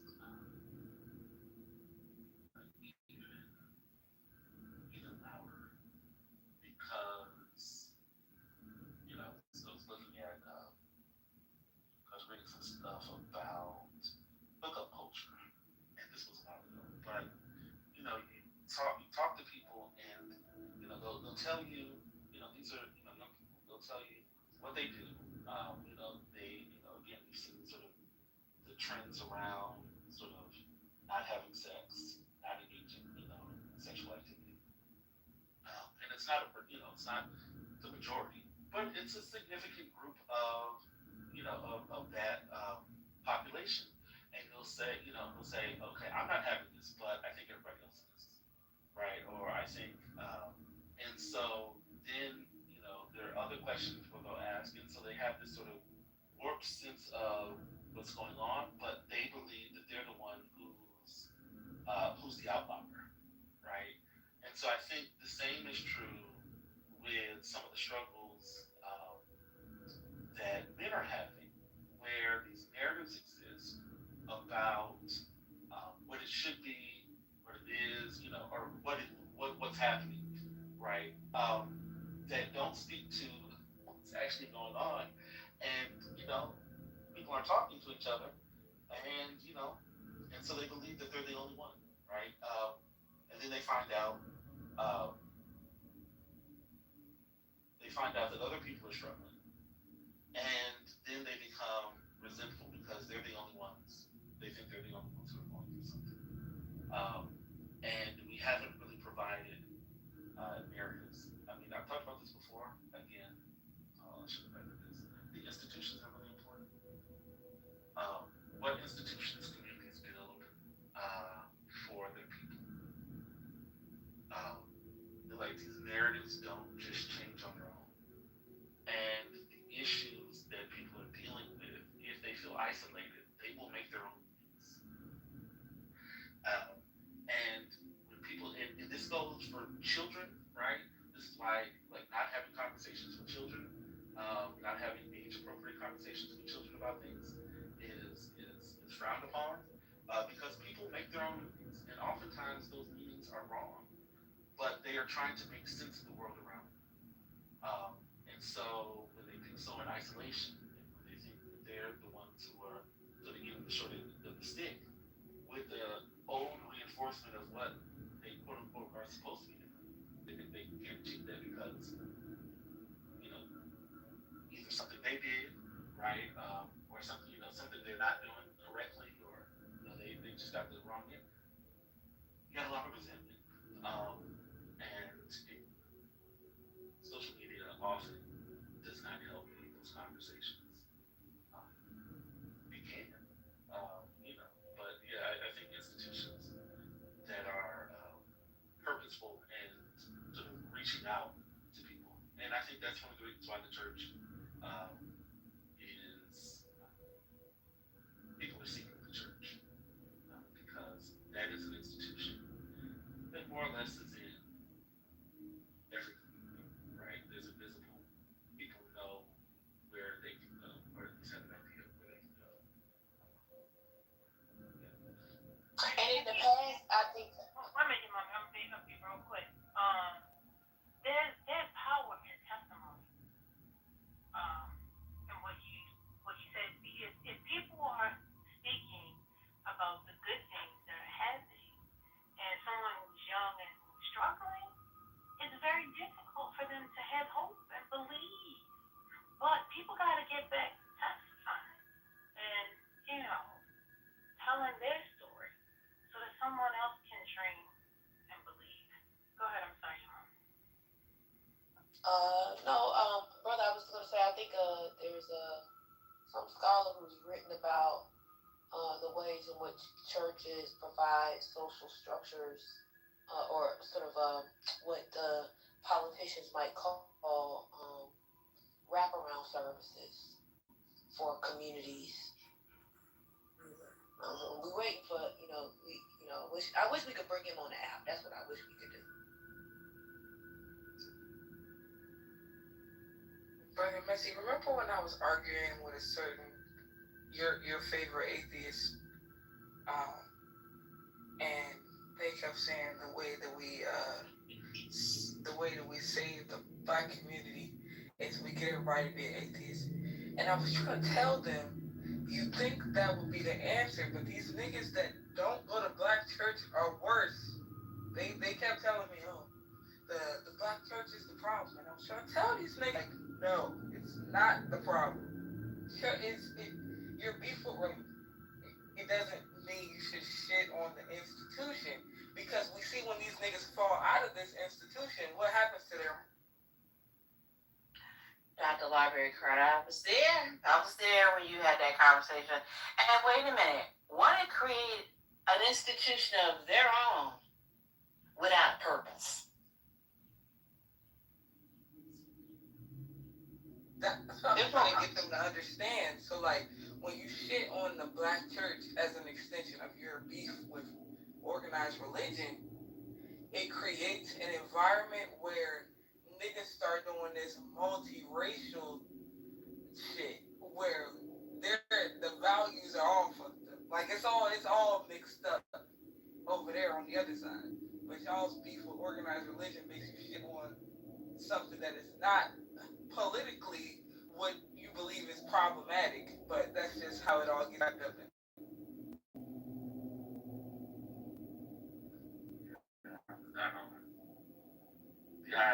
That's good, come out. I'm not even gonna get into the black church in this space. I know you don't know nothing about it. It's a rough time. I mean, I say that having spaces to gather in person are important.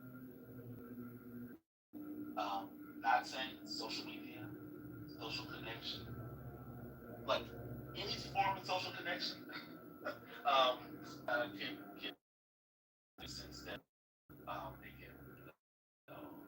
can help with sort of emotional well-being, sort of the feelings of isolation. But also, I mean, I've said this in other spaces. One of the things about the churches, and church and religious institutions, is that it also allows for people to gain a sense of cohesion, collectiveness, shared understanding. I mean, not everybody in the church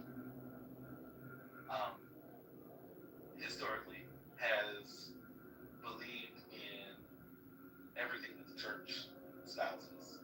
Not every member, not every person who's been in the church is a Christian, right? Especially in the black church, right? But it has been a space where people have developed language, have developed a sense of connection, and those things are important. They just are, and it could be maybe another space, but religion as a sort of a cohesive unit has been useful and valuable outside of the black religious tradition. Like, religious belief has been sort of another organizing sort of unit that people have used throughout history. And it's been a valuable space, right? Like the black church isn't unique in that aspect. We just, talk about it because it created, in more modern times, a culture and a group of people. It helped shape. It didn't do it, exclusively by itself, but it helped shape sort of a culture and create a culture of people in a more modern time that did not exist before. And so we just have a lot of historical, tracking of this sort of kind of phenomenon. But yeah, it's important. Institutions are important. And so again, and I think that's a consistent thing that we talked about in other days in this one, right? Going back to the importance of institutions, valuing the role of institutions in American life and society. Scott Blue.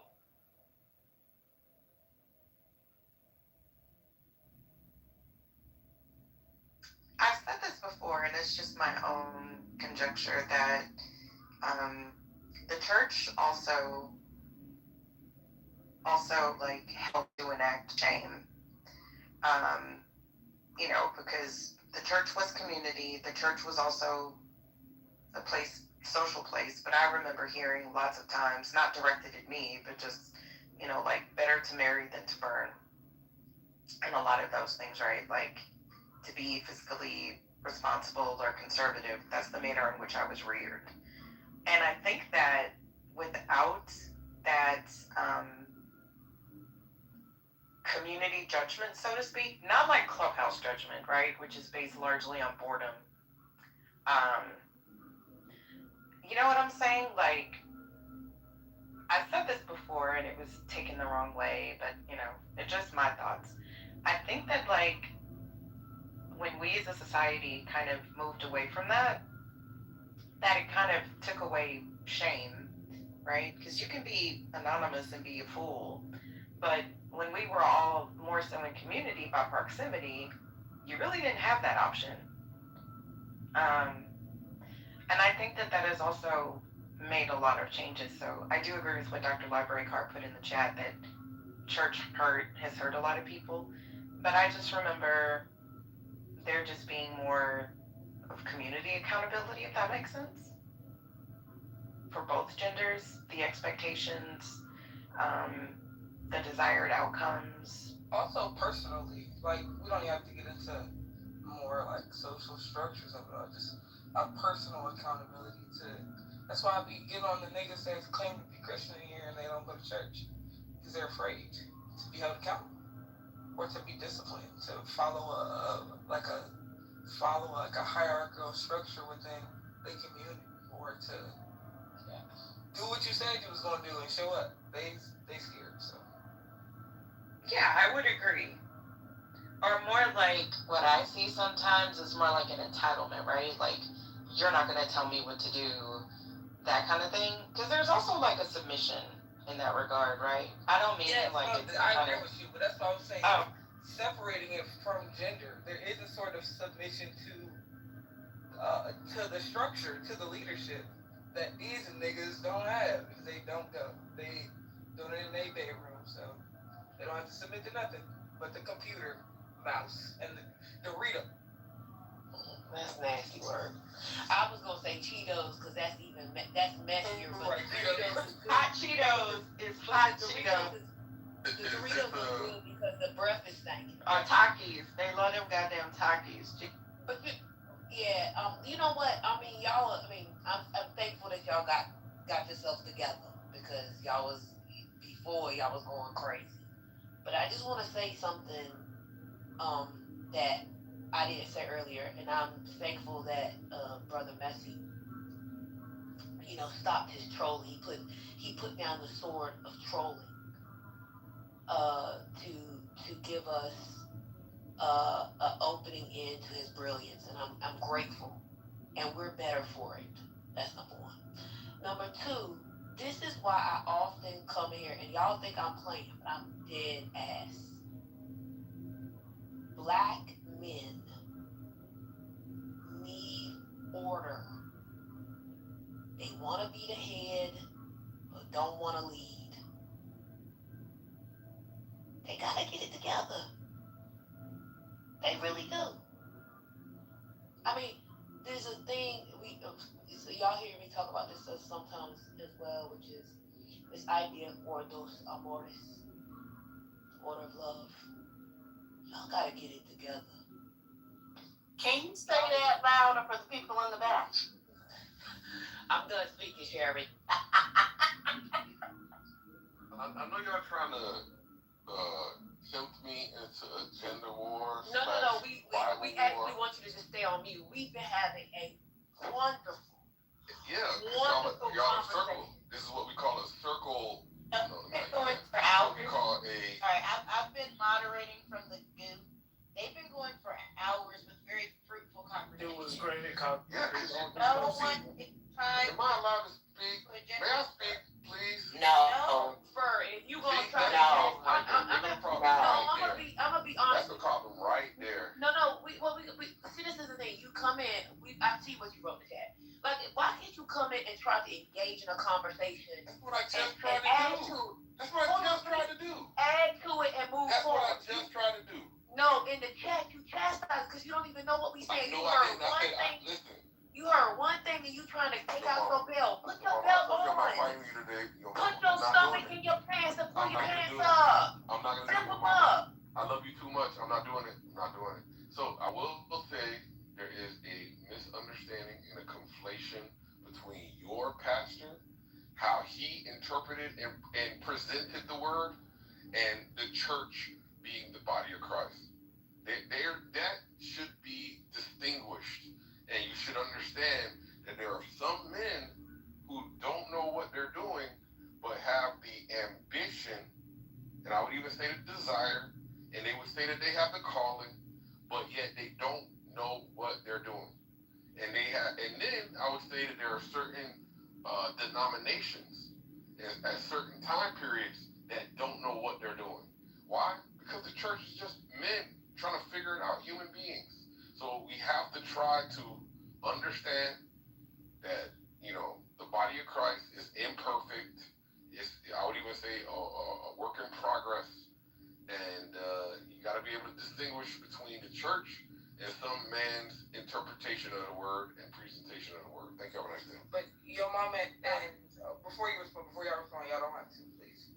I just want to say, your mama, one thing that I feel like I learned from the church when I'm always talking about discipline, there's a certain, because of the hierarchy, and you know what people, even the way that we use like the term elders in the church, you know that people put an amount of work in, whether that's committing to attending services, committing to volunteer in the community, committing to read something weekly or 2 times a week or 3 times a week.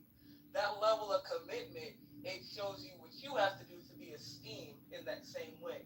And when you were saying there's a lot of people trying to be the head, they're trying to be the head without doing what being the head requires, right? So they don't want to uplift their community. They don't want to reach out and uplift the kids. They don't want to read the Bible. They don't want to be held accountable to doing things that they say they're going to do, but they want to be crowned the head automatically. That's why these niggas need to go back into the church. They think logging on is the same amount of work as people who commit their time and their money.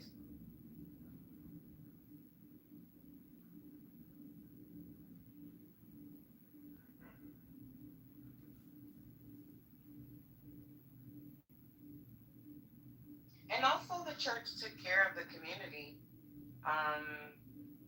I remember when my kids were little, this is anecdotal, but I didn't want to take them to a daycare just yet. So where did I find, an elder who, was needed a little cash and or just watch the kids out of the love of her heart? The church. When you needed a babysitter, when the church took care of the local neighborhoods. The churches have food pantries. My church has black dentists. We do free all kind of stuff. There's a food pantry. There's like a Tide pantry. They,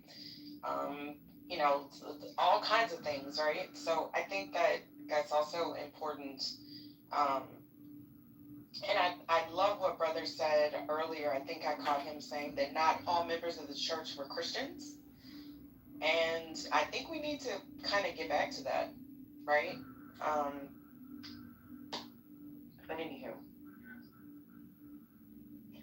Yeah, I think that's right. I mean, when you think about, you know what, and I saw that video of those kids trying to read a few sentences. Oh, Lord, wasn't that bad, Michelle? That was terrible. And then you think about, yes, you can talk about the things about church you don't, the church that you don't like. It's not perfect or whatever. But you had Sunday school teachers that were actual teachers that taught children how to read. The importance of reading texts like the Bible, so they can, first, become better readers. And if they recite it out loud, they become better speakers. Their speech is much better. I mean, there is a cultural component to Black churches that we seem to also not want to appreciate enough. Yeah, Sherry, I put it in the chat. Every fifth Sunday, for Youth Sunday, having to get up there and read the announcements, having to get up there and do whatever it was my grandmother told me I was supposed to do that Sunday. Having to do your Easter pageants, your Christmas pageants, your Mother's Day pageants. Hey, hold on one second. Brett, Reform, there's another politically correct room open with John Kitover. Streaming this conversation. It's in the chat, just FYI. Go ahead, Brett. I mean, okay. Oh, am I the only one in here? Oh, it's only Maria. Wait, Penny's down there. Yeah, I'm about to go. Y'all want me to boom it, right? No, they can have the conversation. Oh, okay. They're not having a conversation. It's a fake. Oh no, I'm about to go in there. I'm gonna report it. I don't see it though. It's in the chat. I just put the link in the chat. He's got a fake house though. Oh, what the fuck is the title? Ultra elite liberal. Look at here, you son of a bitch. I wasn't gonna troll it. That's reform. Record this, you crackhead motherfucker. Oh my god.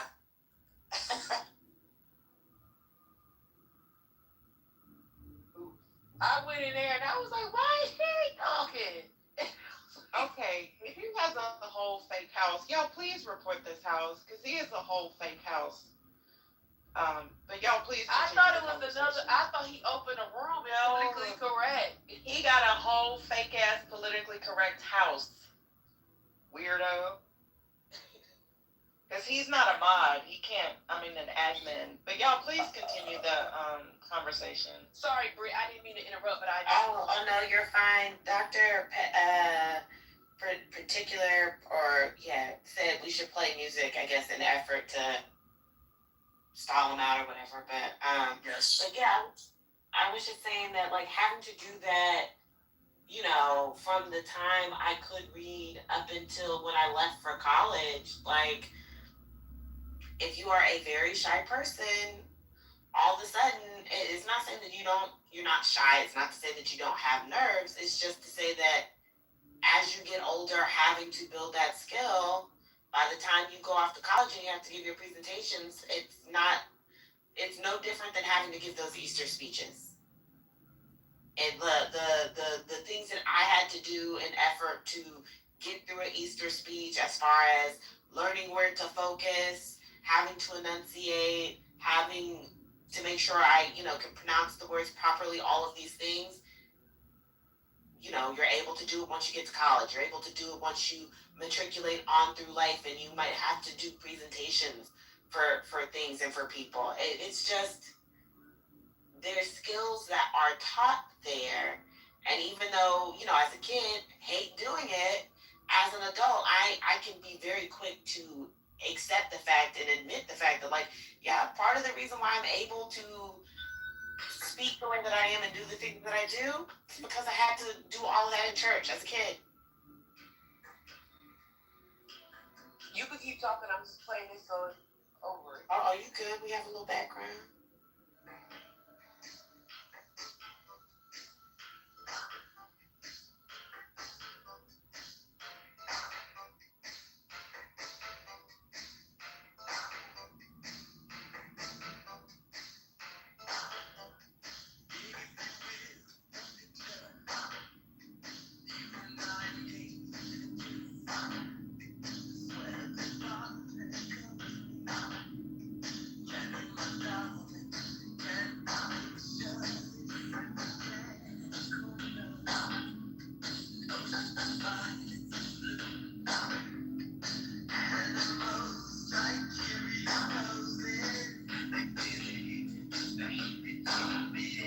Okay.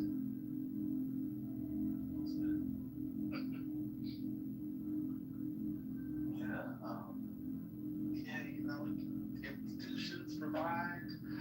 Well, I'll say this. I mean, I think there's that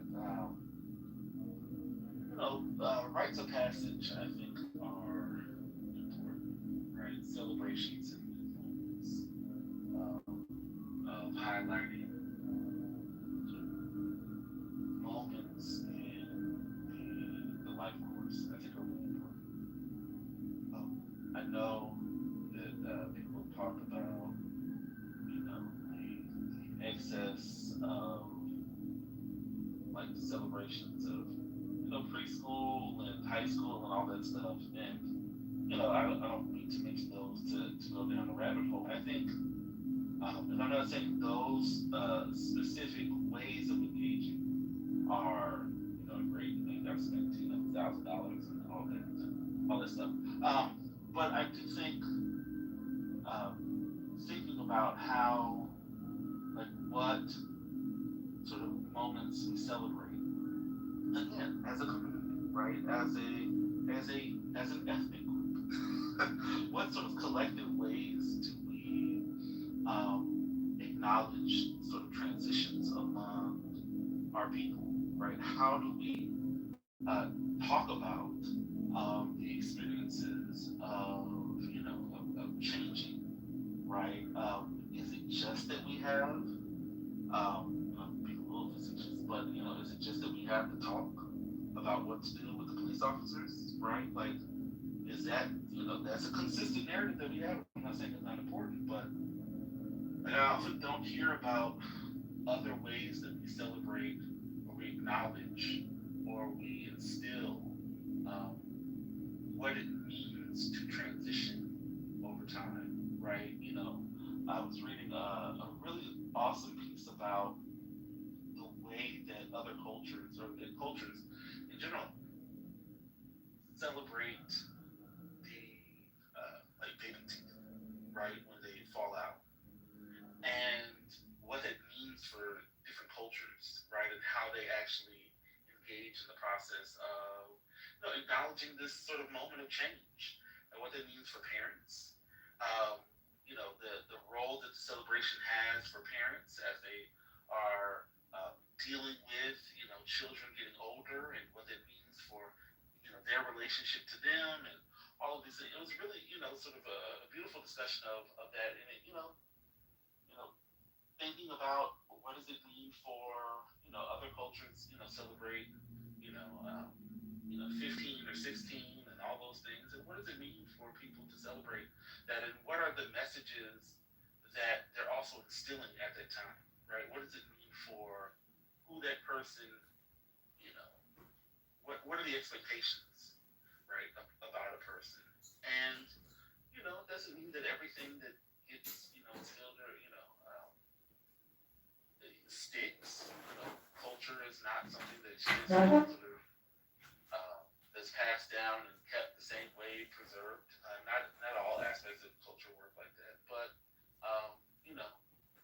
there are those moments where if a culture is to live and exist beyond its current moment, there has to be some transmission of it, and there has to be a way to articulate that that resonates with the generation that you were trying to instill those things in. And then what does that mean for, what they take, what they, adapt, what do they continue, and what do they change, right? And then how do they disseminate it and pass it? I think those are important, and I think we often miss those. And it can't just be, I'll stop there, because I don't want to put that. Not the rabbit hole.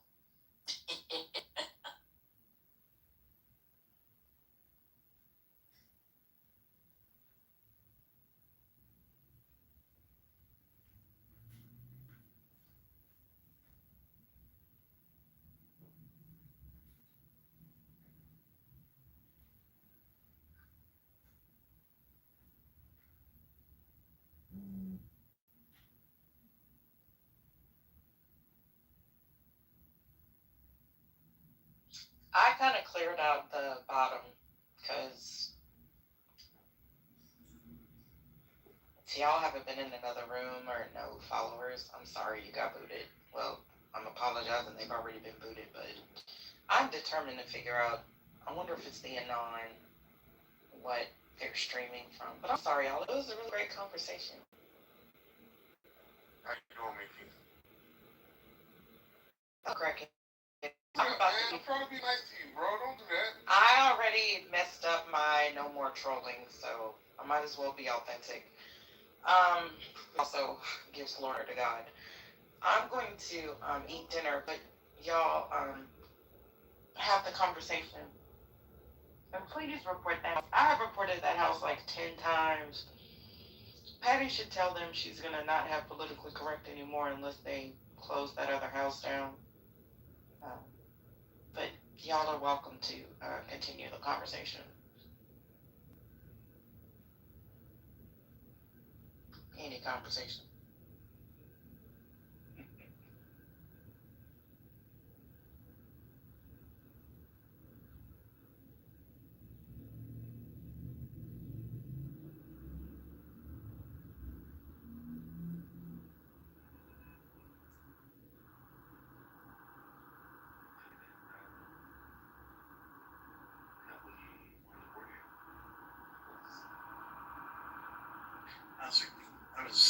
That was a good plan. Thank you for the, just for opening my mind a little bit today. I appreciate it. And everybody who contributed. It was really great to listen to.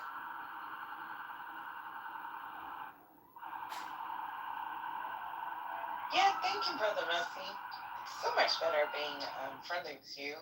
Remember the rooms that James used to do, y'all? Didn't he also do like sociology, psychology kind of thing? Yeah, I was actually thinking about James because you said he. Yeah. Where is he at? I don't know. He's been gone for a minute, but I always appreciated those rooms. Plus, he was funny as hell. Oh, he's working. He's getting work done. Oh, well, congratulations to him.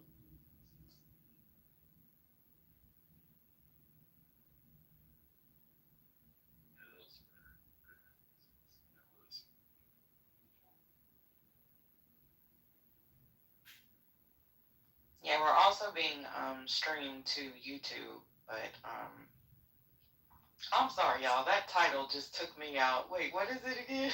That's why she played the music because it was streaming on YouTube. Ultra. Oh yeah, ultra elite liberal intellectuals.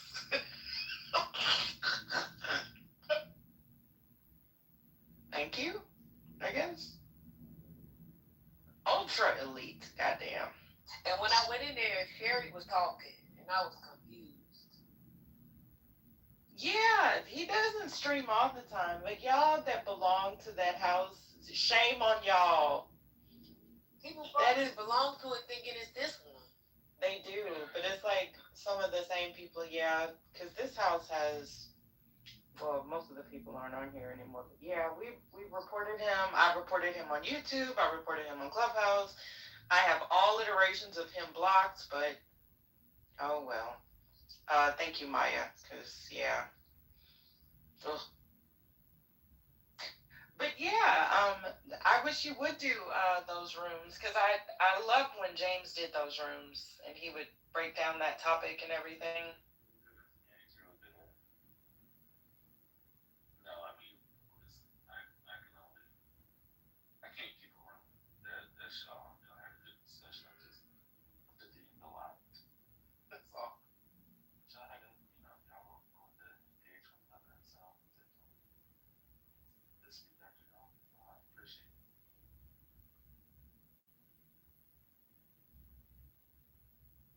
Oh no, F. I think Manfinity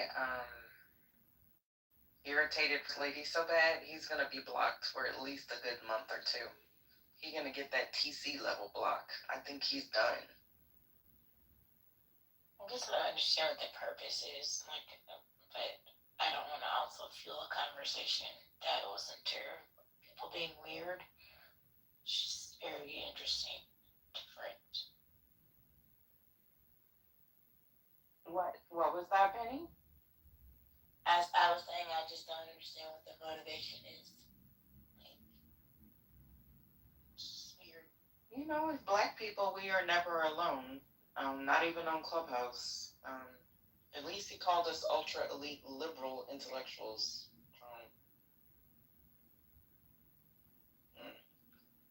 I'm proud of that, even though I don't fit into that. I'll take it. Thank you, Mr. Streaming Weirdo. I'm sorry. Why am I really getting old? Because I really did raise my voice like when you.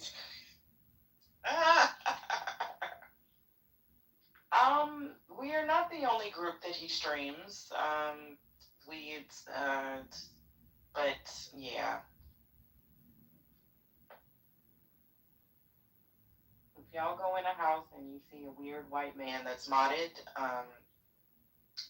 you're probably in the wrong politically correct. There's only one Anon in here. It must be him. Wait, let me look again. Yeah.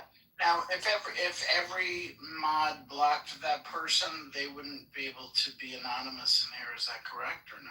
No, you can be anonymous even if you're blocked. I mean, you know what? I don't know.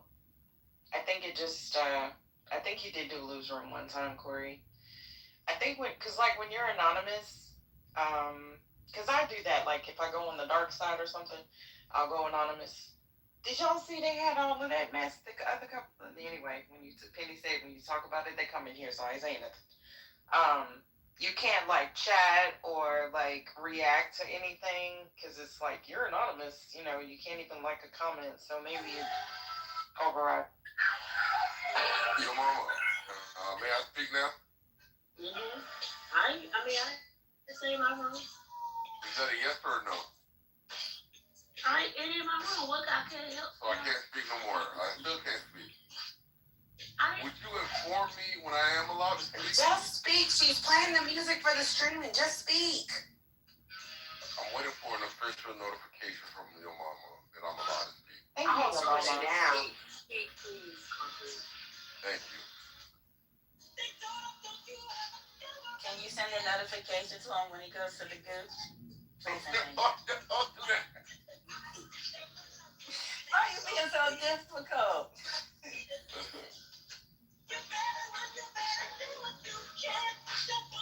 You know your compadre got banned. You better behave. Wait, who got banned? I didn't realize y'all were two different people until y'all were both on the stage at the same time. They do sound alike. They really do. I swear to God, I thought y'all were the same person for years. Yes, Manfinity. He got banned to Hades yesterday. Y'all need to leave that good brother alone. We don't sound nothing alike. It's crazy how you're calling him a good brother now when generally you call him a liar and a dishonest person. Look, nobody's perfect. So, and I as a Christian, I have to forgive my brother 7 times 77. So there you go. I used to try that when I made people I'm dating mad. I was like, you gotta forgive me 70 times, 70 times. Just because you use the word nefariously don't mean I will. I didn't. That's true. I was saying you can't be. I'm sorry, baby. I'm sorry. I'm sorry. Mama, you are diabolical. Why is people in the chat talking about I'm on the dating apps? No, I'm going on the dating apps. Ooh. If the dating apps is Clubhouse, because Clubhouse keep the back channels hot. Your mama's a high value woman. Your mama, what celebrity? Just so I can paint a mental picture. What celebrity do you? No. Okay, 1 second. Wait, who said no? I was talking to my dog. There is one that people often tell me, especially when I have my hair cut really, really low.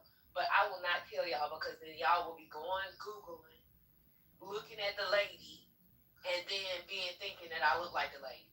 It's just because I got a skinny face like that. That's the only reason why. But I'm not going to hush, brother. You're not going to divulge the celebrity that you look like? Okay, send it.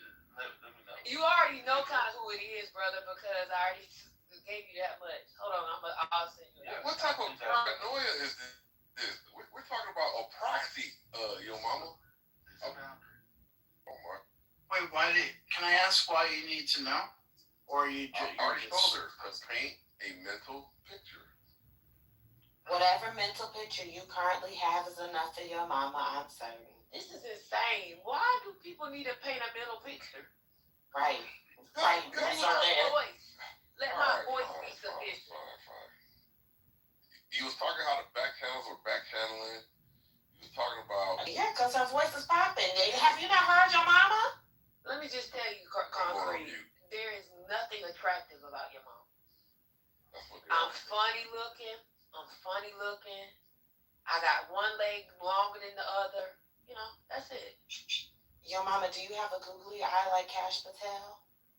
No. I don't have a googly eye, but you know, I got a funny looking smile. You know, my teeth are jumbled up on the insides. Oh. I'm trying not to laugh.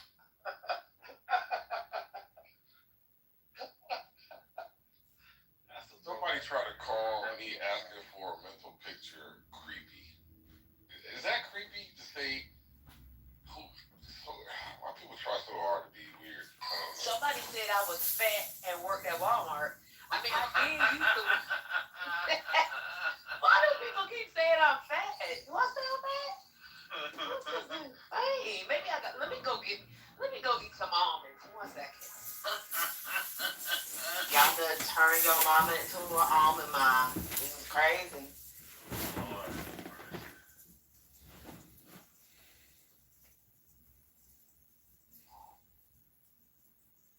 Well, I think we killed the room and the content. Well, I mean, the goon's still heavy, which to me is indicative of the room not being dead, just the stage is dead. Can I ask a side question? Sherry, was it you that said or suggested that I watch, was it Nature Boy documentary? Was that you? Oh, no, that wasn't me. Oh, that was, okay. Did you watch the Nature Boy documentary? I am on episode 3. Okay, yeah, because I'm not, because I'm not watching it, so. Oh, you're not, okay, maybe. Informed, or your mama, can we get a little assistance? Yeah, I just blocked him first, sorry. Oh, thank you. That wasn't Concrete? Yeah, that was somebody. No, that was Yeah, because I'm about to run away, so y'all got it. No, Concrete would never do that. Well, never say never, but yeah, that wasn't. It might happen by mistake. It was a compliment. No, it might happen by mistake. You know, sometimes you think you're muted, and you're not muted, and you do something. Why can't you just run away with a compliment, man? Oh shit, you're right. Damn it, I was aiming for accuracy, and I should have been aiming. Just say thank you. Just say thank you. You're right. I'll do it now. I'll fix it. Anyway, Spirits, back to you in the Nature Boy documentary. What episode are you on? Episode 3? Oh, what are your thoughts of that cult over there? Oof. I kind of don't want to say anything until I finish, because I really don't know how it ends or anything like that. So all I can say is that it's almost like verbatim how all these cults operate. That's all. It's pretty predictable in that sense. Did you watch the whole thing? Oh, see, I watched years ago, this is like 3 years or so ago, I watched some YouTube on the ground documentary style work about the Nature Boy cult. And, I remember seeing the lives and the videos as they came about, and, the Hulu video, from what I've been hearing, the Hulu documentary, from what I've heard, they're not covering all of the scandals that everybody from just like watching the streams and stuff saw. Right. They have some of that. They have some of the like YouTube and the real time people who were commenting on what was going on in real time. So in that sense, it's been interesting. But I haven't really seen the whole thing. But it's it's fat. People are fascinated. Hey everybody, it's also, Congressman it's Andrew not Vasquez the for you. leaders, the people who follow the leaders that the ones that I'm most worried about. In the same way, in the Manosphere documentary, it wasn't like the head Manosphere types. It was the people who were so enamored by those people that were the ones that I was most.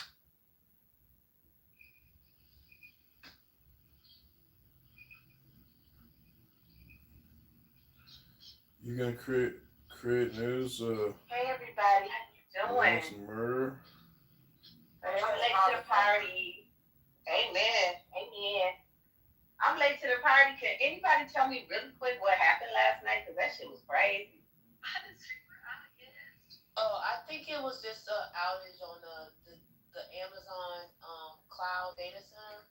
Is it you having a mental health crisis? Why are you creating news about this? You gonna create news when the next murder or robbery happens? Is this why when I was asking my Alexa for the weather last night, that it couldn't give me the weather? Yeah, probably. There were a number of apps. I don't know if Amazon's own products were impacted. I don't know, but there were a FanDuel, Coinbase, Canva. A number of apps were down yesterday. And this morning, let me look to see what the latest is on it. I mean, isn't this something that is a big deal when a platform like Coinbase in particular, just as one example, when that goes out or is down? Isn't this something that should be a bigger deal than No, I mean, apps go down all the time, to be honest. Especially if they don't have. This is why people disagree with me on this, but I think Chicago, a large it's time to get back to work. The committee on platforms decided to build their own data centers is because they didn't want to rely on other people's servers, and so zoning landmark.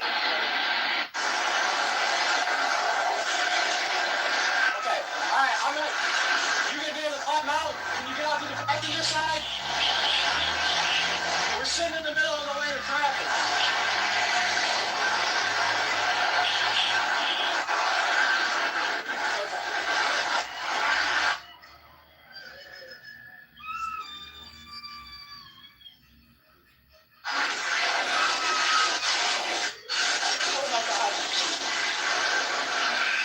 Chicago 3408, 1050 vehicle was just struck in the lane of traffic.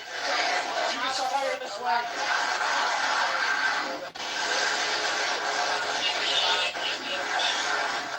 Chicago 3408. Be advised, I was partially struck. I don't know. Amazon the first time said it was I believe it was like something that one of their engineers did, but I'm not sure what. I think they said something like a terminal outage. So they said it was overheating, I think. All I know is it was crazy. It was absolutely crazy. Was anybody else in the room when everything happened? What was crazy about it? You were in the room and then it happened? We were in the room at Political Correct. It was going people on just about started. Yeah, people started just started one by one. And then it got to me, and I kept trying to get back in. And it was only like a couple of rooms in Clubhouse, so you couldn't get in the rooms. And it was crazy. It lasted for like 4.5 hours. I finally came back and got into Brandon's room, his music room. But I couldn't bring nobody up. I couldn't do anything. And it was just weird. I was just like, what the hell is happening? So, yeah. I'm just concerned about the reliance on the Amazon Web Services for like important shit that involves, you know, money and transactions in real time, things like that. I don't give a shit if Clubhouse goes down. It's probably for the greater good that it's down every once in a while for a few hours. Is a guy that thinks he's fine, is also known as a buster. Always thinking about what he wants and just his eyes. No gas, so I don't want your number, no. I don't wanna give you mine, no. I don't ever need you going. What was her? Earlier iterations of the app. But I was talking to a spirit saying that he was worried about AWS. Is that Walter? AWS causes business disruptions all the time. Some of them just don't make the news. Yeah, no, I understand that a fair amount. I just. Is that Walter? I'm wondering what percent. So y'all so focus on AWS, but Google's had something similar. The Google Cloud. Well. In fact, this is why many companies, many apps, don't just rely on Amazon Web. They are also on Google, so they can. So sometimes what you'll see is some people in certain parts of the country will still be able to access stuff because part of the servers that of the apps they're working through or they're accessing are on another server. So you see this happen all the time. In fact, during the last AWS outage, it was the longest. This actually wasn't very long. It just takes, because it was degraded for some time, it did take some time for some of the apps to come to be restored. But the last time this happened, I know engineers from other companies flew to Seattle to help with the outage because it was so long, and they didn't know what happened initially. So I think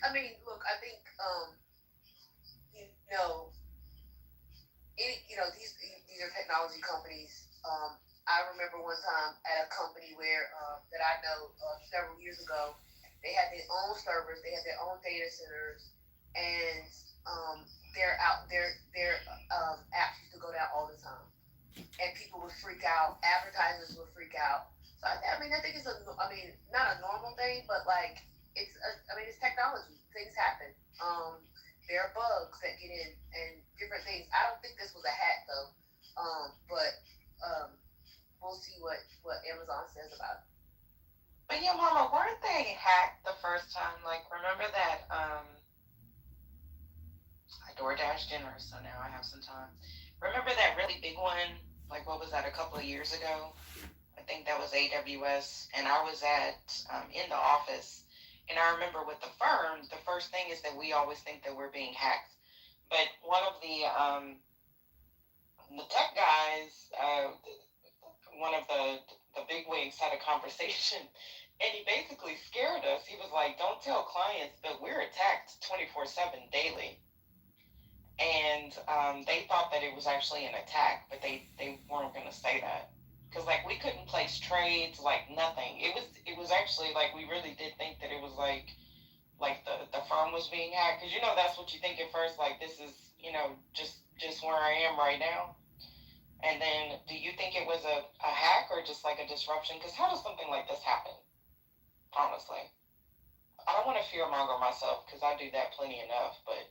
I think cyber hacks have increased. I think it's, a weapon.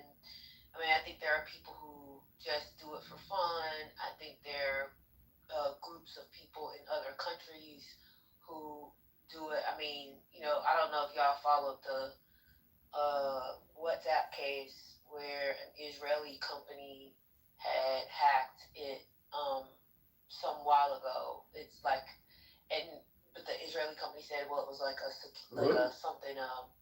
there was a security flaw in the code or something like that. But that happened like a while ago. I think cyber attacks happen all the time.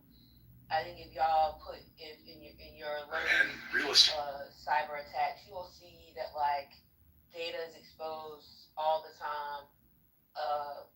Personal data is exposed all the time.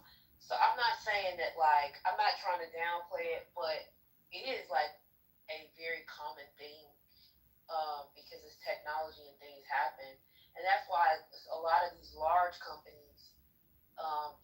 change. If it's like an app, they change code very frequently. This is why companies, these large companies want to do more in encryption because it prevents these sorts of things. And when if there is a hack or a leak, your personal information is not included because it's encrypted. But governments around the world, particularly Western governments, don't like encryption um, because they can't get data for when they're investigating criminals, and they can't spy on people in other places. So I mean, there are definitely trade-offs, but I think a part of security is having more private networks for sure. But I don't. That's separate from what I think happened at the data center in Virginia. I do think it might have been something to do with one of their terminals, as they said, but we probably would never really know the real reason. They'll only tell us so much, partly because there are security risks in telling exactly what happened. But also they want to keep confidence in their customer base because people pay them to use their services. So. Thank you. That is why I like Gen Z, because they will hop on a TikTok in a minute, won't they? Let me tell y'all what happened. I appreciate the information because I was just like, that's weird, but I guess I've just never experienced because I don't really do a lot, especially on my phone and like my computer. I don't do no banking or none of that stuff on my phone. So I'm old, so I'm old school. But it was just weird. And then I bumped into Ashton. And she was freaking out. She said she paid this guy a whole bunch of money to fix her phone. And I was like, what? It's only been a couple of hours. Yep, she gave him a whole bunch of money to get back in club. Oh, no. That really, God has convicted me tonight. I'm sorry, what'd you say? Wait, what happened? I'm sorry. It was too many people talking. I couldn't hear what you said before. No, you repeated because everybody didn't hear that. Oh, but it's in the Ashton. I can't remember what room we were in because it was only like when I was scrolling on Clubhouse when I got back in, I could only find like maybe four houses that were open, and John was in there, and I think Rico was in there. Get to what Ashton said, please. I'm sorry.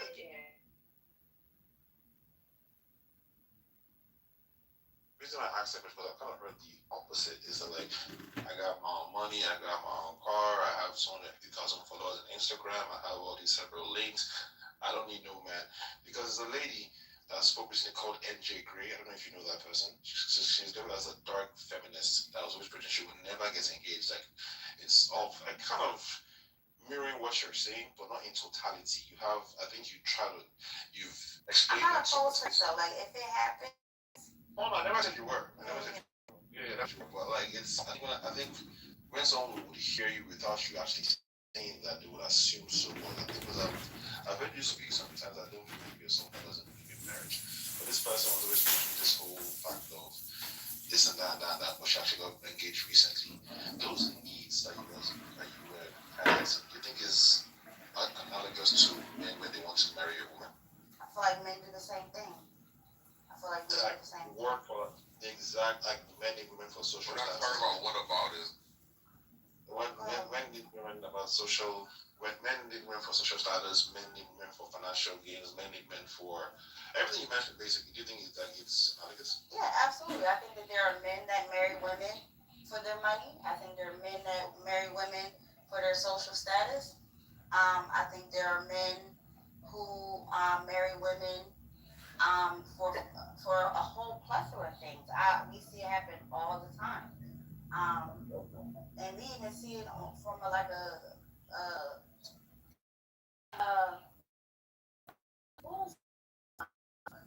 don't know why I'm drawing.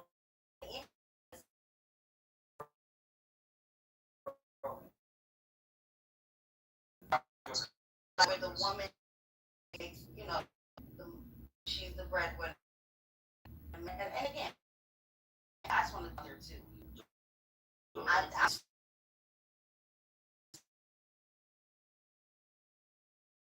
is that man loves her. He worships her. He shows it in different ways, etc. He's a great man, a great father, all of those things, and that works for that dynamic. Then that's not a bad dynamic.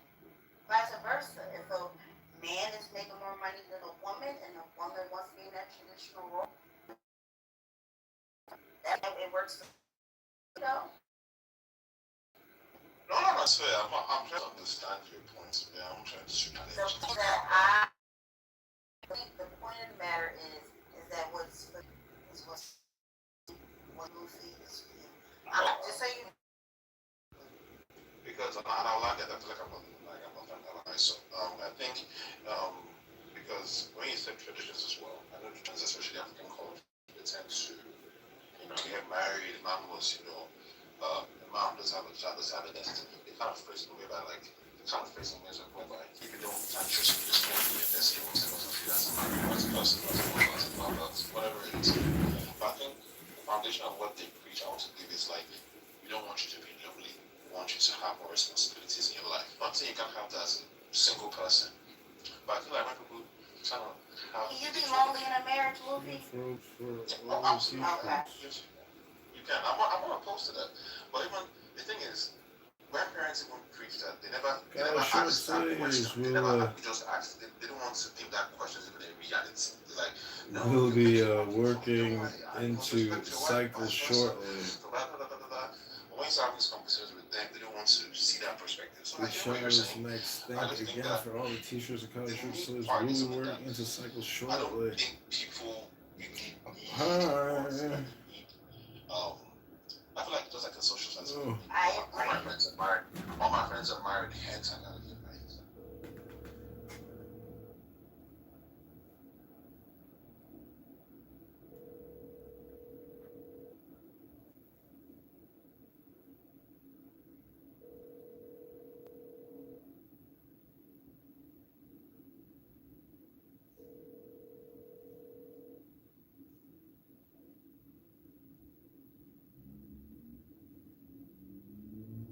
How can he be so selfish? This has nothing to do with me and Ralph. Then how come I don't have any say in this thing? You do. Oh, God, are you okay? Oh, my God. I'm so sorry. Yeah, you should be sorry. This is an outrage. I'm not blaming you, but I need an extra chair. My girlfriend, she's kind of jinxed when it comes to furniture. Yeah. Hello? Shallow Hal wants a gal. Mauricio, what the hell are you talking about? I just saved your life, baby. Look, I got a situation here. I'll call you Hal, later. look away! I was just talking to the hostess. Sir, I'm the only hostess in the restaurant.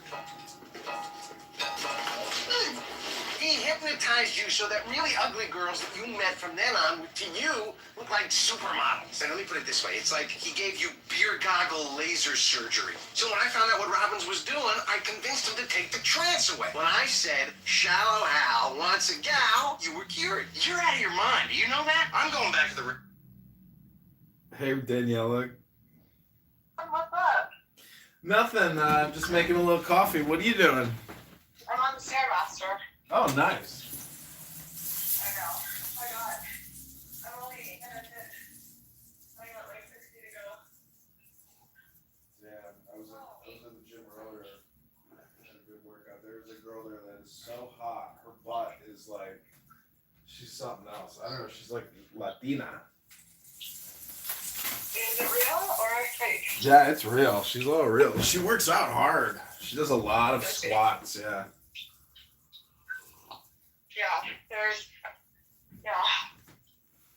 Yeah, because some of them got good genetics, but some of them have a lot of Brazilian butt lifts videos. Do you know how to see those? Yeah, it's possible, but she's so young, I doubt it. No, a lot of them do. Like the other gym I go to, the one in Kirkland, it's a lot of Brazilians. And a lot of the girls have BBLs. A lot. Like their butts are bigger than mine. And I work out way harder and much longer than them. But like, it's BBLs. You can tell because they have it's like a shelf. It's like a shelf, and then like the cheeks Yeah. don't have like an indentation in the cheek. Mm-hmm. It's just like round. I mean, if they were like a swimsuit, you could see like there's no indentation.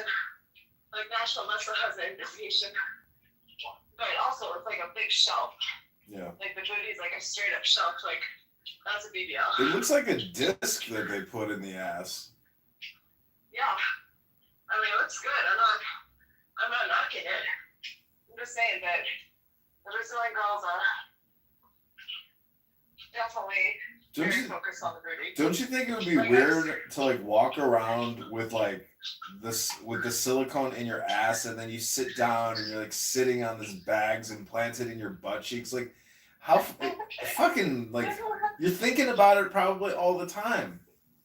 Like coming, just walking into the gym. There's this girl, her and I are always training, but she's South American folk. I can't remember from where she is. But I was like, girl, I slapped her butt. I was like, your booty's growing. You know, she's got a big ass. It's always like competition. She's always like, well, let's doing the same exercise. So she works hard. She's a worker, but she does have a big butt. Not me, I just got a little one.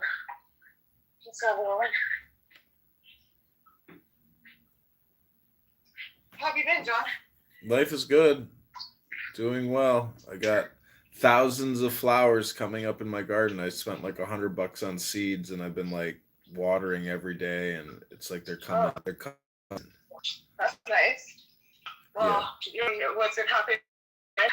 So we laid down this turf in my yard last summer. Oh yeah. And really pretty turf, big grass. Turf, like it's like big grass. It's like a carpet. Mm-hmm. And there's fucking rats just running around outside, like all over. Because in front of my house,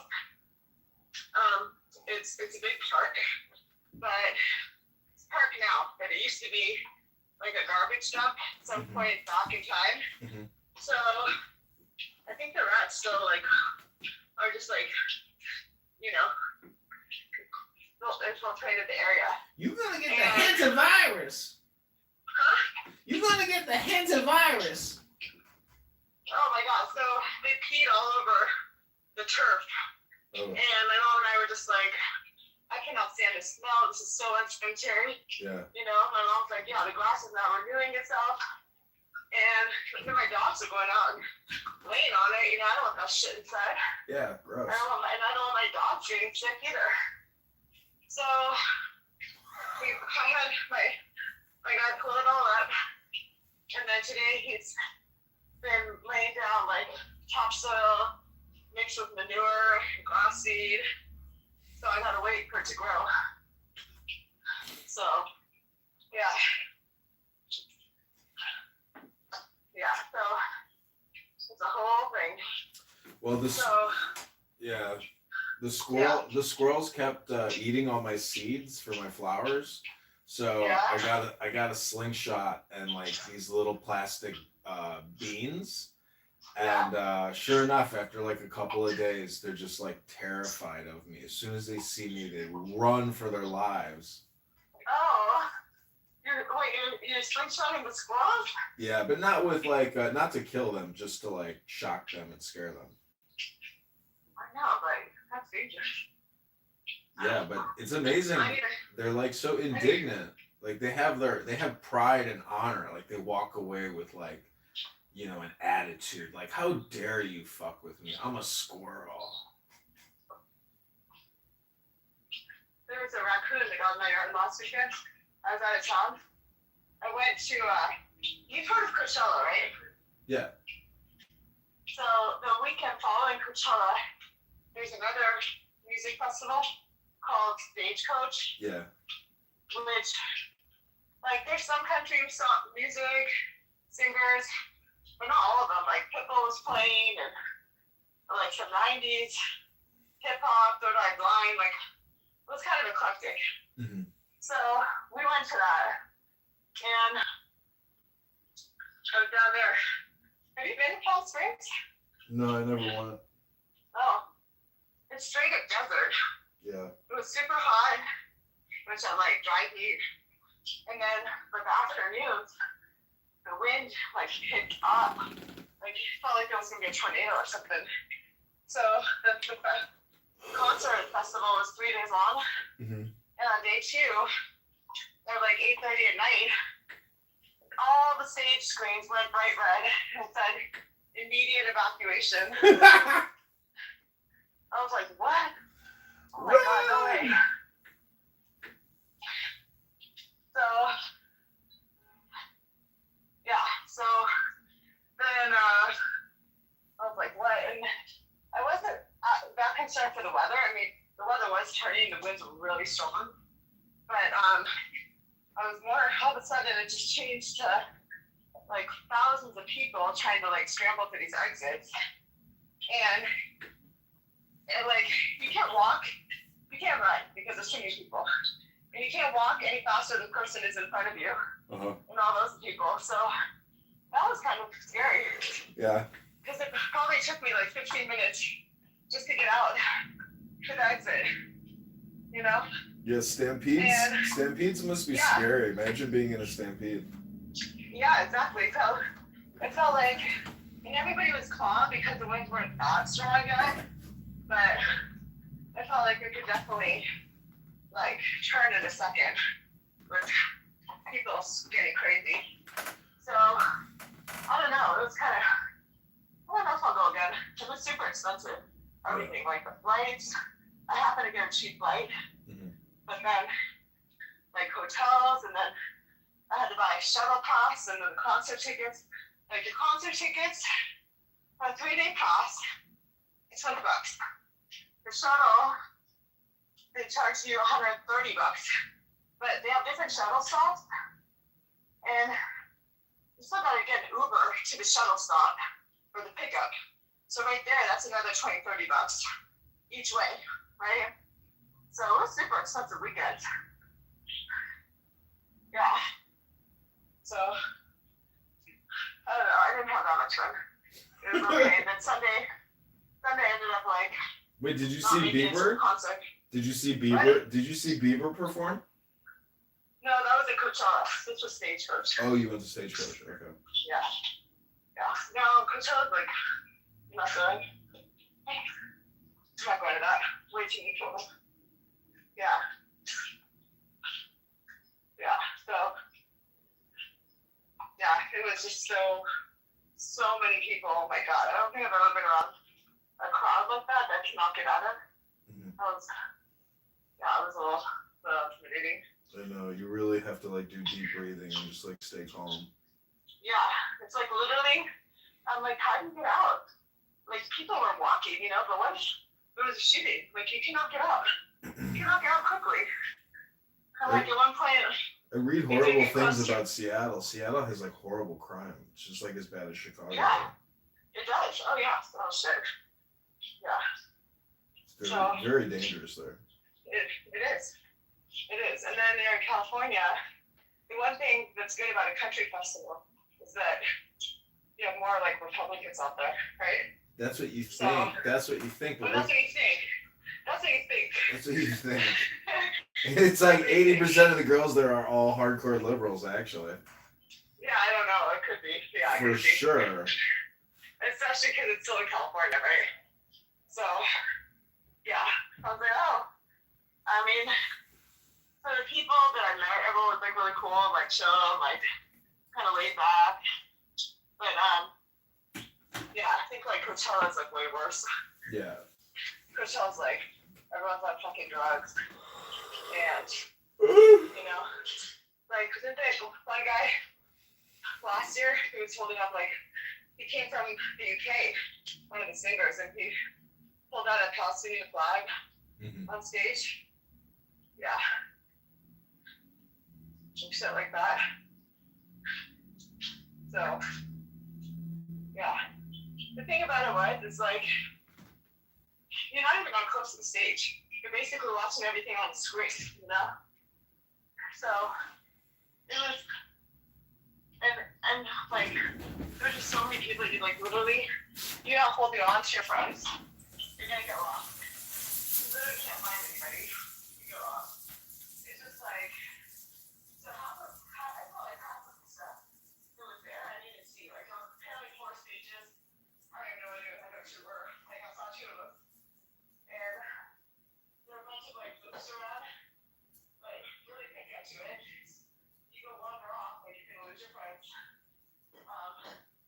Which is not the worst, but it's like the whole idea was like, I was trying to be a team player. So anyway, it was okay. And then so we're supposed to be 4 of us. So the best flight I could get was coming in on Friday, and the other ladies came in on Thursday. So flight arrived. Those 3 got a fight. And one of the ladies left. She was out of the Airbnb, and she asked so the judge let me back.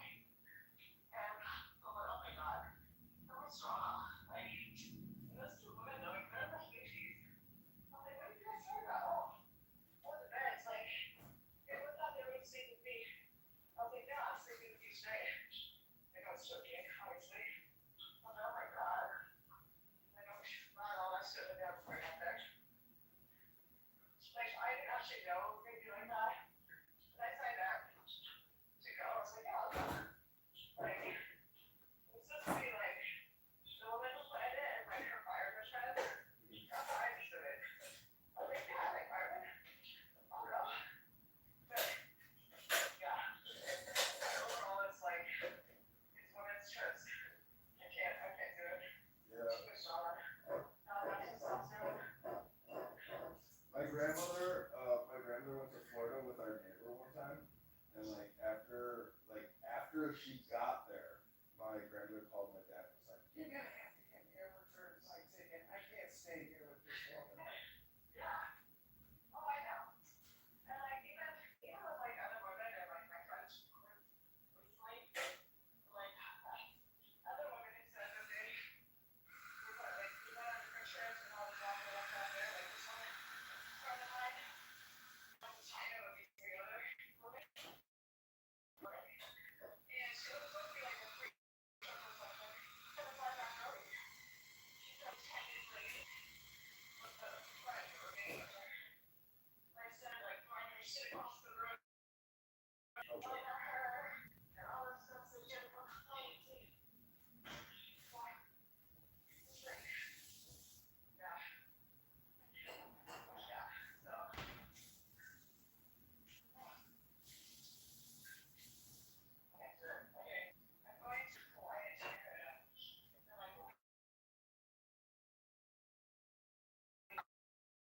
I mean, I have a garden here, like, so happy.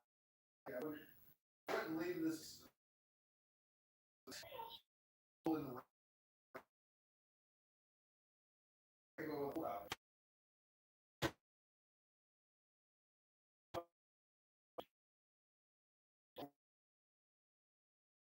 Barrel aged Cabernet Sauvignon from Collection. Good shot. Yeah, we're gonna show on.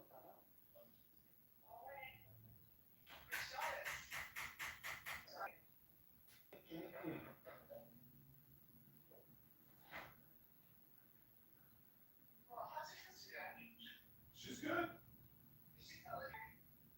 I think so.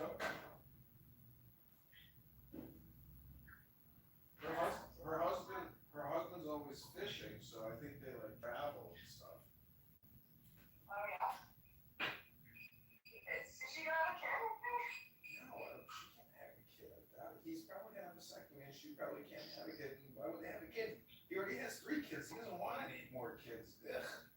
Yeah. My friend just had a kid with her husband, he has 2 older kids, like in I think in high school, and she's the second wife. They don't have any kid, so they just had a baby. Well, you could move here, and we could have a baby here if you want to have a baby.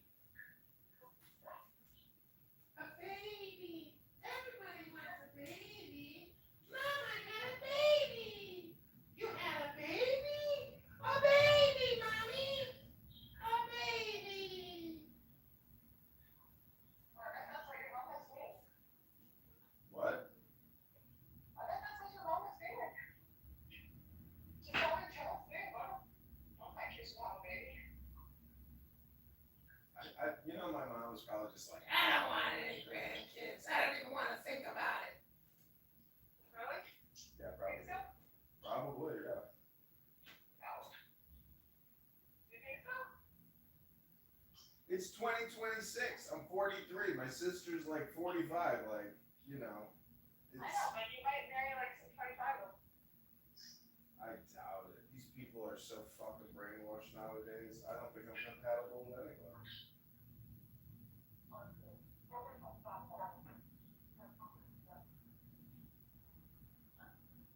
What was that?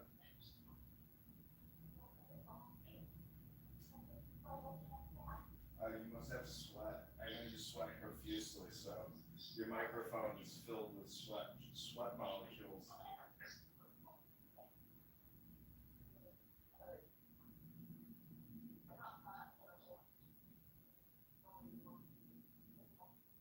Can't hear you. But look at the link I texted you if you want to come to Chicago if you're not traveling. It's a good concert. I'm going to that.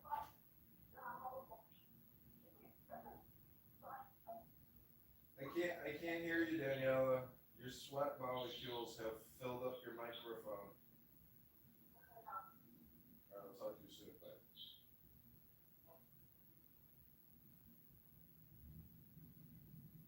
Bye.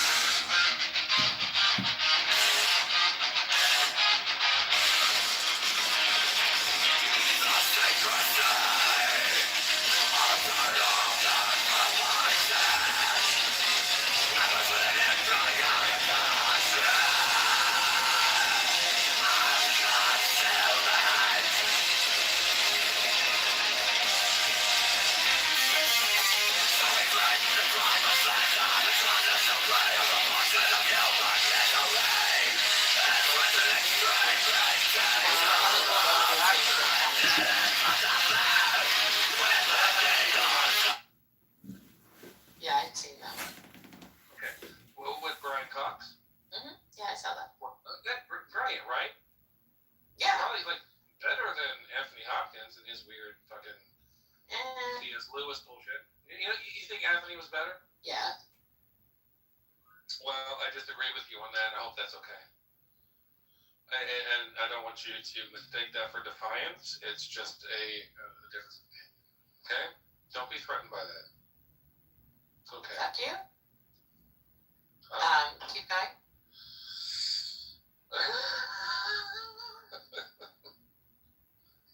Is that a green light? A green light for what? Fuck you, keep going is the green light. For anything. I don't know. Like,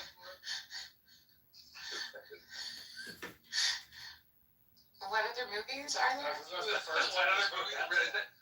Kat, is that what you're really asking me right now? What other movies are there? Is that what you're asking? Well, You're said. concussed. You're a bit confused right now, I think. No, I'm not. Yeah, you are. You're so confused. You don't know where you are, what you're doing. Don't tell me what I am. That's ignorant. That's ignorant.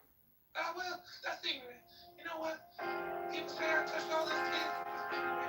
They're not bad. Who's the guy, the journalist, like Bashar or something? Like I don't know why Michael Jackson did that. My object all supplies, I keep it in my mind. I have a lot of like A needle made of light. Might identical hashes across machine languages and runtimes. If not, where does non-determinism enter? The key question will be, are they built as a doctrine engine or not a great runtime? Right now, ecosystem sounds closer to doctrine engine. Retro-system sounds closer to runtime because it admitted where the current implementation breaks. The case is That does not clear. I waited long enough here. So let it go around. Let the girl I want the scales to sing on the edge of everything. To make the punishment fit the crime.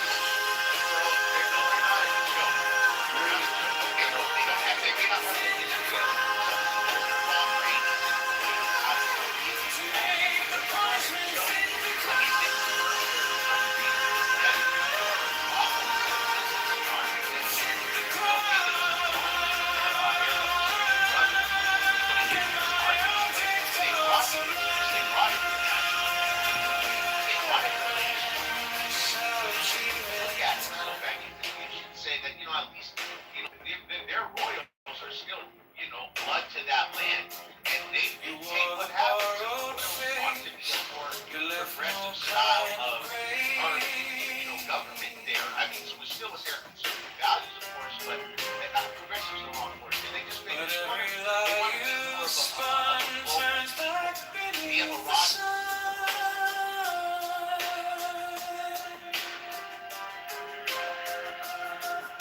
I kept the final clue like a blade inside my shoe.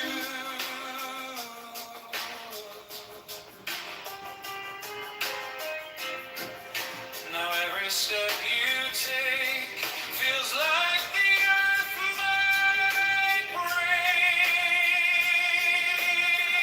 So let it come around, let the gable kiss the ground. I want the scales to sing on the edge of everything.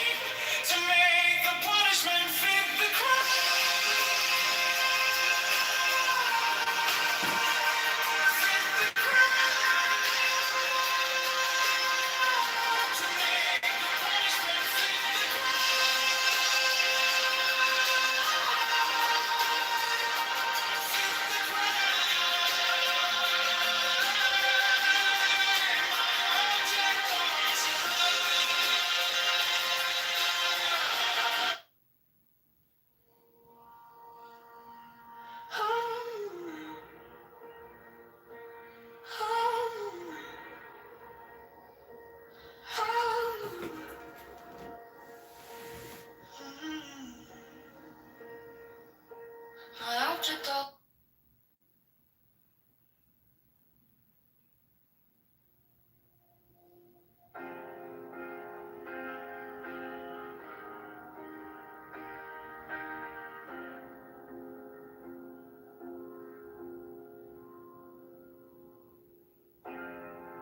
My object all sublime, I keep it in my mind.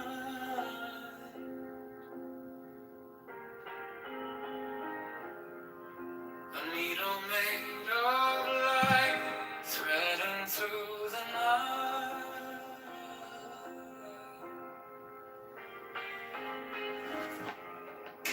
I mark the hidden scene, I sharpen up the dream.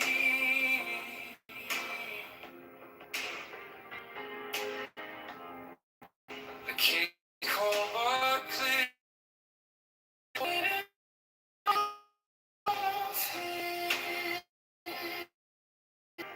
So let it come out, let the devil kiss the ground. I want the scales to sing on the edge of everything, to make the punishment fit the crime.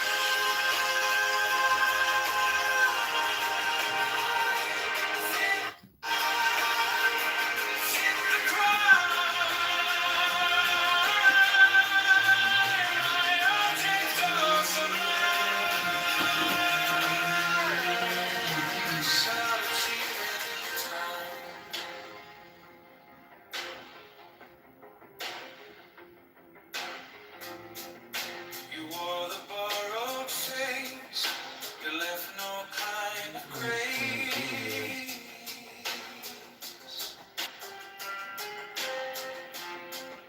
But every lie you spun turns back beneath the sun.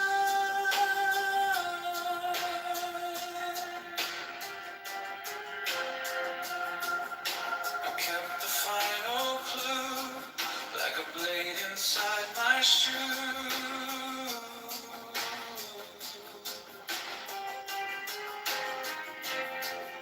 Now every step you take feels like the earth might break. So let it come around, let the gable kiss the ground. I want the scales to sing on the edge of everything, to make the punishment fit the crime.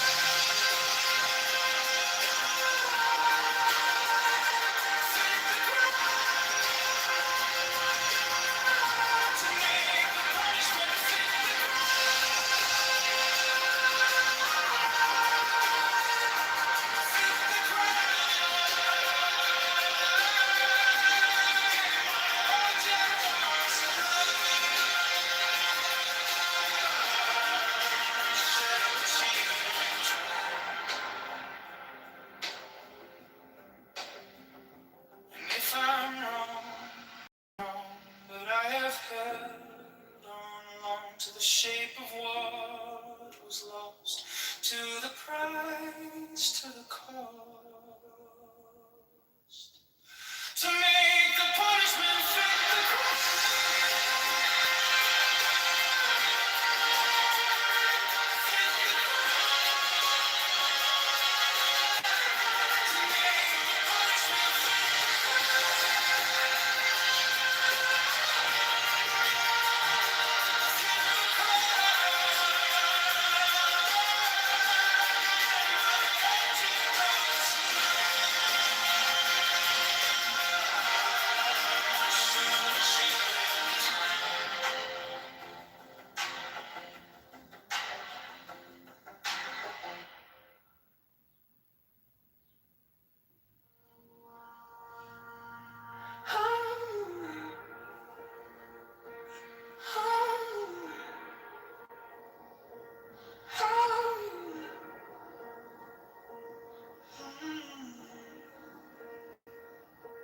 My object all sublime, I keep it in my mind.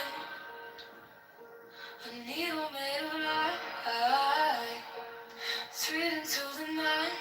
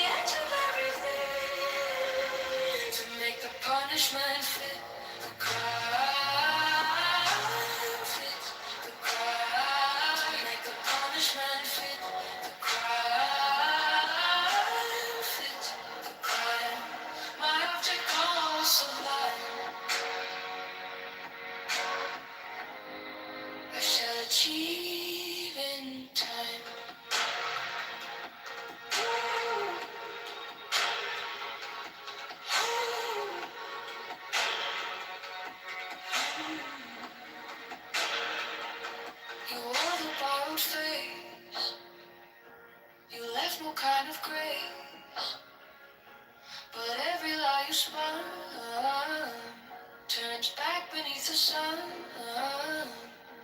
I kept the final clue, like a blade inside my shoe. Now every step you take feels like the earth might break. So let it come around, let the gravel kiss the ground. I want the scars to stay on the edge of everything, to make the punishment fit the crime. Fit the crime. Make the punishment fit the crime. Fit the crime. My object down sublime, I shall achieve in time.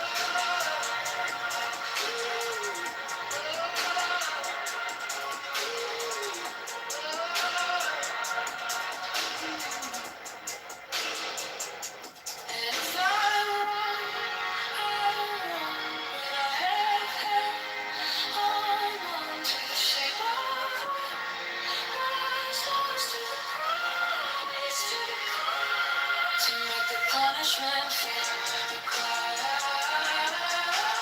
fit the crime, to make the punishment fit the crime, fit the crime. My object of sublime, I shall achieve in time.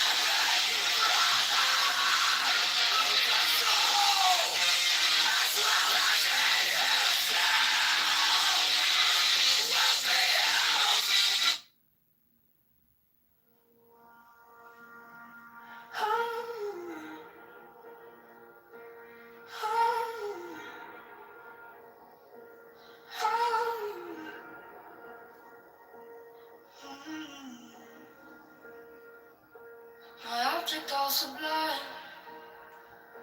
I keep it in my mind. A needle made of light, threading through the night. I mark the hidden steam, I sharpen up the dream. The case is cold but clean. I've waited long enough here, so let it come around. Let the cattle kiss the ground. I want the scales to sting on the edge of everything, to make the punishment fit the crime. Fit the crime. To make the punishment fit the crime. Fit the crime. My object all sublime, I shall achieve in time.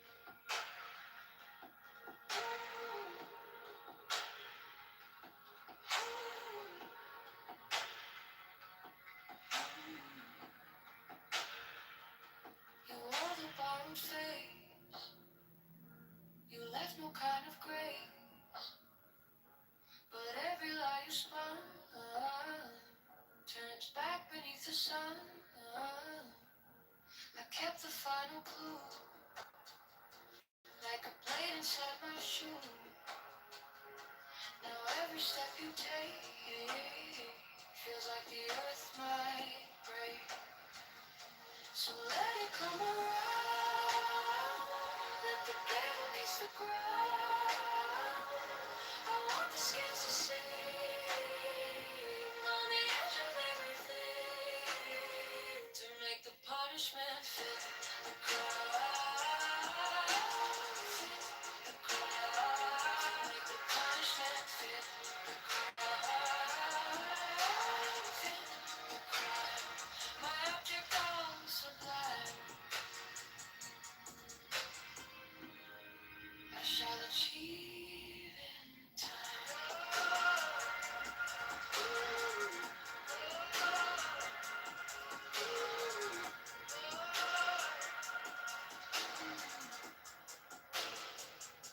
And if I'm wrong, but I have held on to the shape of my stars, to the cross, to the cross, to make the punishment fit the crime. Fit the crime. To make the punishment fit the crime. Fit the crime. My object all sublime, I shall achieve in time.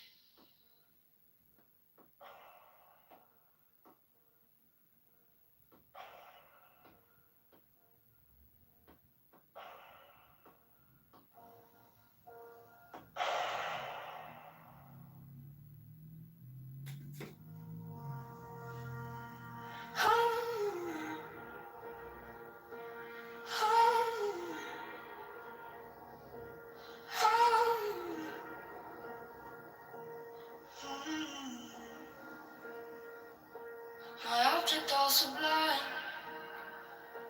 I keep it in my mind.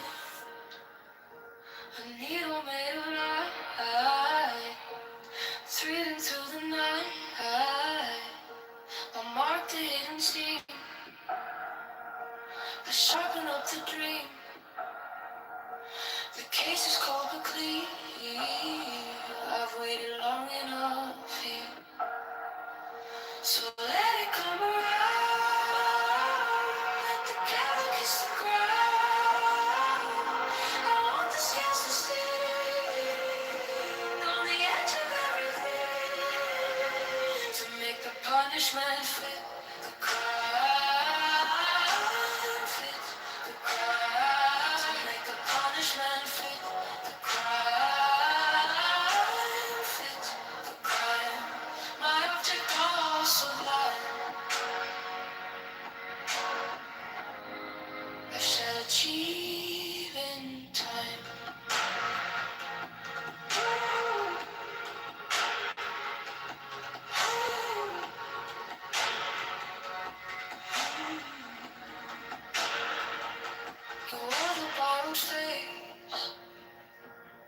left no kind of grace,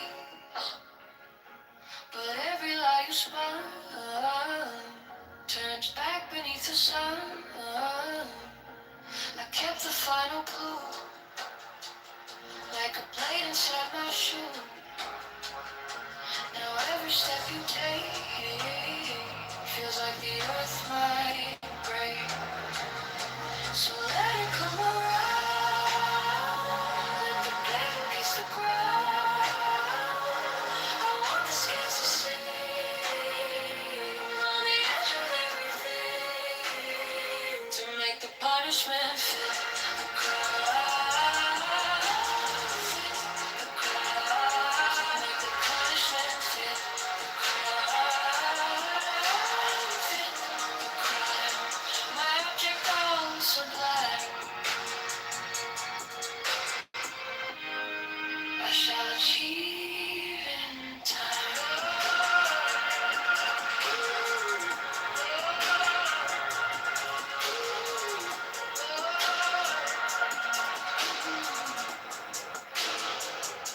And if I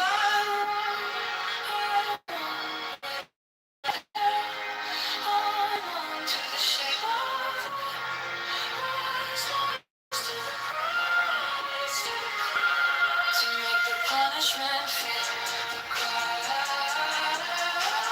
Fit the crowd, to make the punishment fit the crowd. Fit the crowd. My object all so black, I shall achieve in time.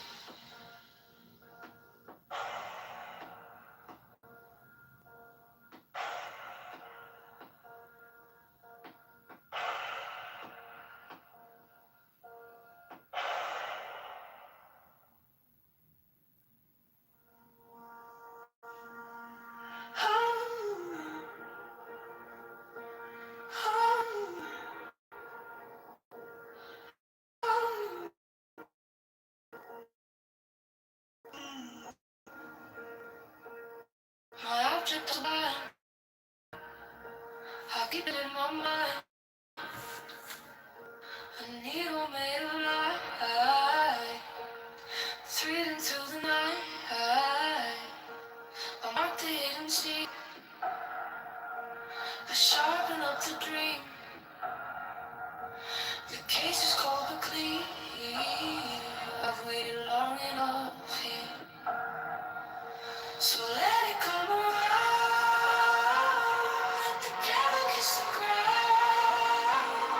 I want the scales to sting on the edge of everything, to make the punishment fit the crime. Fit the crime, to make the punishment fit the crime. Fit the crime. My object also light,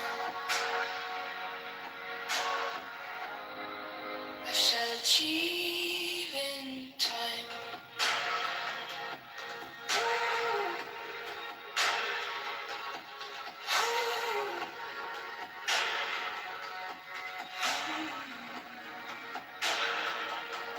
You wore the borrowed face, you left no kind of grace, but every lie you spun turns back beneath the sun.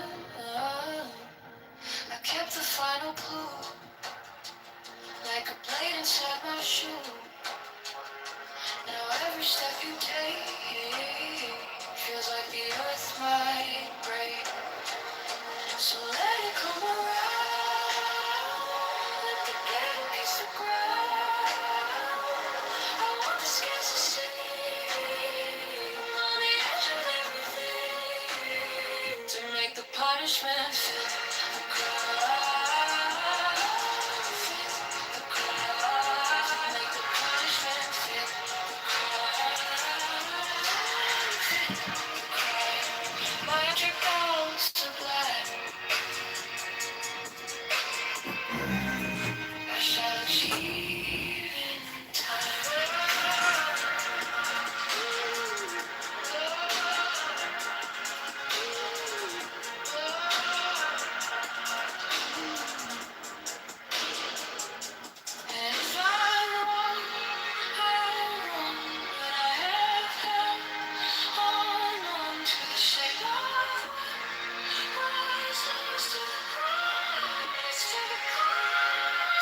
the punishment fit the crime.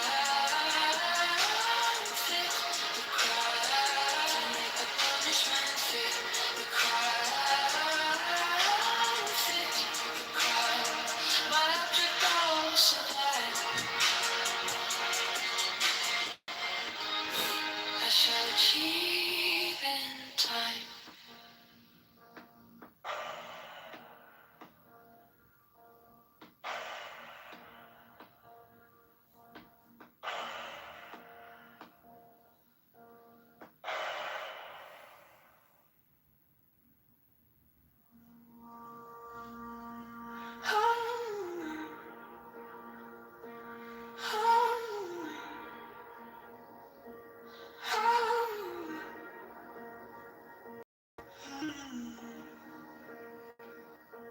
My object all sublime. I'll keep it in my mind. A needle made of light, threading through the night. I mark the hidden seam, the sharp of the dream. The case is cold but clean. I've waited long enough here, so let it come around. Together kiss the ground. I want the scales to sing on the edge of everything, to make the punishment fit the crime. Fit the crime. To make the punishment fit the crime. Fit the crime. My object all sublime. I shall achieve in time.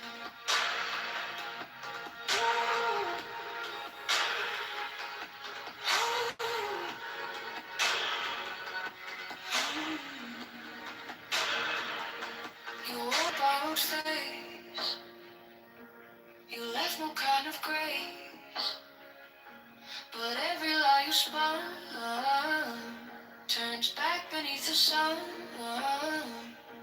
I kept the final clue, like a blade inside my shoe.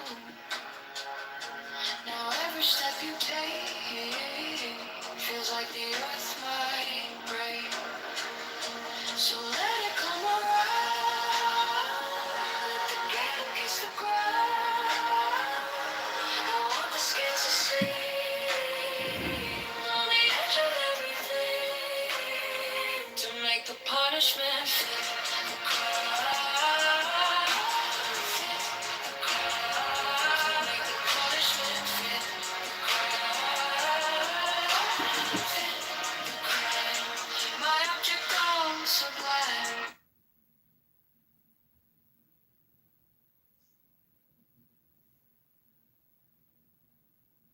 Okay, Vera, what about the etch? What is etch would be stain? It's supposed to be teeth. Typo. Oh, teeth would be stain. Okay, that makes much more sense. No, I had to ask. And mine should have been he'd be sleeping with the birds in Central Park. You gotta be better. Right. It's important. It affects the joke. Yes.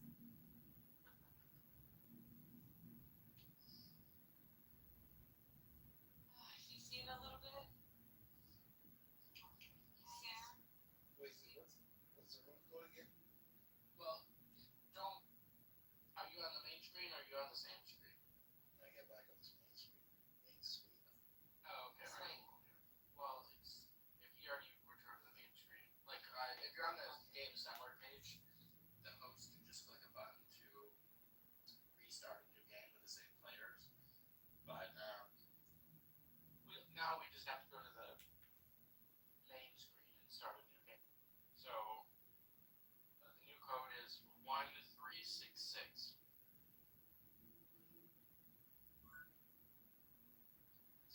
Maybe I can get some more players because I'm tapping out, I think.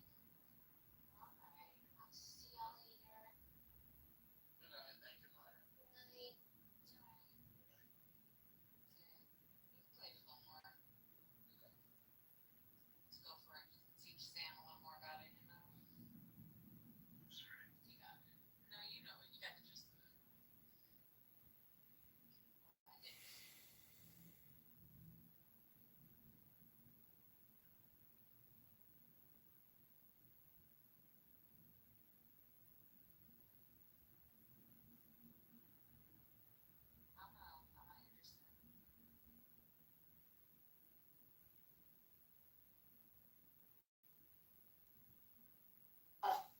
at the end of the day, the hemorrhaging's got to stop at some point. I mean, Americans, we're going into the summertime period. I mean, we all.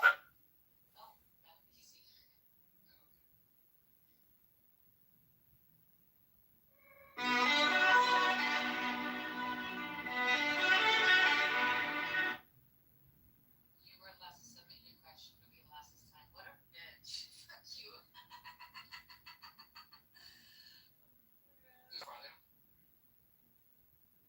Hi. If you like, I'll try to play with you. Okay. Yeah. Let's see. We're just at the end of this game, so we're about to read the answer questions and then yeah. So just do you have a laptop or a tablet handy? I don't. I was just gonna try to write it on my phone, but I don't know. It'll let me. No, I'll explain this. Okay. Okay, I'll wait for your game to finish. I thought, Yeah, you could join the next round. It's cool. It's almost done. What if there were two moons orbiting the Earth? That would be a cute and rude ass baby.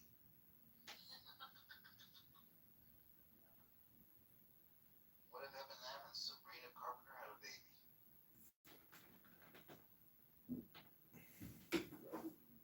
Rough tongue. Oh my.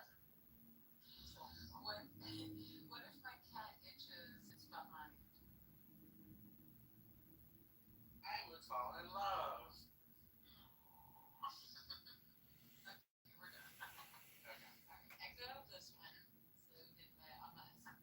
Okay. So just do you have any second device besides the phone you're using Clubhouse on?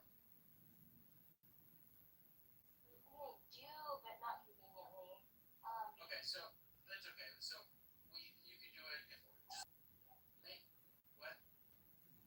No, it is. Just ignore it. So copy the link and put it in a mobile web browser. Don't just click it from the room because it'll like put up a fake website. Well, yeah. Right. So put it in a separate mobile web browser. Just leave your mic open and keep the screen visible on your phone the whole time. And don't click any notifications or go out of the screen. So here, let me give you the code 1 second. 4177. Thank you. Oh, I didn't know her name. Oh, okay.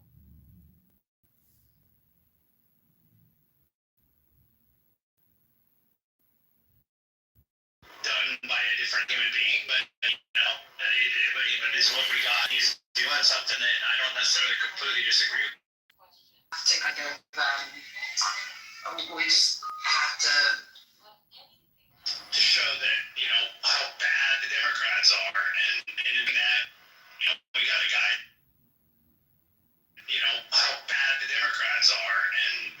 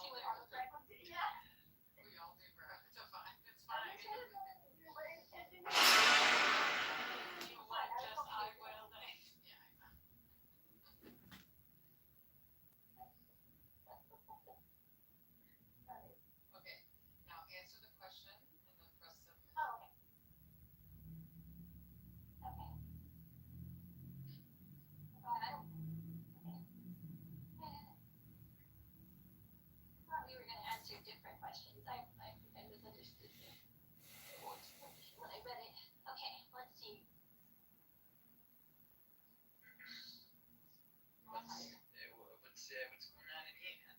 We're playing a game. Hold on, bro. Okay. Stay. Don't go nowhere. Wait, Anna, did you say you got your own question? She got her question. She's done. Yeah, I did, and I have an answer now. Did you receive your own question to answer? No, it's Oh, okay. no, thank goodness. No, I didn't see that question at the top. Okay. Yes, thank goodness. Okay, that makes more sense now. Okay, yeah, I'm just, because I'm still,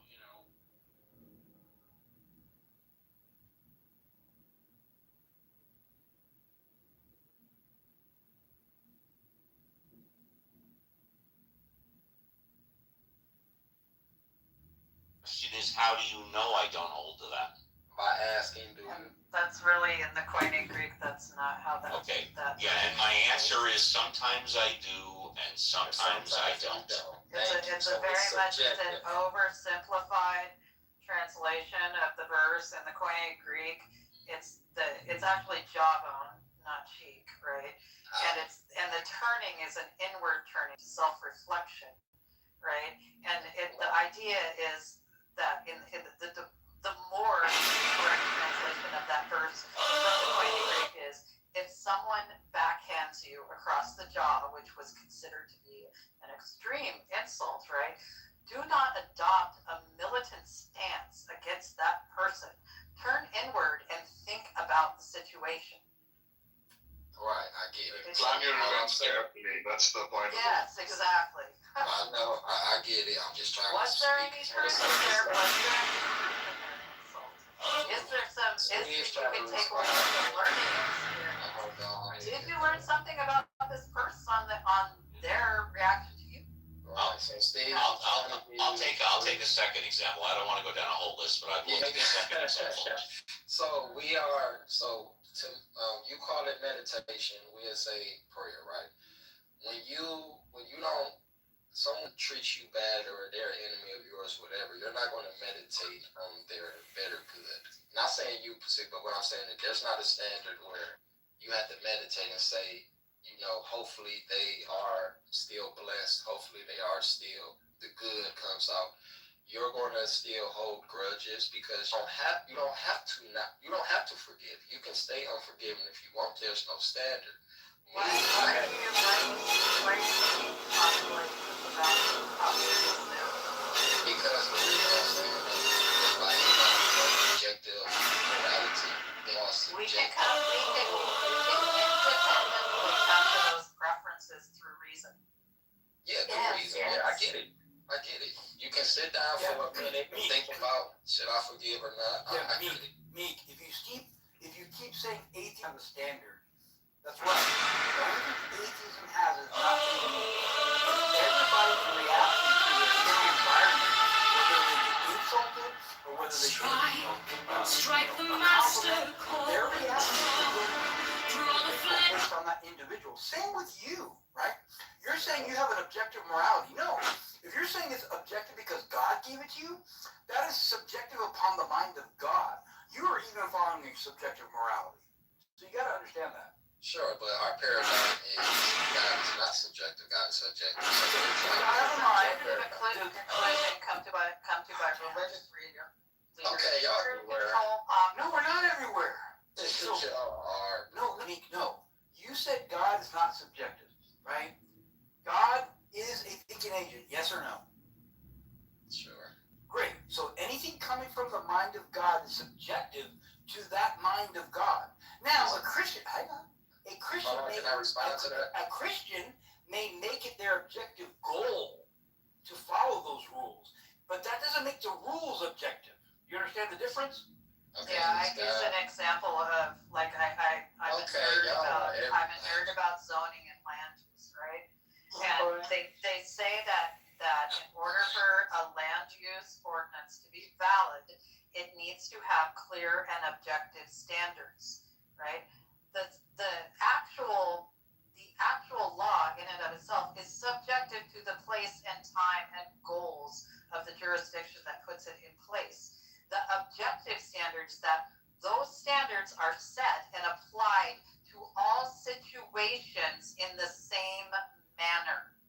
That's Okay, what so- it is, but it so doesn't let's make do the it. ordinance in and of itself objective and universally true and mind independent. I got it. That's a subjective opinion. And look, because I didn't just want to leave, but y'all saying so much, it's hard to respond to everything. But look, I love y'all. I wish the best for all of y'all. And just keep on striving for truth. Keep on. You don't seeking love it. me. Y'all have You a don't blessed one. know. You don't know me. Why do they do that? Because Christians are supposed to love everybody in the vision of God, even those you hate.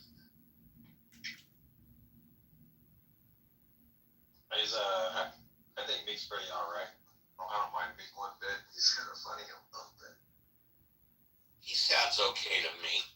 He's okay, but I really, it just, as soon as people start calling other people emotional, that tells me that they're doubting themselves and they're getting like dug in a position when they really should stopping thinking about it.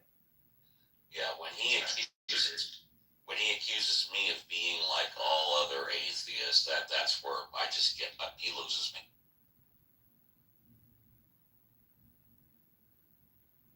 I know plenty of atheists that don't want to be like me.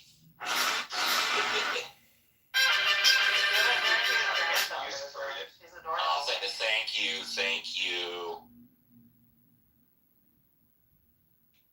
Right, though that I also hold Christians to a higher standard. In fact, whenever I'm on a criminal jury, I always if I know that the guy's a Christian, it's another 10 years on the stand.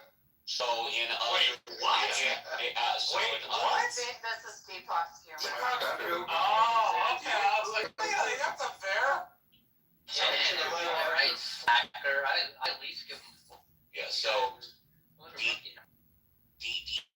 Deepak does not fulfill his vow under penalty of perjury and lies to the court by saying he'll judge the evidence on the. Oh, I mean, the guilty or not guilty is still based on the evidence, but the punishment is based on whether their religious beliefs. Yeah, and I seriously doubt that religion, whether or not the defendant is a Christian, is ever mentioned once during the trial. You do know it's a joke, right, Steve? Of course I know it's a joke. Of course.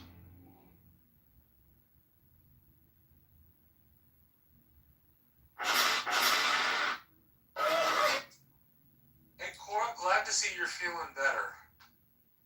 Yeah, I'm pretty good. I've been finally getting out and swimming, and stuff, getting a little more exercise. This may not mean much to you, but we put you on our prayer list for church. I know you're not a religious person, but we stuck you in anyway. Yeah, Cora, glad you're feeling. I hope you're feeling okay. Thank you.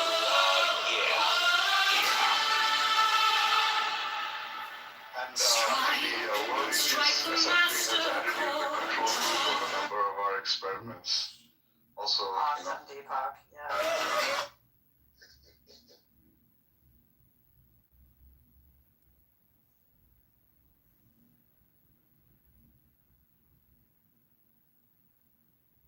Well, I'm going to sign off for a while and take my dog for a walk, but it's been lovely, guys. Adios. let's say,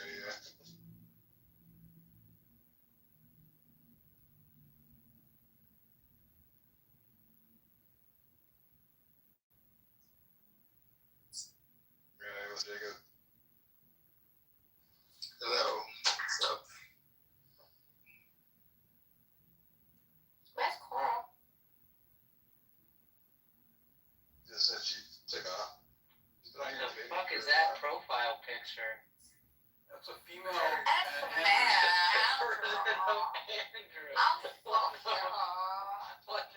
It's trans.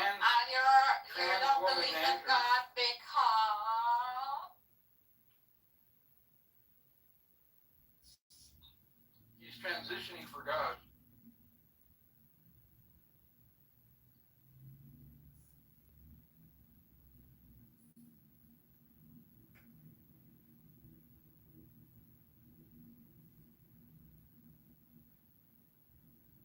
And Kitty's a nun now.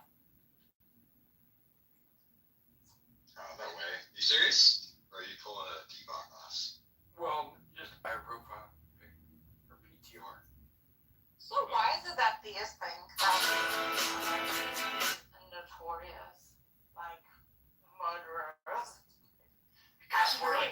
We're heathens. We're evil. We're the enemy.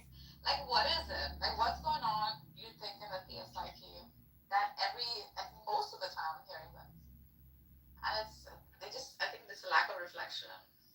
Actually, you got it reversed. Most serial killers and people that kill people that they don't know say they're doing it in the name of God. Oh, shut up. Yeah, that's right. Yeah. I can't recall. I mean, I'm sure it's happened, but I can't recall anybody killing a bunch of anonymous people in the name of atheism. Allah Akbar! Now I kill you! Yeah, that's true.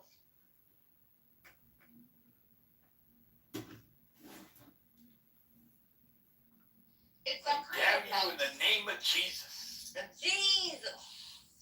But there's also like a self-righteous high horse riding, a comparison going on, you know? Like within the theistic circles. My morality is better than his morality because my God is better than his God. Well, that's a cop-out. See, if whoever's saying that really wanted to put it to the test, they should take one moral and see how the two people feel about it, and then they can decide which one is more moral. Rather than saying my God versus your God, you say my morality on this issue is better than your morality on this issue. That's the way you really want it. Yeah, but like for situations where like sometimes Andrew posits the most grotesque scenarios. It's like necrophilia followed by some rape followed by, and I know it's done for like emphasis, right? The theatrics is added on, so like to see what like how an objective, how an atheist sets the metric, right? Oh, well, allow me to give you an example. I could make a very convincing argument that the highest form of morality is a right to life. Very few people would argue that the highest form of morality is a right to life. Therefore, question, is it okay to kill? And if it's okay to kill, when is it okay to kill? Then listen to what each person says, and then you can find out whose morality is better. You know? Yeah, agreed. Existence is the highest worship. Yeah.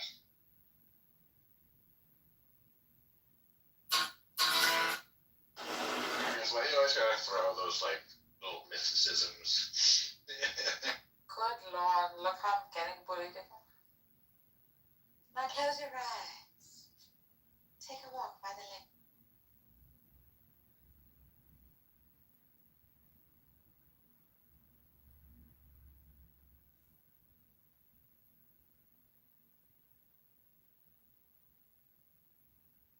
I think those are deepities.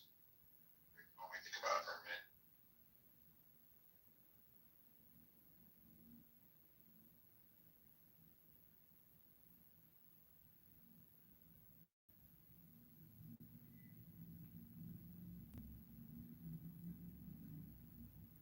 This just shows like how widespread moral disagreement is, right? Because you guys think that like whatever right to life is the highest moral like good, but Nargis thinks that like ample cushioning and like heel support is like the most moral thing.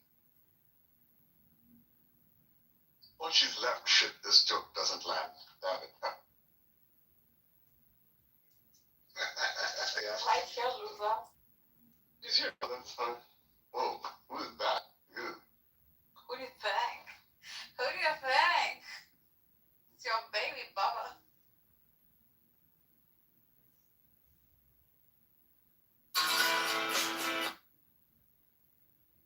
That's my baby brother.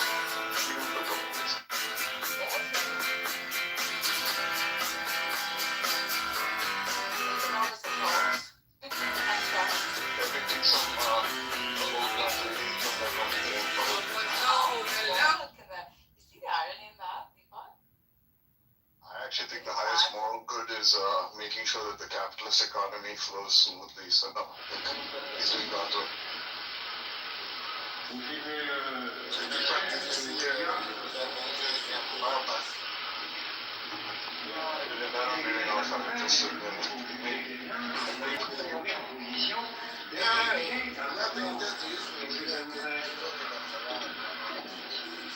qu'il faut bien savoir également, c'est que pour ce qui me concerne personnellement, j'ai attendu 2 années, ainsi que M. Calais, pour pouvoir réaliser cette opération. M. Kalki, quant à lui, a attendu 5 années pour pouvoir réaliser cette opération. Par conséquent, je pense que les forces de police peuvent attendre quelques minutes, quelques heures.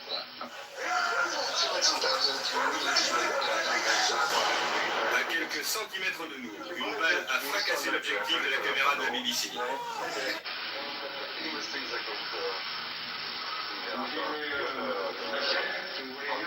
Your voice is also from that, right? Like in perceptions of what a debate, but you got to really track the arguments and, you know, the thing is, it's the exact same because they even stayed on the old Kalam, right? I think probably maybe Craig would have requested that because he doesn't know his thoughts about that. It's not as much as Mapas about the new causal infinity stuff, so they didn't do that.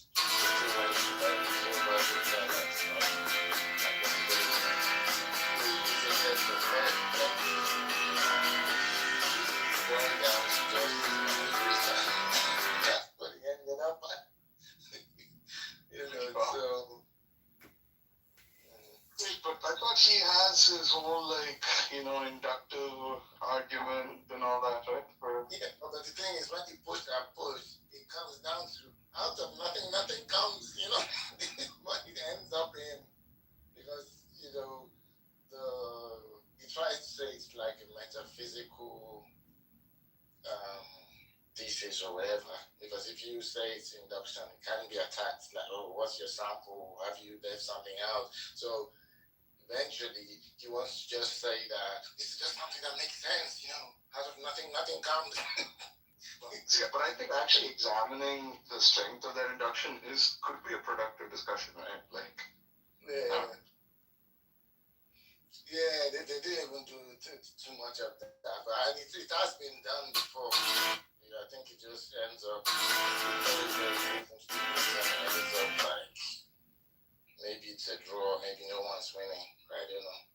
But he likes to have that in his back pocket because he even confessed that initially when he started running the argument, he didn't use to defend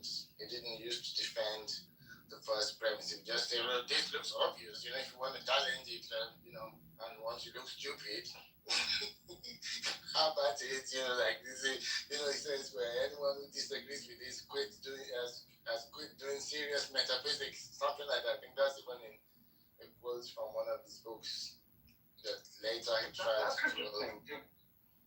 If that's the story, right, then that actually said it's a good sign for something like a debate. Like maybe if it's been through like debate that he's been forced to actually think about like what really his reasons are for premise one rather than just saying, oh, it's obvious. I feel that at least he's made some progress, right? Like, yeah. But the layers he put on it, once you push and push, he ends up still saying, well, it's been backed by out of nothing, nothing comes. Which is like, and then he will say that that's just intuitive to me. And then Mapa says, oh, what if someone else has the opposite intuition? So, oh, then when you got to change them to this intuition, you're like, it turns into a joke. I don't understand how he can go back to that. Like once, if he's saying that his reasons for premise one is inductive, right? Like that's more than just saying out of nothing, nothing comes. He's saying that like something like in every instance of something coming, we always see it being preceded or caused by something else, right? So it's yeah. So then you can ask like, yes, go ahead, sir. I'm saying then the question turns to like, okay, well, is there like grounds to generalize to something as general as the whole universe? Right? Just because like every single thing in the universe has a cause, does that warrant generalizing to the universe as a whole? And I don't see how you can go like if that's okay. Yeah, I guess if the thing, yeah, they didn't talk about that one too much. I think maybe there's some kind of weakness about it that's not coming to me. But he has like 3 defenses or something like that, where that inductive thing is just one of it. The other one is just like metaphysical arguments, but that is the one that boils out down to saying out of nothing, nothing comes. And that's the one they talked about. They didn't even debate like, oh, can you use induction here? Does it work? They didn't.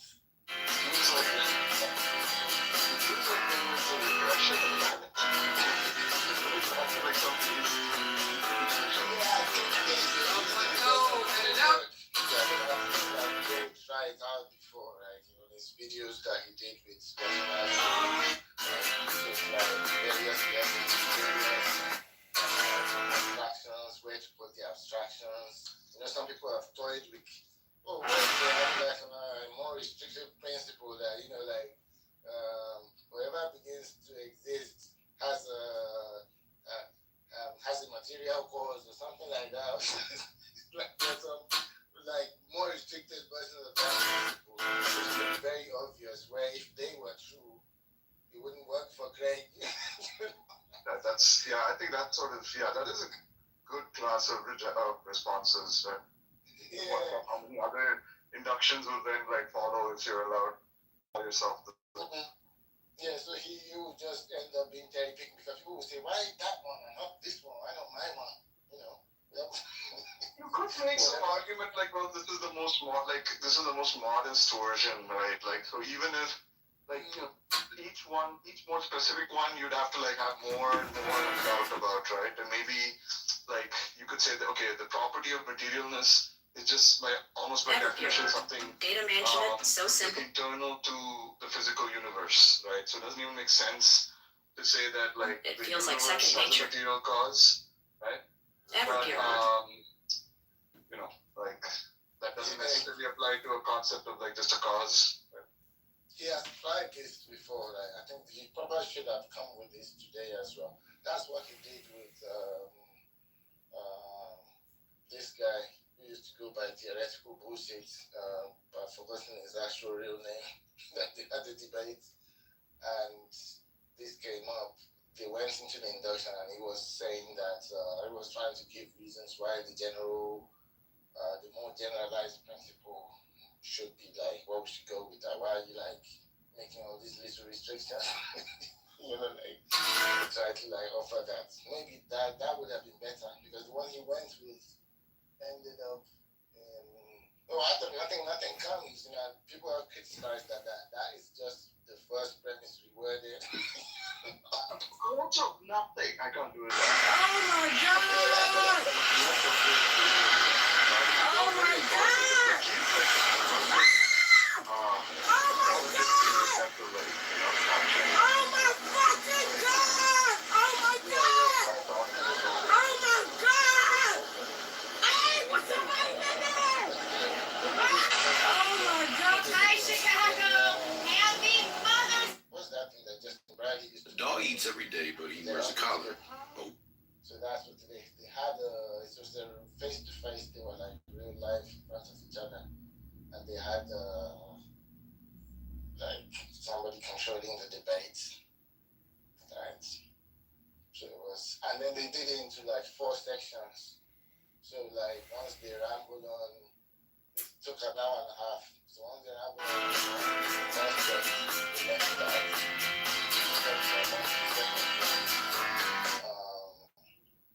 And the second premise is where like Mahabharata has written the premises, and they debated all these kind of like counterintuitive. Is it you having the mental health? Hey everybody, it's Alderperson Andre Vasquez, 48th Ward. I'm here by a Winchester. How are you creating news about this? Are you going to create news when the next murder around ever happens? You know, all these kind of things, right? They did all of that. They rehashed it.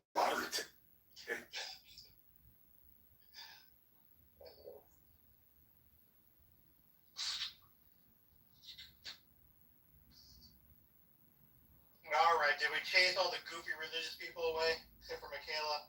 I like Michaela. Oh shit! I think I was Justin.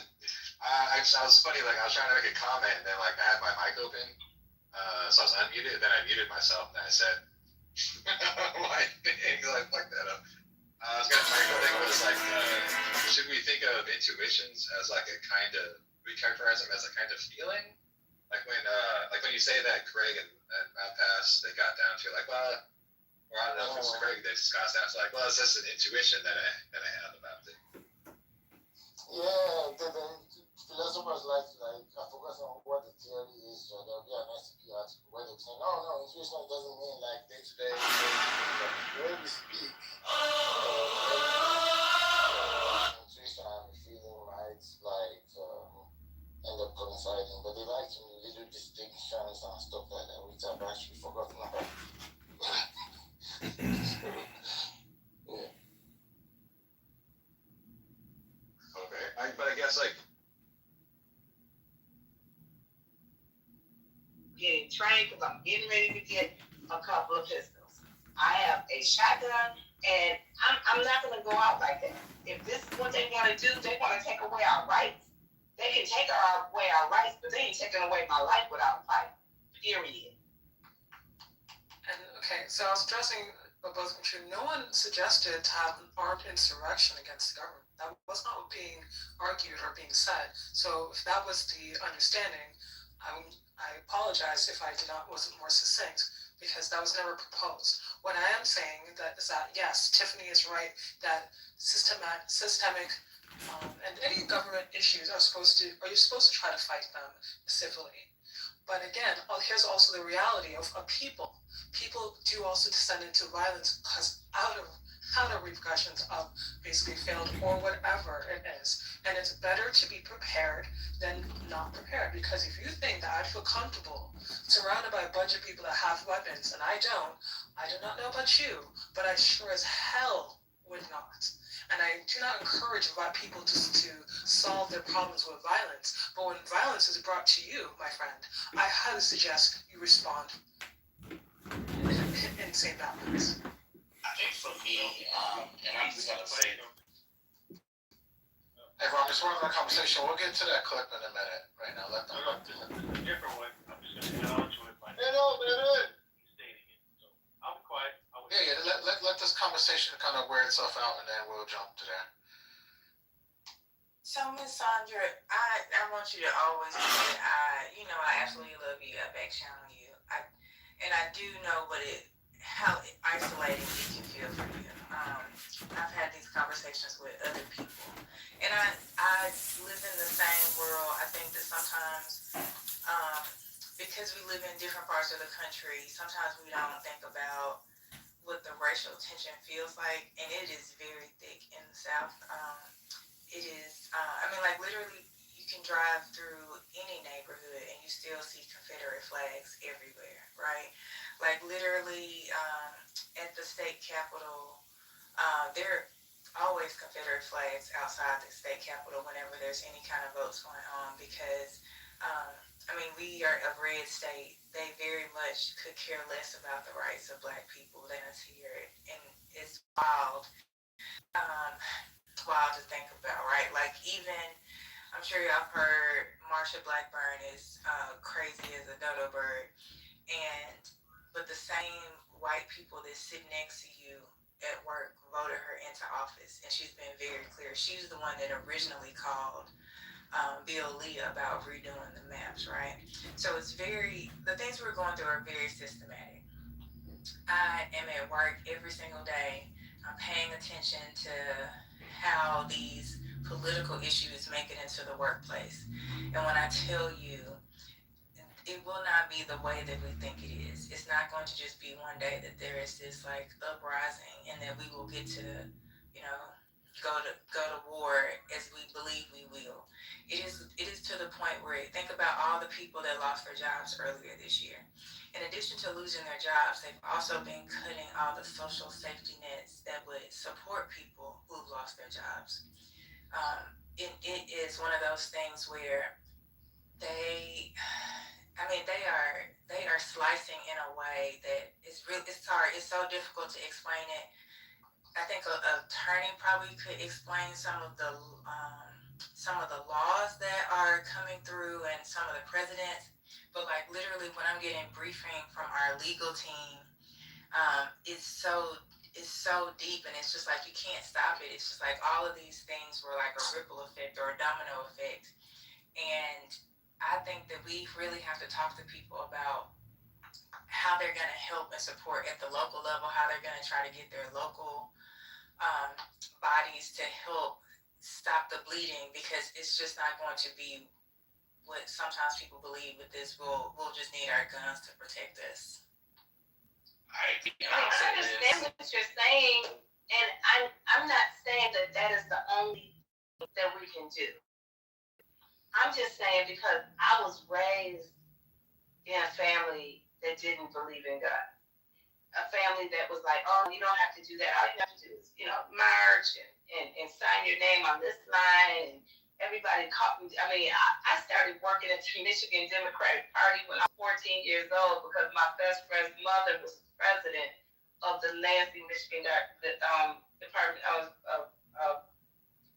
I'm sorry. And I was stuffing envelopes when I was 14 years old for the Michigan Democratic Party. All I'm saying is, at this point in my life, I want to be protected. I want to be protected. And if that means that I have guns, I'm going to have guns. Because I'm not just going to let somebody come in here and tell me what they want me to do. I'm not saying that it's going to solve anything, but it's also, they're not going to force anything on me either. I'm just at a point now where I don't want I just want to say, Ms. Sandra, real quick. I absolutely agree with what you're saying. And you're talking to somebody, you're talking to somebody who actually got shot inside of his car during the social unrest in 2020, the day before Valentine's Day. And since then, I have not considered, I have considered, let me not embellish, getting a firearm. I've been told by my family and friends, you need to get a firearm, you need to keep yourself protected. And I just want to say, I'm not targeting anybody specifically on stage who may have said something that I didn't quite agree or resonate with, but it really comes off as disingenuous when you speak from a place of where you're looking at a perspective, or you're looking at a group of people who are talking about equipping themselves with armor with rosy pearl colored eyelids. And when I say that, I mean it's easy for you to say that when you're not on the receiving end of it. I even came in here and talked about how I was in another space, and because of a matter of differing opinions with a Trump supporter, you're willing to sacrifice your life and my life and shoot me down like a dog because I said you can't call yourself a Christian because you follow behind MAGA, you follow behind Trump. That's a matter of opinion. I don't see anybody from the left, unfortunately or fortunately, who has to threaten anybody's lives that I know of on the app, talking about I'll blow your head off if you don't vote for ALC, or I'll blow your head off if you say anything about my first black president. I have not heard that. So it just comes off disingenuous when we hear certain individuals say, well, you trying to encourage other people to get themselves armor or to equip themselves with guns as if that's going to solve the problem. No, I think it does no one any service if we ignore the fact and we act in a sense of oblivion to believe that we're not living in uncertain times. We are living in uncertain times. I do intend on exercising my right and becoming armored with some form of protection. Not because I'm trigger happy, but we are living in times where so much so people are able to dodge you, find you where you're at, and when they say that they're going to shoot you and kill you, they're ready to shoot you and kill you the next day, and they're showing up at your home.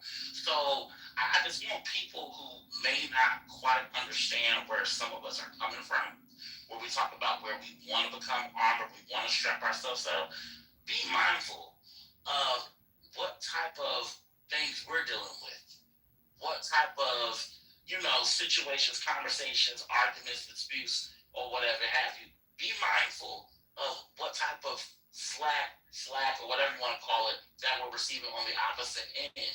Because whether anybody wants to agree with it or not, and Ms. Sandra kind of spoke to this, they've been preparing for barbecues like this since the inception of this great country.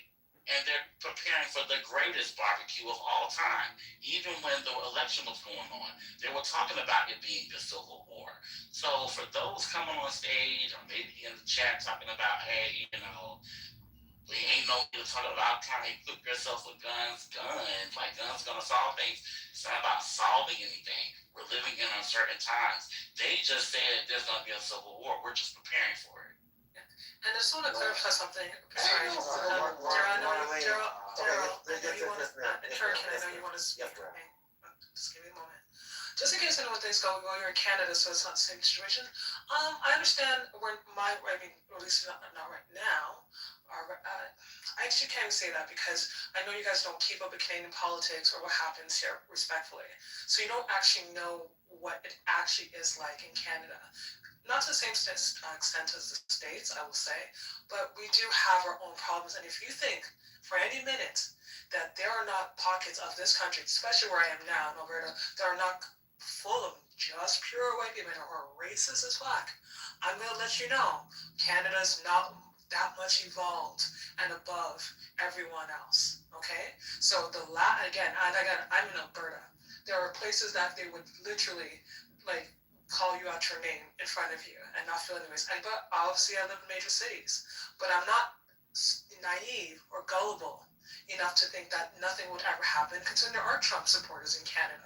Explain that. So if you know, say, that you're in a position where you can and be literally outnumbered, so you don't want to, I'm not going to walk around naive and thinking that I live in this ideal world, ideal country, and nothing will ever happen, especially as a woman. Anything that happens, it happens also to women first immediately. So no, I'm not in any kind of pure safety. So please don't be misunderstood of where I'm coming from, okay? Now I'd like to go. Please go after Gerald. Gerald actually has been holding on. You can go after Gerald, please. Thank you. And then after that, I guess we'll give Rhombus a chance to play his clip, and then we can jump back in because it kind of sets everything up. Okay, so on yours, I live in Texas, and I joined the Texas Army National Guard and during the Operation Iraqi Freedom. And I remember one of my colleagues who was working on White House detail when during Barack Obama's second term, I had this bright idea to take my family to D.C. because I just wanted to see the White House because Obama was there. But curiously, the Smithsonian opened up that same weekend. That was like late September of 2016. While I was there, I had the opportunity to go to a lot of memorials, but one was every has a bookstore at the bottom of it. I went down to the memorial and I got this book. I encourage anybody to read it. But one thing that I took out of that book was proud black men. And some of these people were in leadership positions, captains, things that I've never heard of in my life. Things that was never in social studies at all. These were men that some of these people were not far removed from slavery, coming through the transatlantic slavery that people say never happened. Okay, this is what I've known. Right, so this is what I'm saying. Battles, there was a battle. We are over this place. So this idea that 13% of black people are on is foolish. There is a lot that right from wrong. And if this fight ever to happen, the world has had the most casualties in U.S. history. The Continental Army from back to the inwards from the route even to present. Over nearly 1 million people lost their lives. The second largest conflict with American soldiers ever was during the Vietnam War at a mere 80,000. Right? So what I'm saying is, guys, there's nothing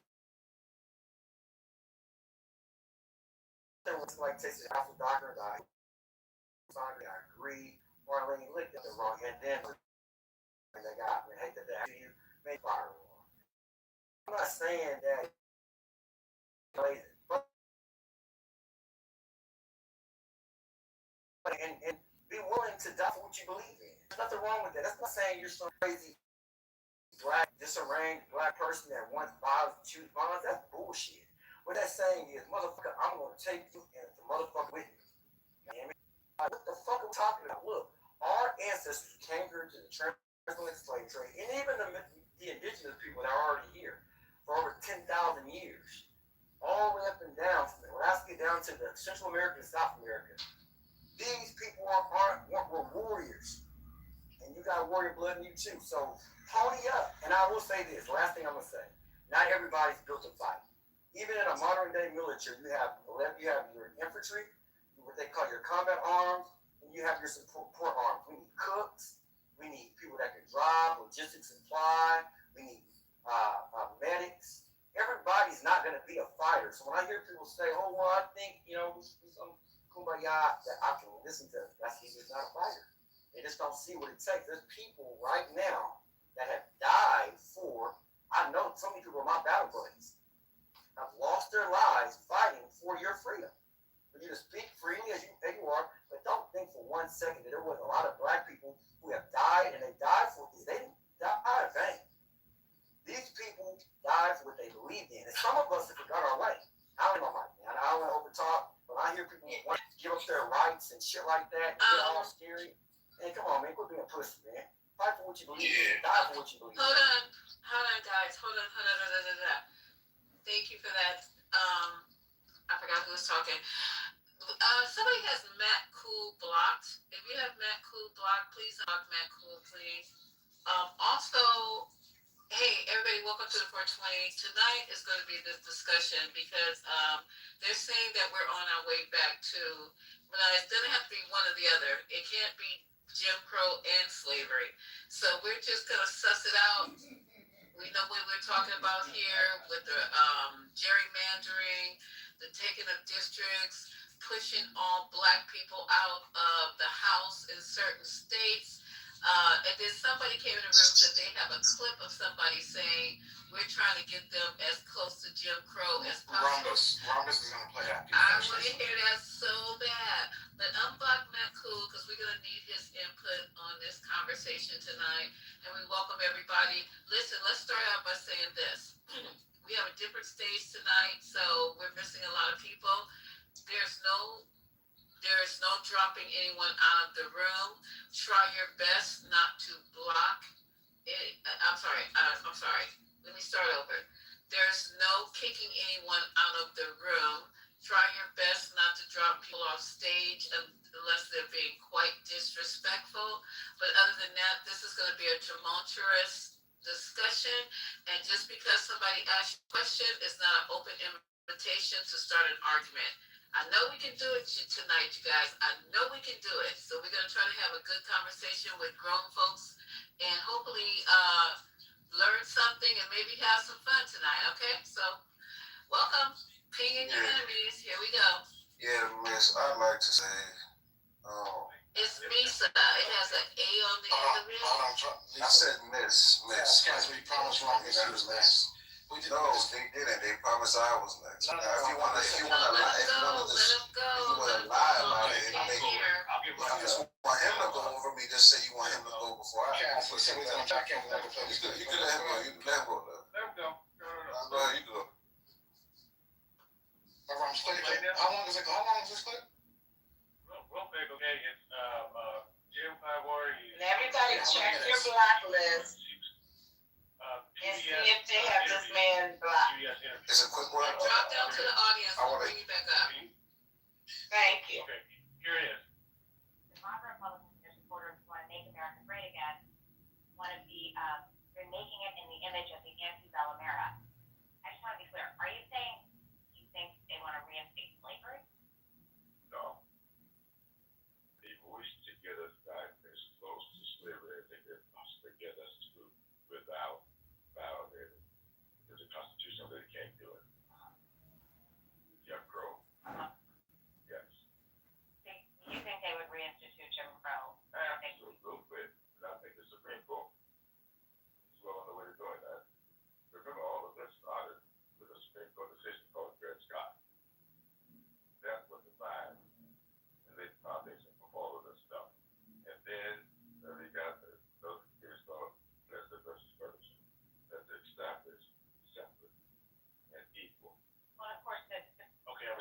there now. Now, just think about that. Now, I'm gonna play this one thing about Nick Fuentes. He just released this, and he's far right, and he's pretty much trying to articulate his values and people that think like him. And this is even more disturbing. So let's just hear it. About what they're willing to sacrifice. Yes, what they're willing to sacrifice in order to have their white nation. Listen. I think absolutely anybody, especially anybody that watches my show, would prefer that we undergo another Great Recession or Great Depression if we could be in the white country. Anybody that watches my show would certainly prefer that we undergo a Great Depression or a Great Recession if it said that we could have some semblance of a white country. Everybody knows that. No, it's not about economic opportunity. We would all prefer to have a smaller house and maybe a smaller TV and a smaller backyard and a smaller car. And maybe we eat out less than we did before. By that I mean restaurants. And I don't mean Bob. Not like Thunder's another favorite of Thunder. Find out Thunder. We would all prefer to have less, and then we have more white neighbors. We would all prefer to have less stuff, so we could have more time, more coherence, more of a social fabric. And that comes from marriage, where family comes from. No error, just like each other, talk like each other, like each other. Okay, so that was it. So I don't think it's carnage, but I do think it's definitely a push out, push away, a relocation, and it's just going to be a disenfranchisement at the most, for sure. But I think it's carnage. Yeah, man. It's so crazy that first of all, this is a good thing. I don't know why people are saying slavery is coming back or Jim Crow. These people are insane fear-mongering people. There's not going to be a civil war between black and white people. I don't know why people even think that would be a possibility in today's time. That there's no way for that to happen. There's a lot of factors at play here, right? A black Republican has the seat still. So it's like people are mad about this, but they're not mad when the Democrats have all blue and Republicans have no seats. I don't hear, what's the opposite of Jim Crow? Democracy? What the fuck? Nobody cries when the Democrats do it, but now they're crying Jim Crow. I don't know. Jim Crow what? In the next 10 years, Jim Crow is coming back. I've been hearing Jim Crow is coming back for years, bro. Where is it? Come on, bro. Y'all need to chill out with this shit. You will see all these states will get better under Republican control. And, we're headed towards good things. I sprayed that too. I sprayed everything in it. Yeah, I appreciate it. You too, brother, Frank? You said you support everything, right? Yeah, bro. This is crazy, though. I don't know why y'all fear-mongering. And slaves didn't have a problem with picking cotton. They just were mad they weren't paid for it. Because anybody would happily pick cotton if they're getting paid a lot of money to do that shit, bro. It's not about picking cotton. Fucking cotton. Is he crazy or is he high? I can't even take you seriously. You think slaves had a problem with picking cotton? They had a problem because they weren't paid for it. You think if they were being paid to do this? I want to see you pick some cotton. I ain't talking about the flag. Talking about you. Let me see you pick some cotton. You dumb fucking bitch. Whatever. Let me see you do it. You tell me how happy. Tell me how happy you are picking some fucking cotton. And then when you do it, because I love working in the garden. I love working. Excuse me. I love working in my garden. I love planting my food. I'm not attacking you. I'm just saying that's what you said. That's what you said. And I'm just saying I love working in my garden. I love picking my potatoes and my peppers. You let me see you pick some fucking cotton and tell me how much you like it. If they Tell me how much you like it. I tried. Miss Lisa, there are black people There today. were three people talking at one time. When he was talking, she interrupted him. And then I heard you in the background as well. I interrupted. Okay, so be ridiculous on you though. Nothing. When you start. Somebody needs to spank me. So I need to spank you. let me get this out, you guys, and I'm gonna just say it one last time. This is going to be a difficult discussion. Everybody's going to have different opinions, and I don't care. I welcome it. But what we can't do, because everybody in the audience did not come in here to hear people argue. They came in here for the topic of the discussion. So one person at a time. If you want to retort to what that person said, just say, excuse me, I'd like to retort. And that's it. But we're not going to be like 4, 5, 6 people offline. I'm telling you. I don't want to drop people, but I will drop you. Okay, so who was talking over, I think it was Cass. Responding to Sandra? He left. He's not even here anymore. Or somebody just dropped him. Okay, don't do that either. I'm not kidding you. You guys just totally disrespect me on a regular. I asked you not to drop people off the stage because I'm not stationary and I can't be bringing people in while I'm trying to drive, okay? So I didn't drop him, Lisa. I talked over him, but I did not drop him. I know you didn't.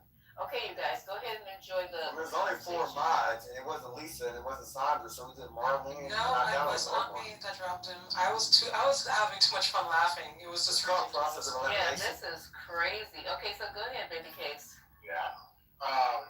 It wasn't me, but let's just go back. So he.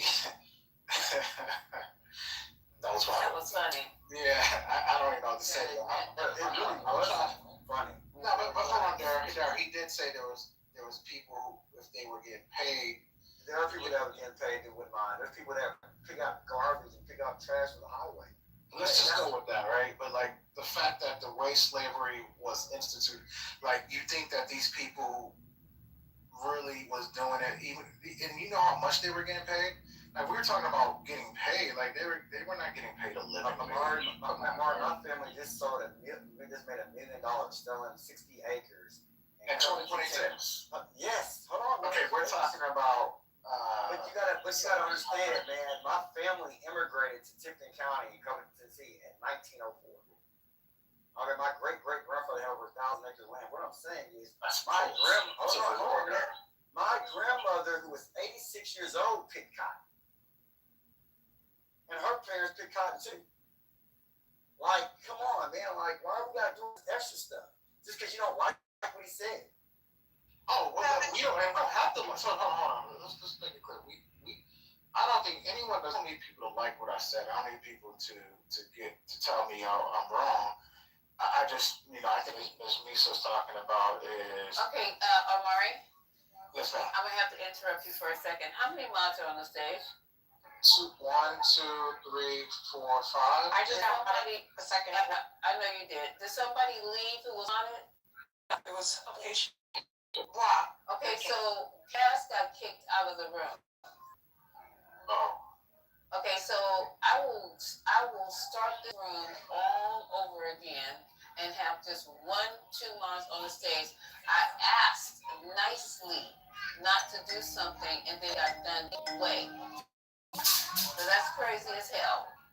I don't want to have to start the room over because I'm driving, but this is what I gotta do, y'all. And there's a lot of integrity because there's only 4 mods. Haitian wasn't even a mod at the time. There was you, Lisa, Omari, Sandra, and Marlene. Those are the only mods. Hold on.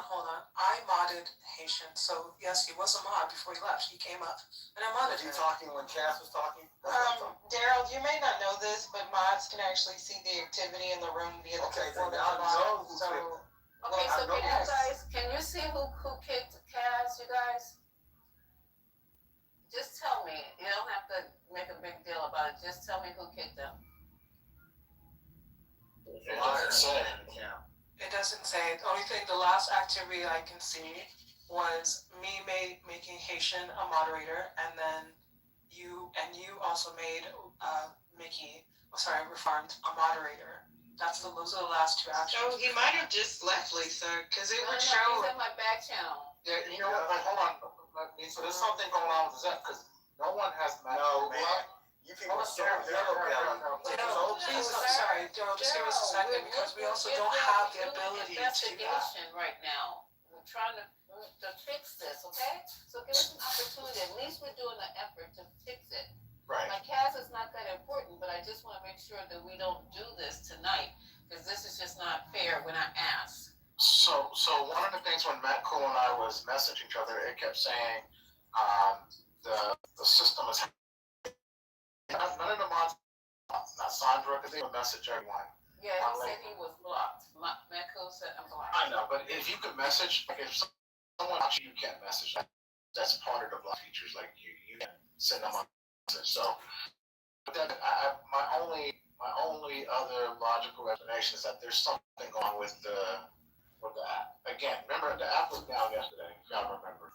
Mm-hmm. And it's still messed up. And it's still messed up. I made sure. Yeah, I made sure that everybody blocked. Okay, so good. So can we And just Kaz let is these not- people know? Yeah, we can let them know. Kaz is, if he was kicked out, Man, it would show in the chat. Happened to be talking, and no one. And I was the one that had. I have. Just happened to just kick him out. Oh Lord Jesus Nobody Christ.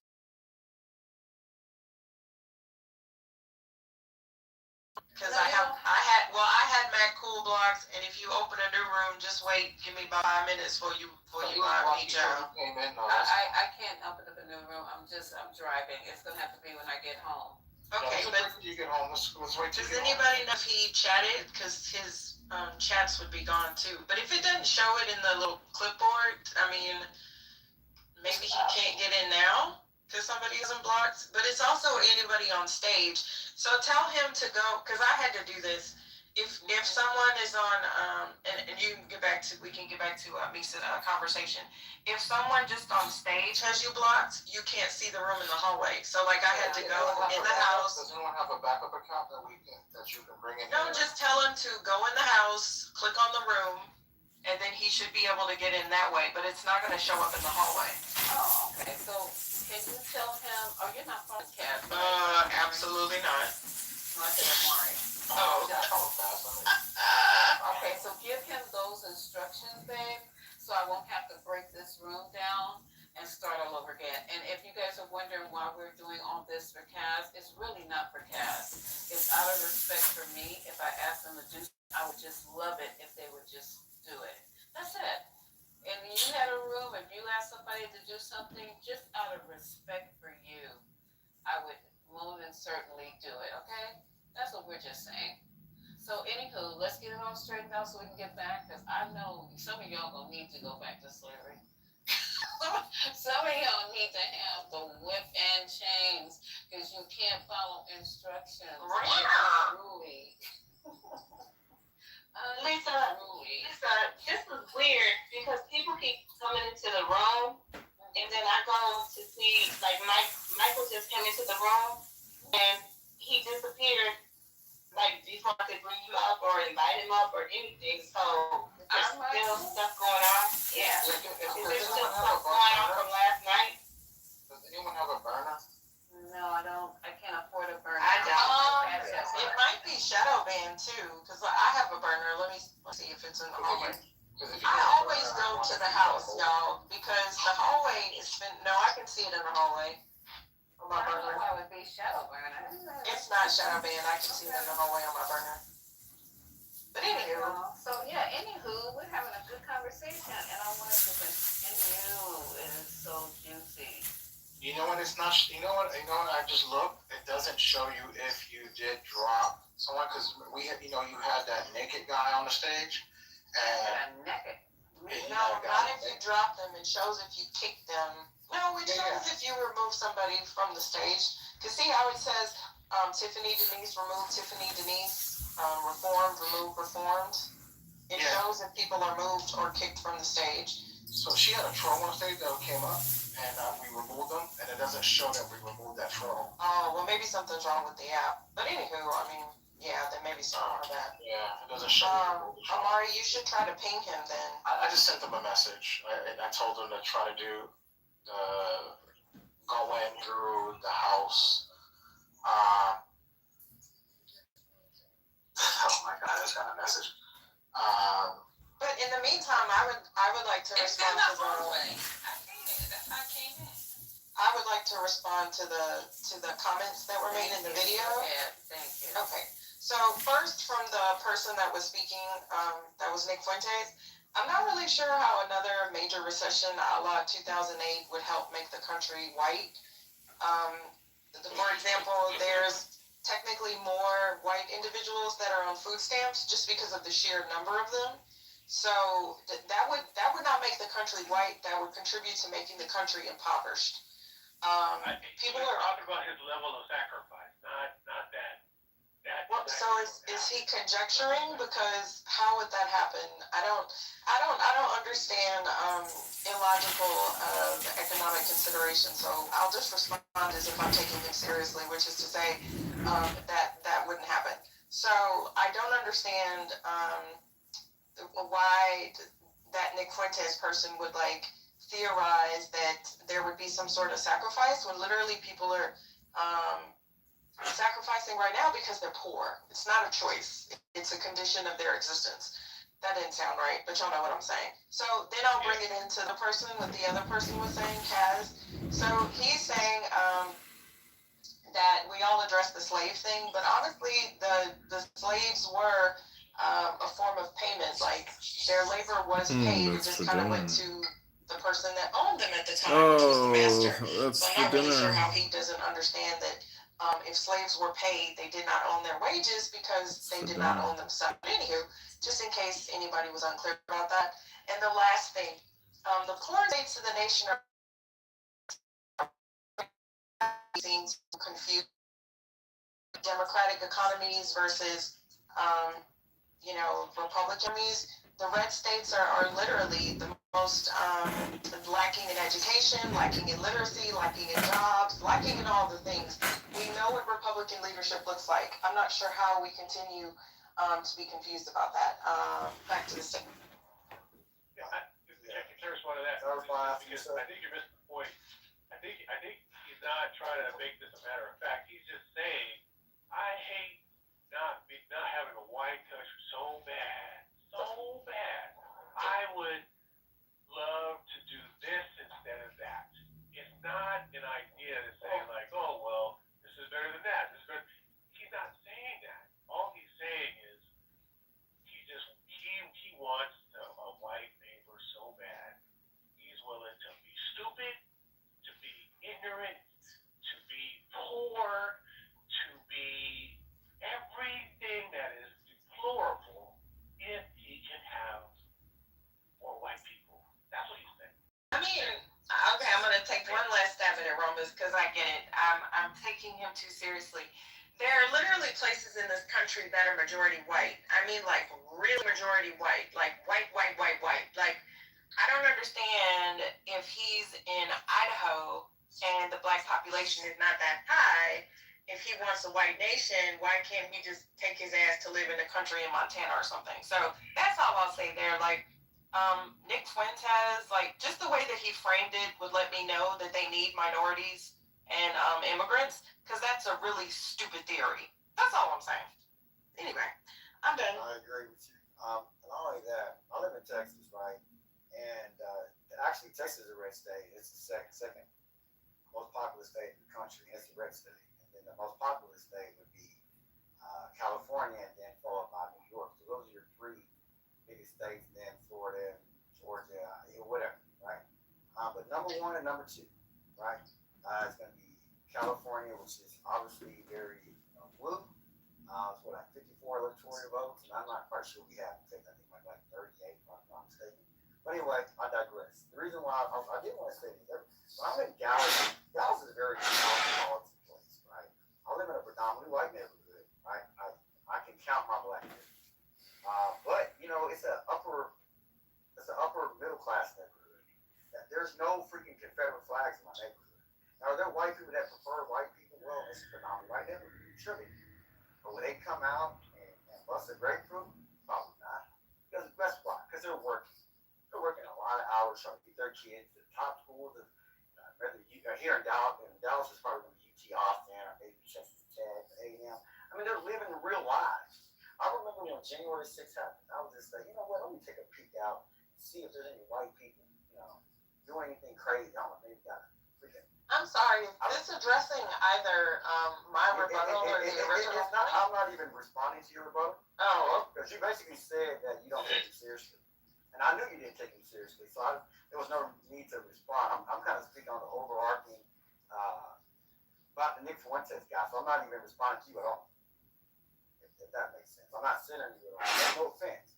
But you even said you were just kind of like. Oh, no, continue speaking. I was just asking for a point of. Yeah, I completely disregarded what you said.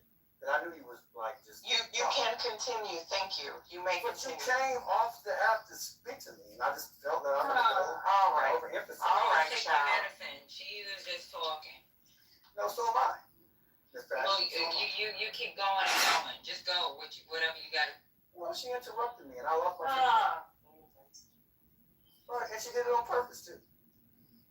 I'm sure you're not that special, but continue, please. Ma'am, neither are you two of us. You're not that special either. All right, well. You actually had nothing. Okay, Jesus Christ. You had nothing to say, but you said something. But you had nothing to say. Do you talk to the white people in your neighborhood like that? I talk to anybody like that. I'm not scary like you. You're scary, not me. You're scared to die, not me. You think the white people are going to kill you? Ma'am, shut up. Not like a fucking retard. But you actually are one. Off to the Google he goes. Wait, is that him in his PTR, y'all? Bye, Felicia.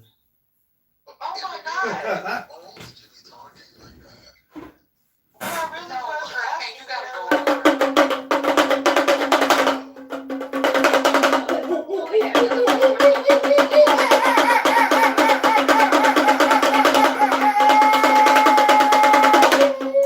But I really was asking him what point he was referring to. You really was. I didn't understand that I was going to interject with you saying some Texas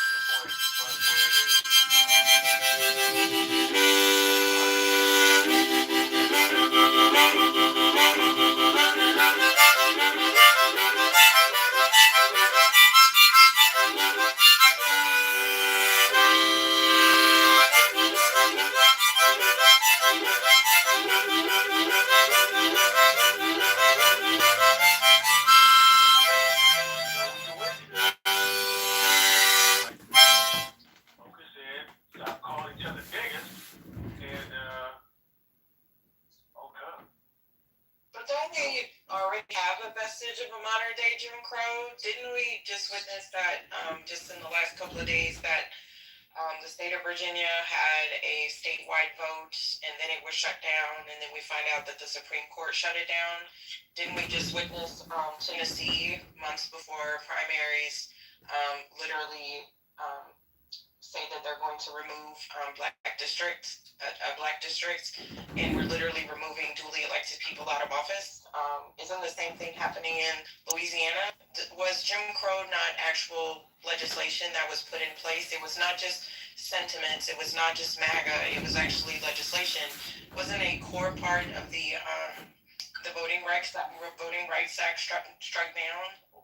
Having pieces of legislation that have been in place for over 50 years been struck down. So I would wager that we are facing a modern Jim Crow, and this president hasn't even been in office for 2 years.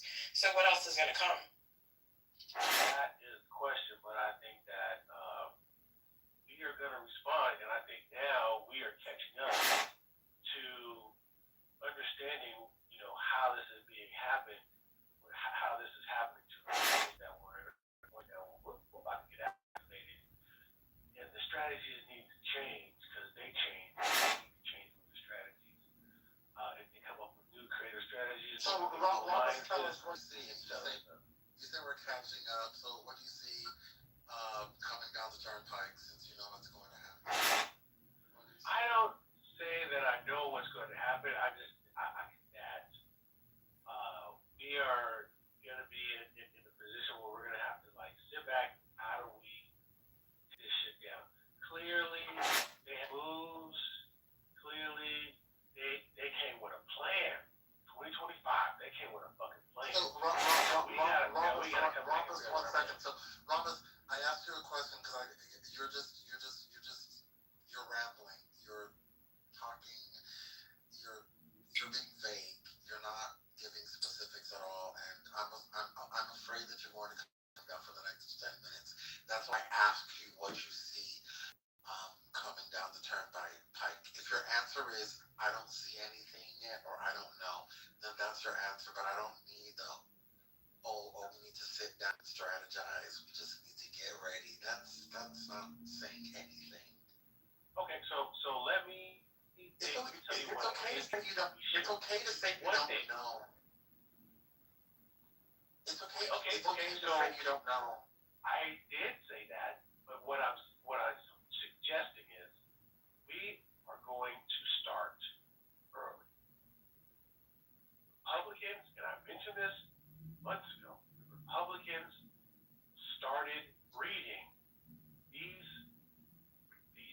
monster Republicans, these right wingers, since elementary school. They have had them in programs, in clubs, making speeches. They started early. And what I mentioned a long time ago is, when are we going to start to do that? I think we have a reason now to do that, to start fucking elementary school, right? While we're fighting now, we got to build. To start what in elementary school? To start what? Building some coalition, building some training, something to keep our ability of things to do. I think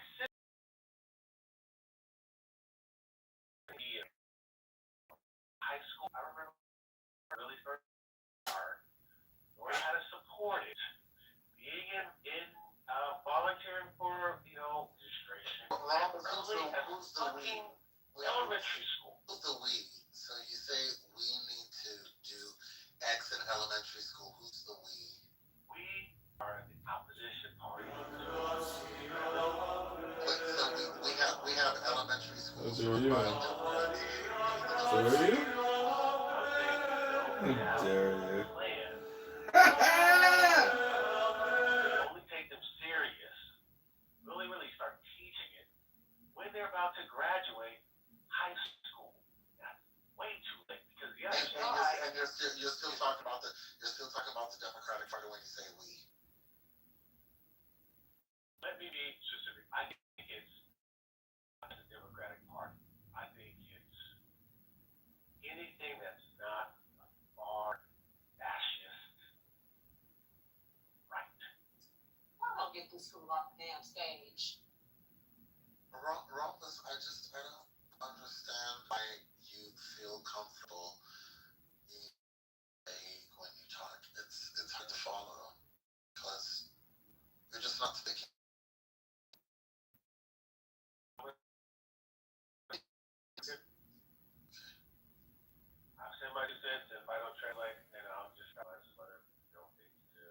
So Hurricane, what is Hurricane? What is it you looking for? Hurricane, what is that? Oh, go ahead. Just tell him Rob we should speak truth. That's good. Yeah, Hurricane, what is it that you are specifically looking for him to respond and which, like, what will satisfy you? Oh, just something intelligent and meaningful. That's all. Something What is intelligent. it like? So, He's full give of us an shit, example if sir. you ask yourself the question, how you respond. I wouldn't ask myself the question that he was to answer. So,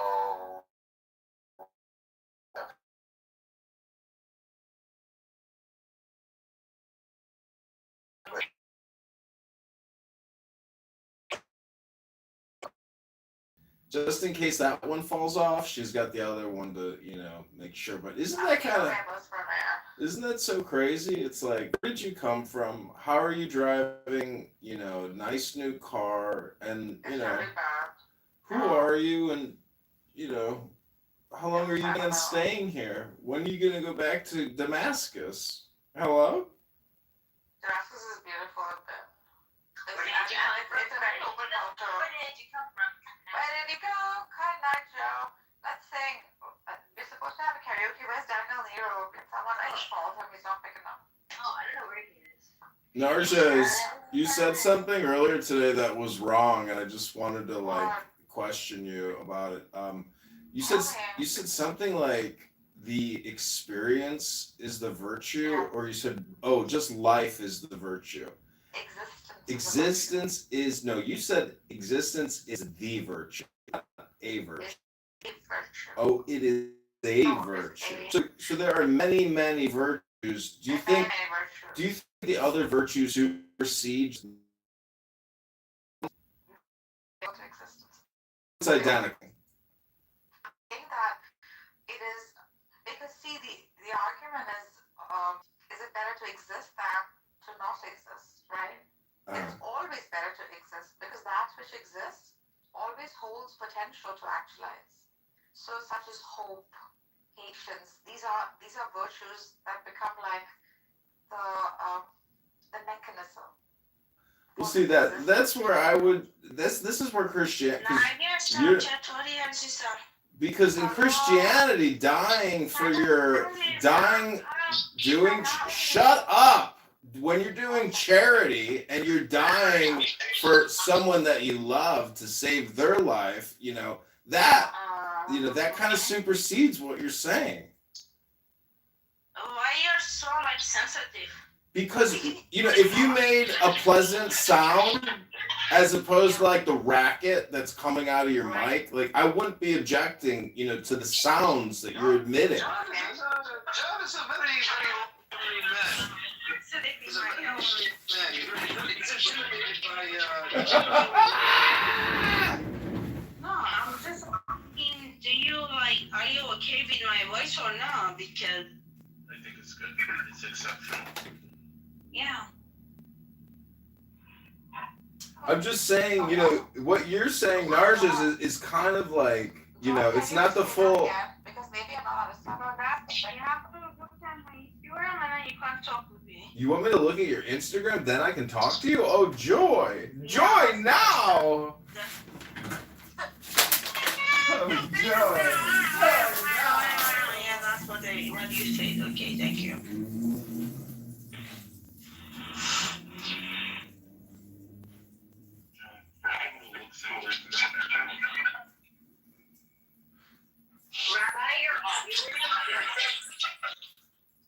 Yeah. Whatever you are also shit. Yeah, that's manage کنیم جریان بازر نیارید هر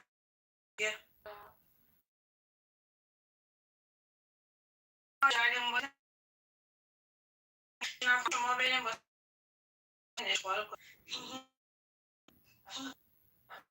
من مثلا اشغال دادم گفتم خدایا من این نگرفتم اینجوری باشه برای خسته خودم من سعی کنم یه جوری چسبیده بود به بازی اصلا یه جوری مونده بودم که خدایا اصلا اگه من اصلا یه جوری نداره اینجوری بشه ولی اینجوری دیگه چیکار کنم بذار بگم دعواتی اشتباه اونجا روشونو بدن پرنده داری سپیده؟ آره So cute. چی الان اینجا اگه خاموشم همه خاموش کنم میتونه بگه که سپیده رو میتونه که بدش کن بکنم بیادبی ندارم بدش کن بیا نه بیا بگو چیه کس خود چی میگه اصلا؟ نه میگه که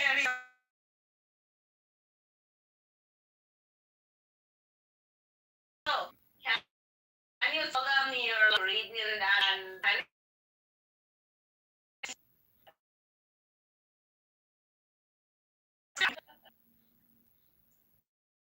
با مزرعات فار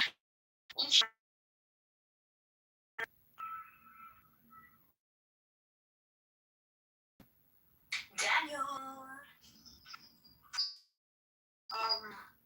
Do you know I don't know the person? And you just fucking spoke to her fluently and farted and it sounded partly doesn't she relax? How does she fucking know that you could speak it though?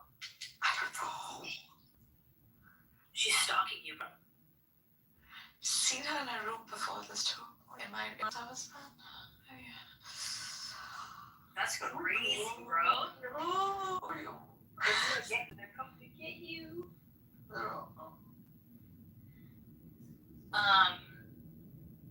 Should we sing? Yeah, I'm just putting clothes on. Hey, Daniel. Hey, sweetie. Daniel, why aren't you singing? Wait, Nudges, I got a question for you. Do you think the IRGC is hiring, meaning like because they've killed so many of them, like they're not putting out job solicitations to Iranians? They're like, hey, we need to recruit you, join today. I mean, they are, right? Absolutely. You know what? That would be possible. Really, I think so. I mean, if the U.S. was engaged in a major war, they would be soliciting for soldiers left and right. I mean, they would have a draft. Like, where is the draft?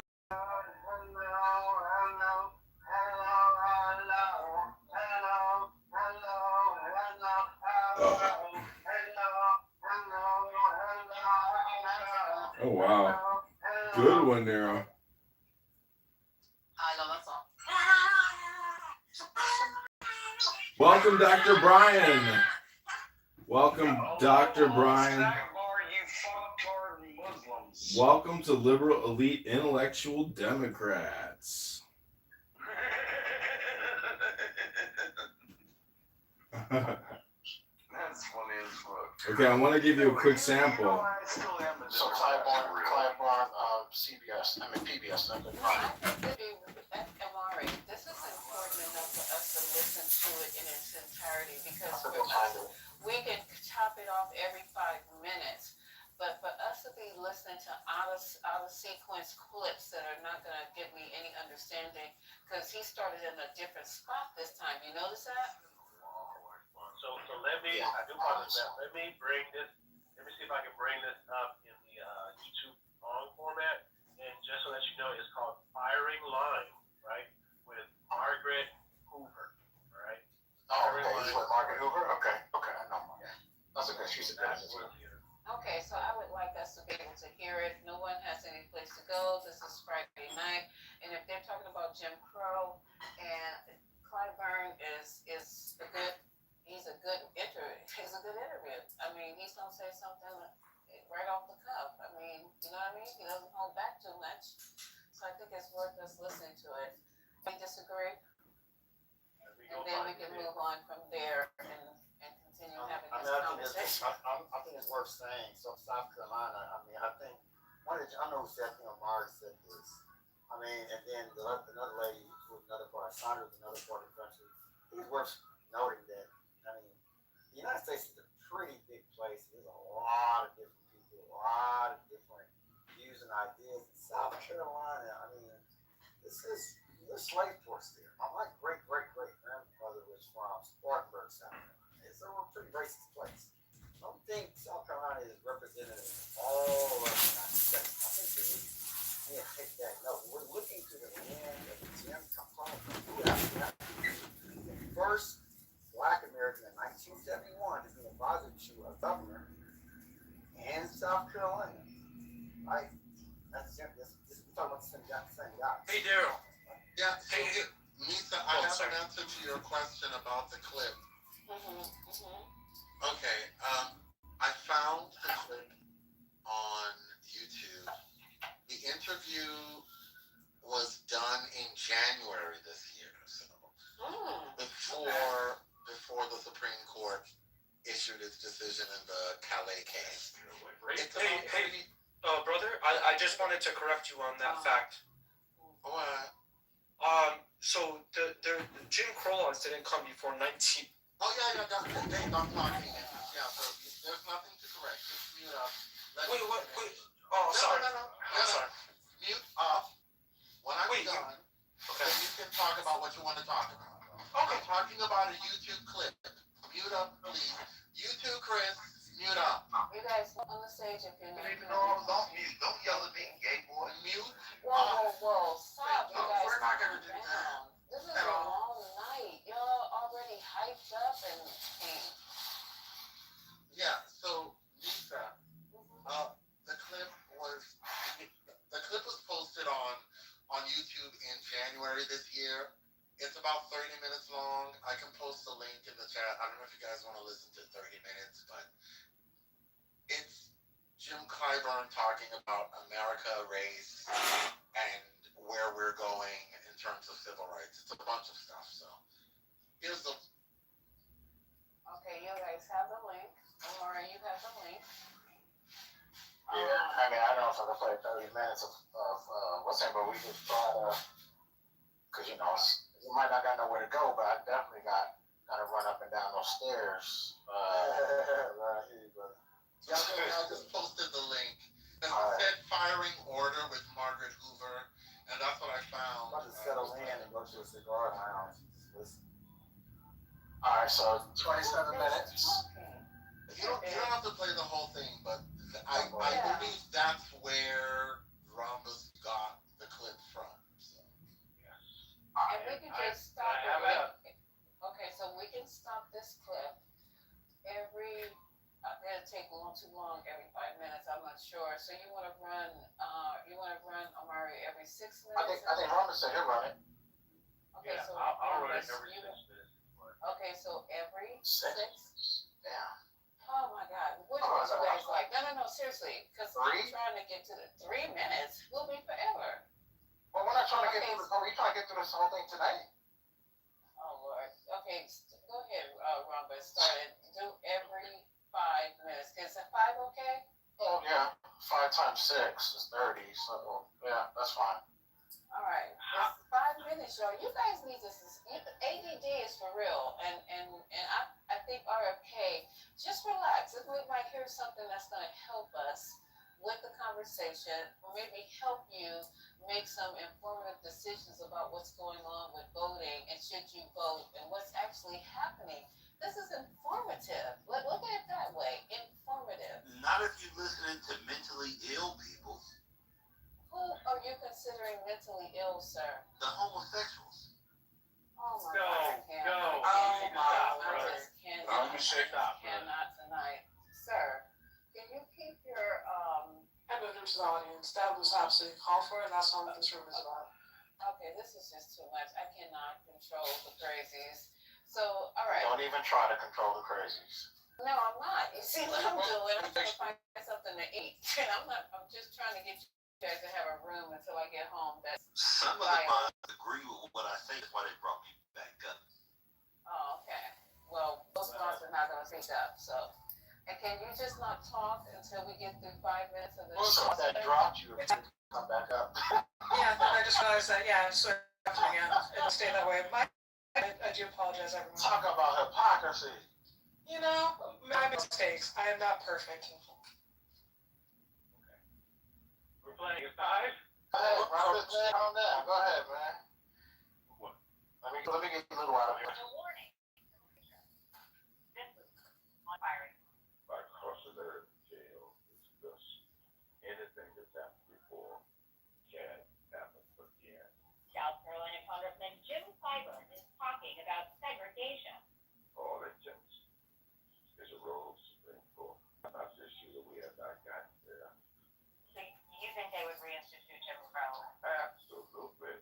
And I think the Supreme Court is well on the way to doing that. Clyburn's recent book, The First Eight, is a reminder of Black Americans' political advancement and deliberate political suppression. It tells the story of the 8 Black Americans elected to Congress from South Carolina immediately following the Civil War.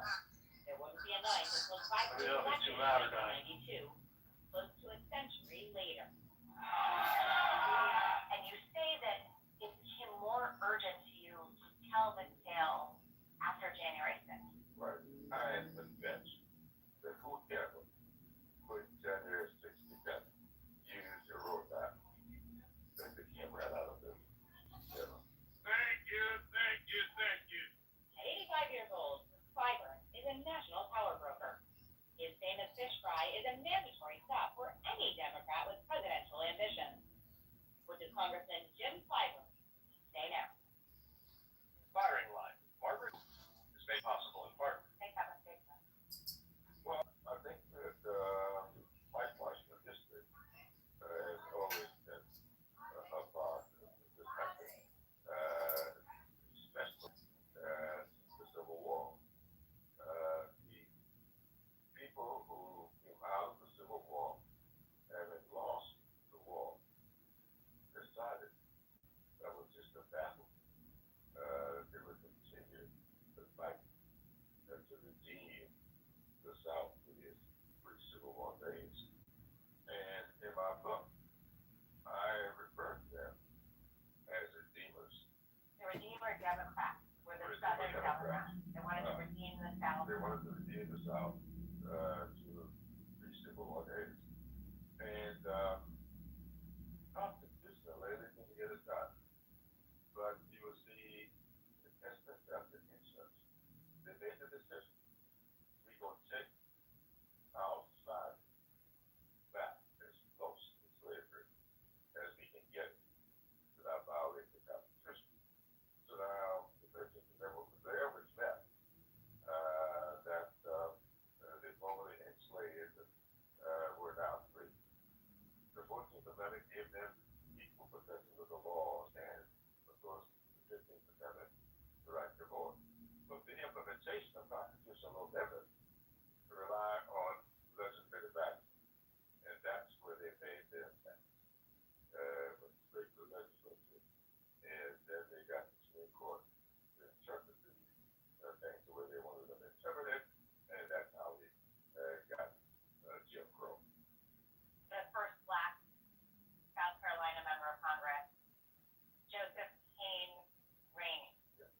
You say when you got to Congress in 1993, there was practically zero evidence that he had ever been in the same college you were walking. That's correct. And I set out to change that. And later you were able to hang his portrait in the Capitol, have a meeting room designated in his honor. Correct. Why was that so important to you? Well, I believe history is very important. It's not to be informative for the citizens. And one of the things that I took strong, I think that the extent to which we are left out of that history takes away from the foundation that our children and grandchildren can build upon. Okay, we're at 5 minutes. Any thoughts? You might continuing on. We need to fast forward more. So, Are we good? hold on real quick. I just give people a chance. I don't know, Misa. Did you hear Okay, so it looks like they clipped a part where he talked about Jim Crow, and then they seemed like they mashed it with another section of your original clip. Did you hear that? I was hearing the conversation, and it sounded like the original one, but still, let's move from here. Um, the conversation is, do we really think this is viable? Like what he's saying, because this is what the room is about. He is coming out of his mouth. This is somebody who's been serving for a long time. A long time. Hopefully he won't be reelected. But 85 years old, right? Yeah. Time to retire, buddy. Time to retire, buddy. But he sounds good though. He does, but he should be what do they call emeritus right now? Yes. He should be bringing somebody up behind him. He should be on the porch drinking lemonade, riding away until. No, he should be pouring all this knowledge into somebody who can come up behind him. While drinking lemonade. Y'all Don't forget the lemonade. You guys are just Or really sweet tea. silly tonight, right? I really This like gonna be the silly room. This gonna be the silly room, or in the home. I think that there's more. I think that there's more interview to be listened to, and so she will ask that the question that we originally heard again, and then that was when the rest of the context will kind of roll out. But she's teasing out some of the conversation, and this is that kind of like the first time we heard the word slavery come out of his mouth, because the last one he didn't say slavery. He said they don't want slavery. They want as close to Jim Crow as possible. But what I heard just now, he said He's talking about the as close to first. slavery as possible. Right. He's talking about Rainey though. He's talking about the congressman. So when he was talking about that, he was talking about in that context. That's what I heard. So I mean, I didn't realize he was the person that got the picture in the halls of Congress. So shout out to him. That was something that I wrote down. That he did, that he was a big part of. So shout out to him for that one. So. All right. Well, I'll roll out another Go five. ahead and press play again if you quick and Lisa, you gotta mute up because I can hear them. Okay, sorry. The Chinese chicken with feathers on it. Okay. Well, let's be still. But we said that that's what they said. So don't be surprised that he said slavery, because that's what we said earlier, over an hour and a half ago. We said, they said slavery. But you didn't ever say Claremont. He said it. Yeah, so I get what you're saying. But go ahead. But he didn't say slavery and the Republicans trying to bring it back in that sense, though. So you're still distorting it. But go ahead, Ramos. We're here. I have a grandchildren, but I have a little great granddaughter.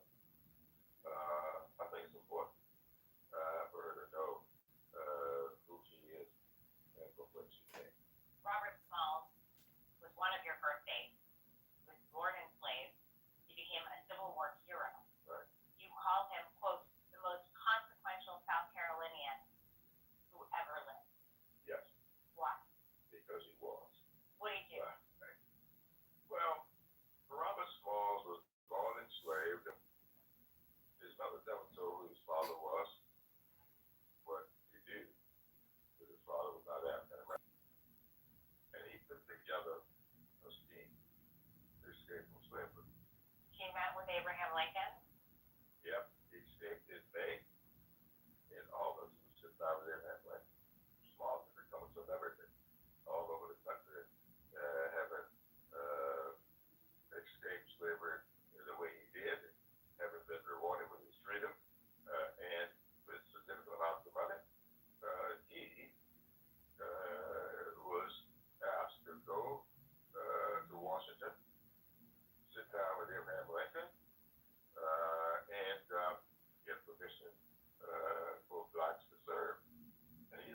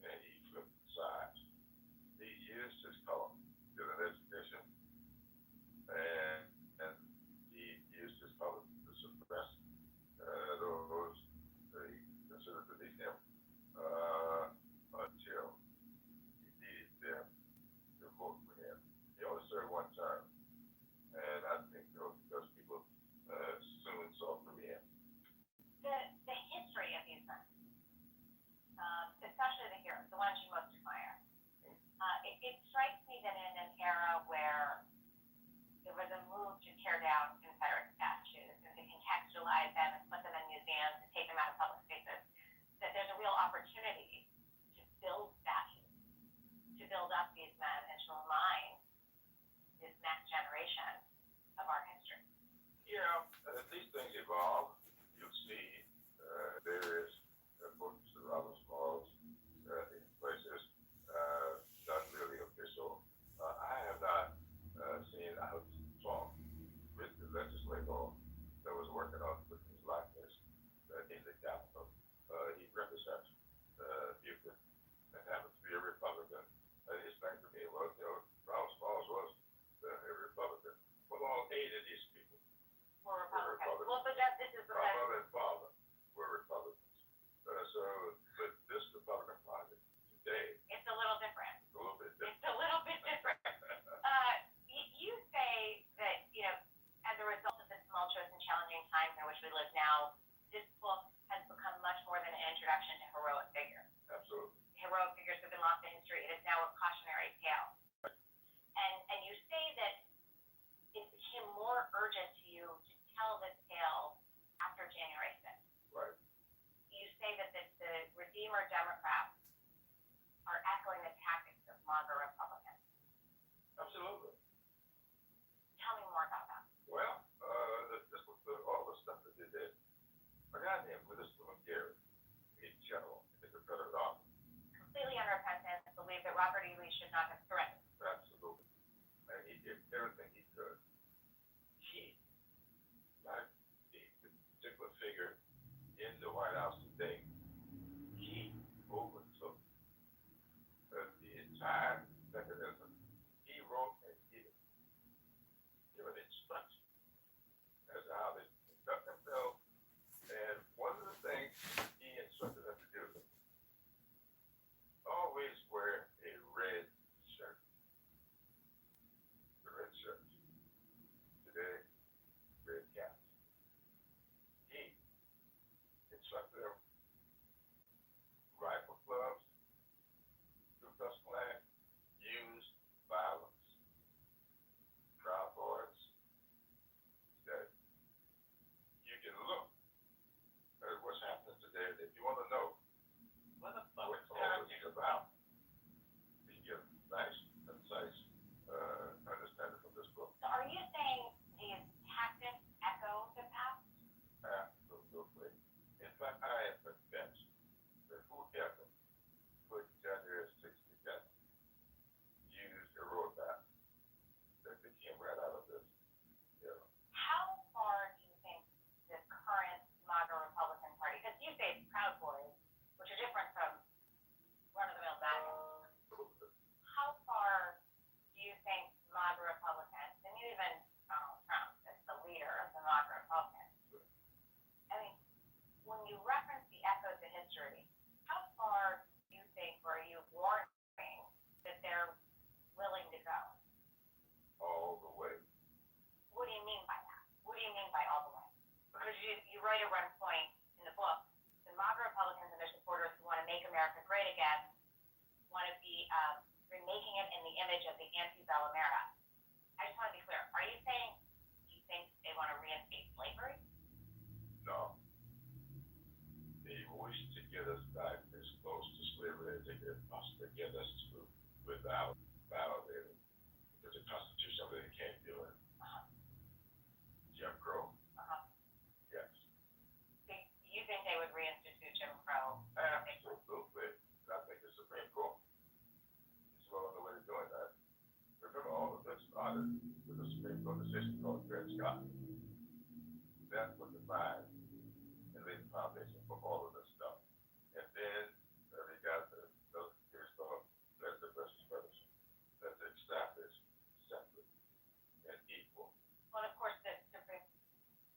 Okay, so that was what we heard the first. Yes. Okay, I'm glad you told me. Hope you defeat her. And I can't wait to hear what comes after that, because that's the part that, like Tiffany and others we were stating, we need to hear that second part. But he said slavery, no.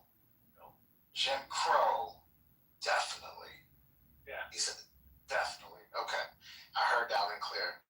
I have a little bit of pushback. I think since I've been coming at this stage,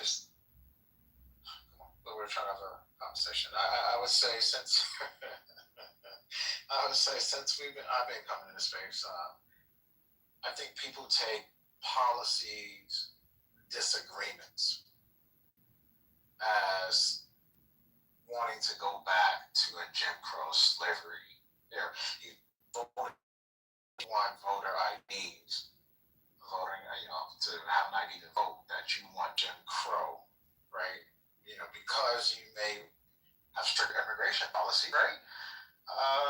That you want to go back to slavery. I'm not sure how you can put tens of millions of people in that bucket. And that's just my one pushback there, and I'll land. And not only that, Amari, it's a very abstract thing. It's like you can't approve or disapprove that statement because it's just too abstract. It's too obtuse, and that's the issue that I have with it. I mean, he's just having a conversation, and we're hyper focusing on this conversation, and we're all going to take away our own meaning from it. But I mean, the guy's also selling a book too. It's not to get that, right? Like all the money, find the truth. I mean, I think this interview. I mean, obviously, I understand Jim Crow and Clive Barney is. We all do. But I think things can be taken out of context or lost in translation. I mean, I want to know what time, where's the book? I mean, does the book get published around this time? Is he on a book tour? What if we came out and found out this guy gave the same interview 30 different places at little Rotary clubs, the Kiwanis clubs, all over South Carolina? Would we give it the same amount of, Oh, okay. I got issues with that because the thing is this. Everybody who was going through administration, even the first time, has written a book, right? There are, I think, multiple reasons for that. One, you want to get that person's perspective into selling. If you're living in a mega world, you go get fired, right? So this is going to be his last hurrah getting paid. Secondly, it needs to be archived from multiple perspectives, as many perspectives that have the closest to the past as possible, adjacent, indirect as possible, so that we can get the most accurate depiction of what's really going on. Get this black man perspective, right? And he's going on the It's Friday. Come on. a little quick, I'm going to see that, and I really pass the mic. But here,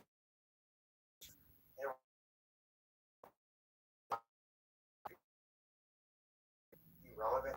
I was trying to say, I don't know why.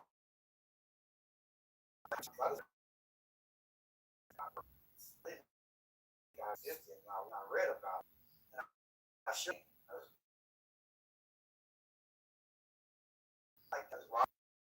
Small did that during actual slavery. I mean, this guy actually got a freaking Confederate ship and drove it to the east line. They had Ken during the slavery time. And nothing made another wants kind of he had priority status. He Haitian born this thing here that he actually one thing saying he's a slave, and he volunteered to be a worker, he had a better degree. He was a freaking Confederate apologist. Let's not forget that part. And then he flipped sides the Civil War, and then he served in the state legislature. Very interesting thing that any black person could do something like that back in the anytime after the 1860s or anytime. And then he served the U.S. Treasurer, the U.S. Representative as well during really before Jim Crow, right? Now, Jim Crow came after 1865, right? Because these were the things that put black people back in chains, mass incarceration, all these other things. What am I? Someone said, "What am I insinuating?" I'm not trying to insinuate anything. I'm like, look at the facts, guys. I'm gonna say it this one to say it again. Nobody's gonna give you shit. And it's interesting that we know that when it comes to our own macro lives. Like, if somebody's gonna give you a degree, or you got to go out there and earn it, right? Somebody's gonna give you freedom, or you're gonna go out there and take it. shit. Okay, we fought for our freedom, we died for our freedom, and that's just the facts. I kill people for it. White people didn't give a shit. Amy Legs, we heard a lot of fellas. Quote of the night. I don't know why I some young. We fought and died for our own freedom. We didn't do it together, ladies and gentlemen. Our people did it all by ourselves. Hello. Between the Republican in the past that his parents were and Mr. Smalls was in the current Republican Party. Because no matter how many times people try to dispel that nasty little rumor, it will persist. I also think it's interesting that I actually just appreciate his perspective. I was reminded that this is an elder, and we don't really know what he's gone through. And it's kind of amazing that he reached that point in his life. And what struck me, and I put this in the chat, and honestly it's quite infuriating, and I apologize to all of the non-melanated people in the room, but kind of the way that even at his age, with all of his accomplishments, that he still had a tinge of pride in his voice when he said, and it's in the book, that Lincoln said he couldn't have won the war without those soldiers. As we're still looking for some kind of approval from people that we know largely are not even worthy of seeking such, or telling us that we're not enough, or telling us that we're not worthy. That just really boiled my bum, that this lovely elder, this esteemed, refined, elegant gentleman still has to say, this is what Lincoln said. Fuck Lincoln, respectfully. Fucking little pat on the head, like, oh, the Negroes perform well. Fuck all of them. Thank you, I'm done. And his motherfucking pennies. Fuck him and his pennies. Oh wow. With that being said, we should be at what, the 14-minute mark, Rhombus? Yeah, 13, 14. Yeah, so we're like halfway there. And I can consider it 5. Well, I just want to add real quickly from what Reformatory said. I mean, Reformatory, man, it's scary. Reformatory. It's scary. Girl, I know. We're twinsies, girl. It's scary because I want to say this about Lincoln. Lincoln was a shit. Lincoln had he did not want you guys to be free. He did not want you guys to actually be in the war, but he was pushed to it because they were losing so badly. He wanted to save the Union. And by saving the Union, if that meant sending y'all niggas back to Africa, sending you guys to Africa, he was willing to do that. But as it turned out, he started looking for a place to send you guys, you know, and then they were losing the war. Look this up. Lincoln was not your savior. He said, let us fight, and then capturing the African Americans, instead of trying to tell them to treat them nicely, because once they caught you, they treated you worse than slaves, he refused to intervene. So just do a little backdrop on Lincoln and see how he wasn't that great emancipator that everybody tries to play him as. And I'll end with that. Agreed, Misa. He freed the slaves to piss off the South. But anywho, we don't have to litigate that. But I want to get this book and read it for sure. Thank you. Yes, and 5 minutes so we can jump in. Thank you, I appreciate it. And everyone in the room, thanks for coming to the 420. Eventually we're going to get to some other, but this is kind of intriguing to me. I hope you just bear with us and get through it. And y'all can get back to arguing and crashing out after this is over. Go ahead, guys. Or during construction overturned this all right now. Yeah. This is so exciting. Correct that. Overturned by justice in court. And what is it? What I did, the person said, it's a little more. But they're doing that just to go and focus on it. Going back now, and it is legal. You political assault. And that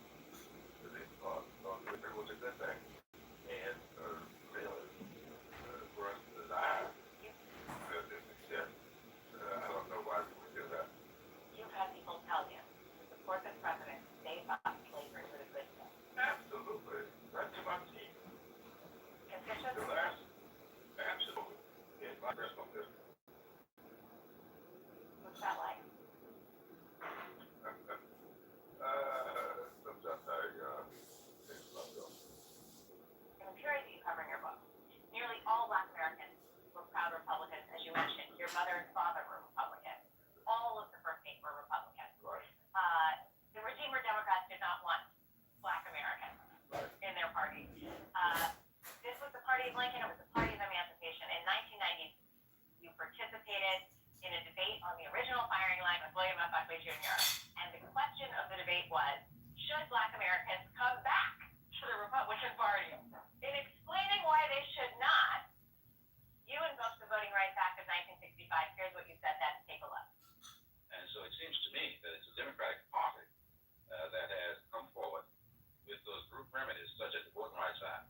The Voting Rights Act is not individually applied. It's applied to the group because it was a group that was denied the right to vote. Do you remember that debate? Yes, I do. The constitutionality of whether race can be considered when drawing congressional lines is coming before the Supreme Court this term. You write that you would not have been elected if it hadn't been for the Voting Rights Act. Absolutely. What is at stake 60 years later if it is not upheld? If you'll regress, I mean, that's what happened. In the 1870s, South Carolina was allocated 5 Congresspeople, 4 were black.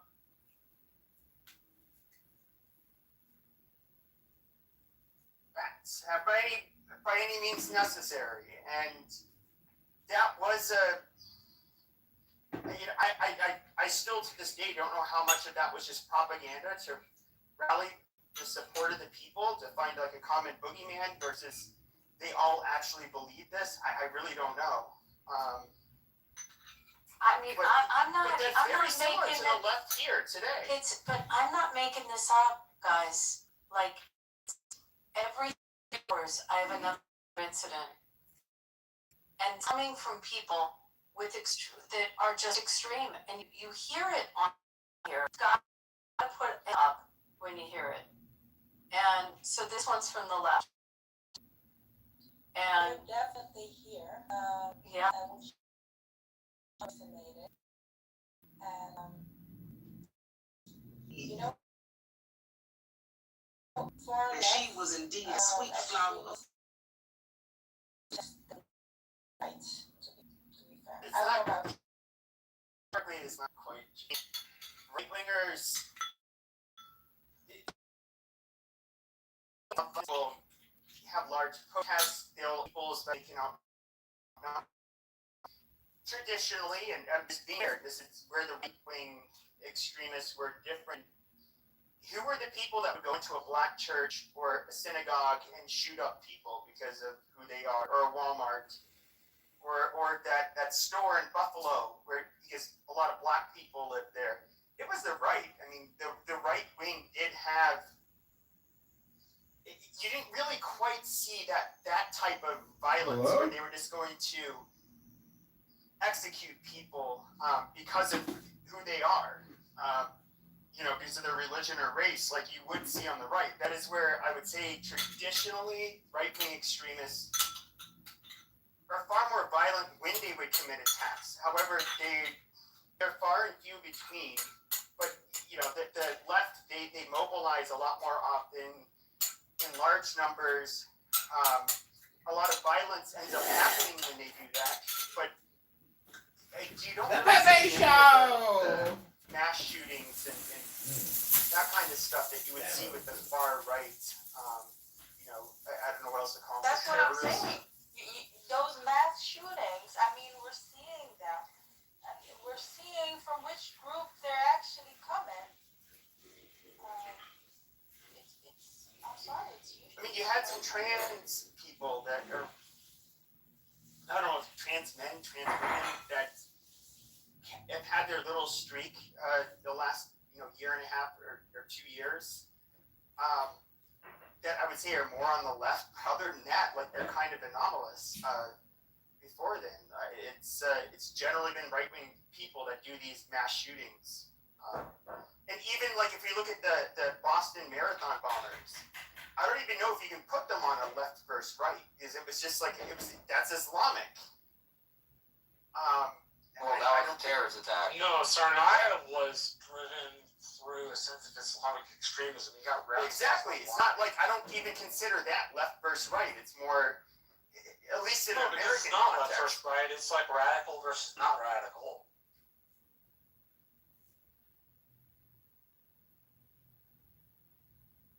I bet you got any brown berets near where you live, or maroon berets? That's widespread. I mean, that was back in the day. So I'm trying to think what you call. There's a pejorative term. I just can't think of what the pejorative There's like is. we call them machistas. Yeah, there we go. So there were people, even that I was friends with in college, that were part of Mecha. And if any of you don't know, it's kind of like a far left, ethnocentric. For Chicanos, basically a Chicano is a American-born person of Mexican descent. They differentiate themselves from Mexicans from Mexico. In a way, Yeah, they may still identify partially as Norteños because they're kind of like sense of like adventure and like doing your own thing and like not relying on government. But I don't know how much culture permeated in Arizona versus South Texas. So I think like one of the there was a university professor. Which New Mexico is interesting because you've had people of Spanish descent that have been living there for 500 years, and their Hispanic population didn't really grow due to immigration. They've always been a majority Hispanic, but there was a professor from there, and he did the whole Aztlan, the whole basically he really pushed the whole idea that like the Southwest United States should remain Mexican. It's our inheritance, and you had this big like in the 60s, you got a lot of these different movements that came about. I forget that fucker's name, but even the mayor of LA, he was a former mayor of LA. Garcetti? No, he was a Mexican guy. He was the one who I forget what he did to Rush Limbaugh's girlfriend. Phil Diegos. Yeah, and so he was a member of them, and they did they sabotaged some train tracks in LA or near LA and caused a terrorist attack. I mean, they were kind of militant, like a lot of groups back in like the Black Guerrilla Family or the militancy went kind of hand in hand in the 60s with political groups. I mean, the 60s were a super violent time in America. If we think now it's violent, that was a lot. You remember the Weathermen? They wanted to blow up the subways underneath the Capitol. I mean, they caught that. They caught them doing it. I remember asking my dad. I mean, he was in his teens and 20s in the 60s, and in 2020, I remember asking, like, I don't know, was like our country more politically chaotic or violent now or then? And he had a really hard time, answering that. So, like, in some ways, we were worse. It's the Weather Underground. It was the SSDS. Yeah. And the Weather Democratic Underground. Society, something like that, right? Yep. You actually had some, like, a lot of them were like pretty privileged white kids that were socialists. Yeah, but they were privileged white kids. I mean, in Colombia, but they were very smart. These were like really smart guys, like Bill Ayers. Hey, Jerry Rubin and Abby Hoffman and Dave Dillinger and Tom Hayden. I'm trying to remember if I can get all seven. Who am I missing? Rennie Davis. I mean, they were really bright. If you look at who went on trial. Who's the one? Chicago 8 became the Chicago 7. Oh, and Bobby Seale, right? Right. Who we left out? Wait, Dave Dillinger, Rennie Davis, Abby Hoffman, Jerry Rubin, Tom Hayden. I'm missing one. I can't think of it. You named 6? Yeah. Anyway, they were all really bright. No, they were all really bright. And I remember, this is like maybe 15 15 years ago, Megyn Kelly had Bill Ayers on her show on Fox, and she's trying to grill him. And I just remember just kind of being amazed at like how intelligently he could answer and respond to her questions. And of course, he's doing this in a way where, you know, he could possibly get in trouble if he, you know, legally, if he answers some of her questions the wrong way. And I was just, and Megyn Kelly, it seemed like she was just like, she didn't know what to do. And I was thinking like, wow, this is a sharp motherfucker. And when you get... He's very smart. He has a PhD. He's a tenured professor. Yeah, but he's probably he's retired.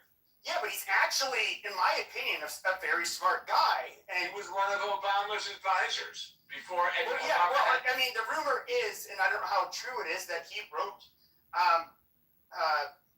Dreams of My Father. Barack Obama's book, yeah. But, you know, he's, that's actually, if you think about it, imagine you had these smart people that were committed to being terrorists. You know, the world's a pretty dangerous place. Well, that's the Weather Underground. They split up SDS. They were part of SDS, but then they split it up and they created the Weather Underground. They destroyed that organization, SDS, in order to form the Weather Underground, which was about bombing. I mean, there's still people to this day, if you go on the FBI's website, that have not been found. And I'm dumbfounded. Like after decades, they have not been able to track these people that have been involved in some of those attacks. They've not been. Nobody believes they ended up. I didn't know that actually. I thought they all came above ground. They had really good lawyers. A lot of those people, when they came above ground, they showed that the FBI had done illegal wiretaps, and that's why they did minimal jail sentences. Well, no. So like there was an MTA officer in New York City who like there was two women I believe involved in an attack, and they ended up, I forget what they did, some kind of terrorist attack, but they severely injured this one officer. Of course, even when it says, you know, while they're still looking for her, she has a photographic memory, is estimated to be, you know, a genius, something like that. And nobody since the 70s.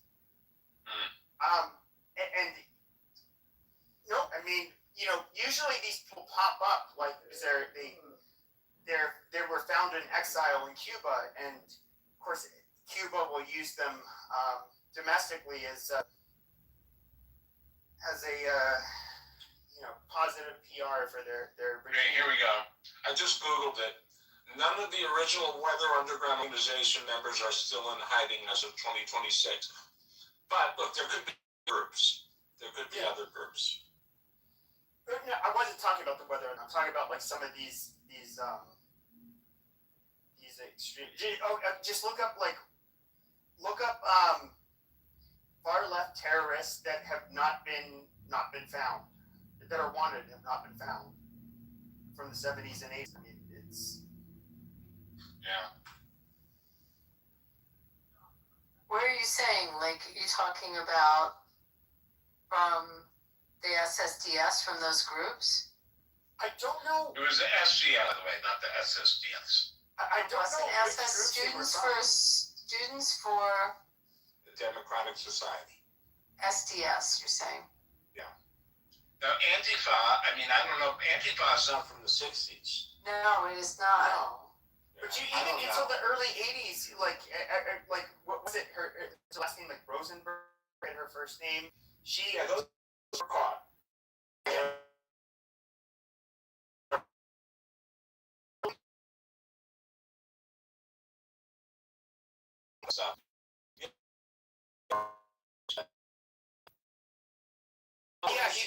He pardoned her. Rosenberg, her last name.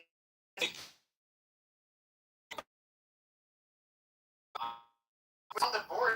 Black Matter. You know. Hey, Kathy Boudin was a professor at Columbia. It wasn't Angela Davis. Go ahead. Didn't Angela Davis, she taught at Antioch, or I feel like she was teaching at Antioch. Maybe I'm wrong on that. Wait, Yeah, or Taught somewhere. so if I recall correctly, didn't Ayers? Bill Ayers is a tenured professor. He was No, I know that, but didn't he raise? I forget the name of the dude. He was the local prosecutor there in San Francisco. Yeah, he raised Jason Boudin. Yeah, and that was her son, and yeah, Jason Boudin is the son of two left-wing terrorists, Dave Gilbert and Kathy Boudin. He went to Yale undergrad and Yale Law. He won an election to be DA of San Francisco, and then when his parents were in jail, Bill Ayers and Bernadine Dorn raised him. He calls them dad. He calls his real parents by their first name. He calls them dad and mom. It's a fucked up world. And then there was a repeal. He was voted out. If I recall correctly, in that election, they have a large Asian population, and it was, I get it. It's like a liberal and progressive place, but it did turn into a fucking cesspool, and I don't know how it happened. I don't know how you do a repeal. They done in California. They repealed the governor, for God's sake. Remember when Arnold Schwarzenegger, he was voted in on a repeal election. Whoever the governor was, Gray Davis, I forgot his name. They repealed him, and Arnold was voted in. We don't have that in New York. I can't remember any other repeals in my lifetime. can't think of any repeals other than that one. Yeah. Oh wait, the DA in San Francisco. That's what we've been talking about. That was the son. Right, those two, repeals right? that we can think of are in California. So that was a terrorist. That was the son of two terrorists, and that was raised by their terrorist friends. Yeah, the incredible thing about him is that he went to Yale undergrad and Yale Law. I really believe that. But these are smart people. I mean, like these are not dumb people, and that's what they're very smart. Yeah. But academia is where the liberal world,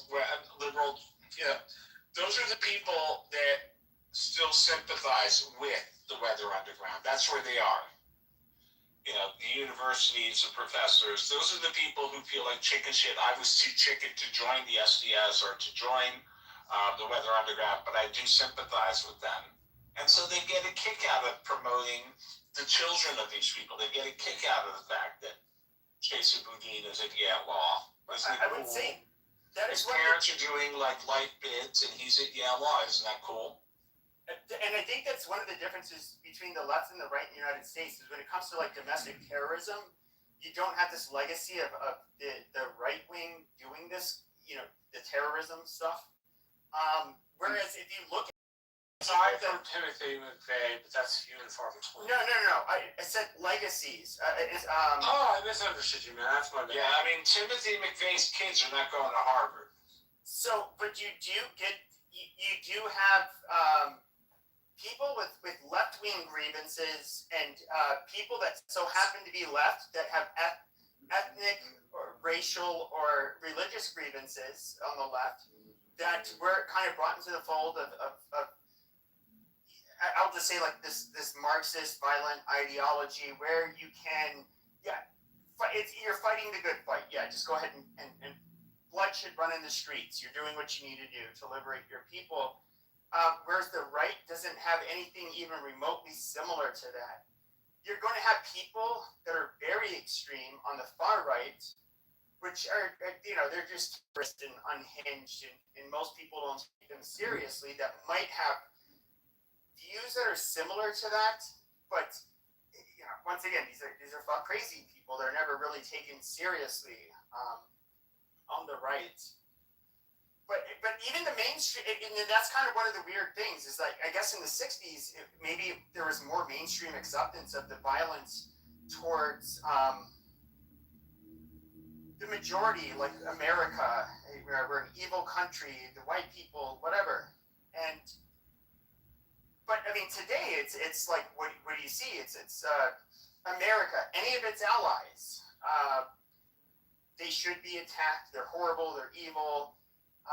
White people are evil. And, you know, at least in America's context, they put Jews in the white basket, but you guys are more elite form of whites. And you guys are you're colonizing these brown people in an apartheid state in Israel. You guys are just super awful. We need to get rid of you. You know, that's kind of how they think. And, you know, I don't know. I'm just waiting for this shit to end. It's getting really fucking old. Googling, trying to find other recalls. This is interesting. Well, yeah, the demoralization of a nation. That whole project has been going over quite some years now, and I feel like, I mean, I hope it's not going to work, but it sometimes does look like it's slowly working. Yeah. But I understand, like, when Yuri Best, you know, I'm sure you know about this and how, like, awestruck he was that he was talking about how they try to demoralize countries. This is a defector from Russia who worked for the KGB. You know, basically they would, whether it was gay rights, the support or the rights of different marginalized communities, you know, they would try to draw or create rifts every way they could. But that was only a strategy to cause the downfall and social collapse of a country so they could take over. It wasn't an ideology they actually cared about. It was just these ideologies were only designed to destroy societies, not build them. But, you know, but who today would really be trying to benefit from that, except for the people who are, like, out of useful idiots that are still believed in their propaganda and the offshoots of it that are maybe professors today. I don't know that The alliance. But who's going to come in and take over? That's the hard part. Yeah, you never know who's going to be the end victor, but you do know that there is an alliance between several parties, actually.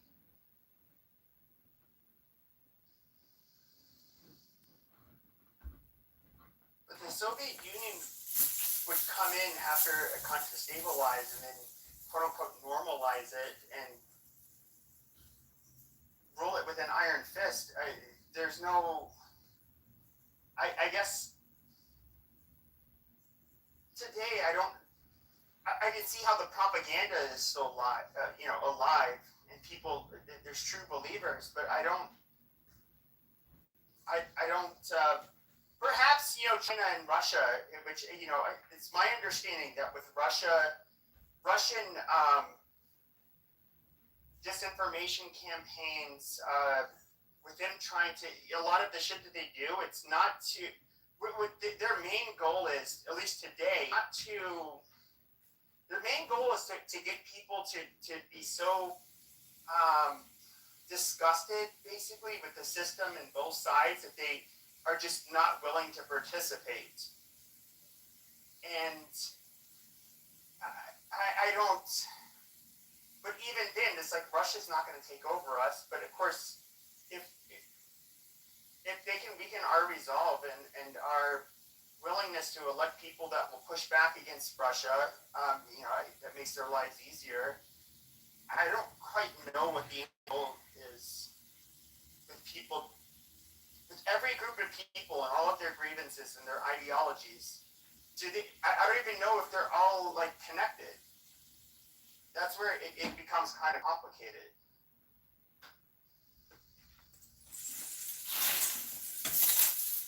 How about what? You can take over Cuba or Greenland, huh? Yeah, Cuba should be freed. I mean, personally. Should be free. Yeah. By who? What's not good? By who? It should be freed by the fucking people. By the people or Trump? No, by the people. I don't think Trump should rule over. No, he shouldn't rule over Cuba. It should. Basically, the regime should be out. take it out, and then they should have elections. Listen, what do you think about Ilhan Omar? She's an American hating, bitter, disgusting, ethnic Somali first, Muslim first person who's joined the squad because she does want to. I think like people like genuine leftist bimbos like AOC. She also wants like major reform. However, that major reform is going to be at the expense of everybody that's not her people. She's Ilhan Omar is one of the greatest examples of people you should not let into your fucking country. She's not some harmless, worthless immigrant. This filthy fucking bitch is a member of our fucking Congress. And she's openly hostile to the United States and the majority of the population in the United States. She sucks. Filthy bitches being. My language would be much more extreme than filthy, but yeah, I mean, yeah. She's dangerous and diabolical. It needs to be censored. Needs to be censored. Should be is not dangerous. Trump is not dangerous, huh? She needs to be censored. Should have been censored. Just like Talib. That was fucking incredible. She's another. There was a mayor of Dearborn, Michigan. This was fun. This was after October 7th. And I remember because after October 7th. Incredible. Oh my god. Did I miss it? Did I miss it? I'm gonna try, but I'll try. Johnny, do you want to sing? Yeah. Johnny? Johnny. Yeah, I actually bought a, oh yeah, I'd like to sing you a Yiddish song. Alright, I'm working up. Okay, pick a magic number 1 through 100. 30. Okay, you are getting Was Teug mit der Schöne Weingarten. What need have I of a pretty vineyard? A folk song published in 1927 by El Kahan. The opening stanza resembles other Yiddish folk songs. This is what it says in English. What a pretty vineyard when I cannot plant it. What do I need a love affair when we cannot marry? Oh, mother, I will never fall in love again. He bragged to his friends that I call for him and he doesn't want to come. Oh, for others the night is filled with light. For me the day is dark. For me there is mourning and grief. Was teug mir der schöne Weingarten, als Pflanzen kenn ich ihm nicht, was teug mir a Liebe zu spielen, als nehmen kennen mir sich nicht, was teug mir a Liebe zu spielen, als niemand kennen mir sich nicht. Oi weh, Mama, gewähl mir kein Liebe nicht spielen.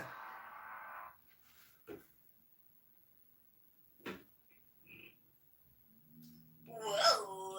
Oh my god. That was really good.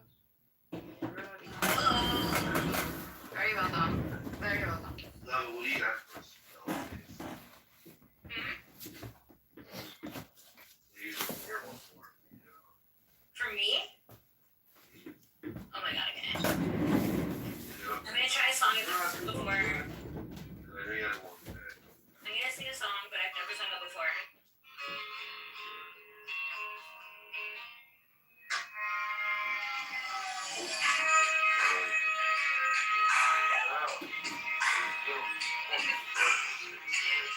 It's critical. That sounds like a Europe. It's critical. Europe is critical to who? England. Boba Dia. We need beer. What's beer? Boba Dia by any chance? I'm just asking. Are you the What the fuck European? is it? What the fuck? You know me? I'm Somali. You know Somali? You're a Somali? Okay. He's Somali. This is where I think it's interesting. Is you guys are some of the biggest. My very first job out of college, I had to work the county working with essentially mentally ill adults. So this Somali bitch said that she left her check. Somalis are. Yeah. Fuck you. Yeah, go suck a fucking dick. We are. Shut your fucking mouth. Let me finish. Okay, all right. I'll just shut. Okay, Skinny. I just shut your mouth for you. Pepe, hold on. Before we go there, I want to know how big that forehead of his is. Like, is it a big forehead? 9 inches, 10 inches probably. You know what's interesting is we can talk about the. I'll forgo the story, but we can look at we can look at the. Hold on. You filthy career. Hold on. So you have African immigrants that do fairly well, especially from Nigeria. If you look at it, they actually outperform most. Maybe even Jewish Americans in a weird way. But of course, they have to come in through a very strict merit-based process where it's cream of the crop from that country. But then, so we have the merit-based immigrants from Africa, but then we have refugees that came from Africa, like the Somalis. And what you get are people that just abuse the system. They commit lots of fraud, lots of crime, very dirty people. In fact, I would say, if I recall correctly, more of them joined ISIS. The Somali community in America, they had the largest, per capita wise, percentage of their people that joined ISIS in comparison to any other fucking ethnic group in the United States. Very trash people. Low IQ people, lots of benefits, lots of fraud. When I say benefits, lots of benefits used, lots of fraud. And you guys are terrorists. Speaking of benefits, I thought it. Yeah, since 1991. Has been committing fraud since 1991? No, you know what's funny about your country is your country had nothing to do with Western imperialism. It had nothing to do with anything, any outside group doing anything to you. You guys had a civil fucking war. And what ended up happening is that you guys ended up fighting each other. It became a lawless country. Then one of your fucking warlords decided they were going to use UN food aid and hold it hostage, and we had to. No, you fucking retard. Literally, you guys had a civil war, not sparked by outsiders. That you guys are completely different than you cannot blame anything that happened in Somalia on the West. This is fucking retarded. We had our own problem, yes. But the reason we came to the West is because of our own problem. Just you are right. 1,000,000%.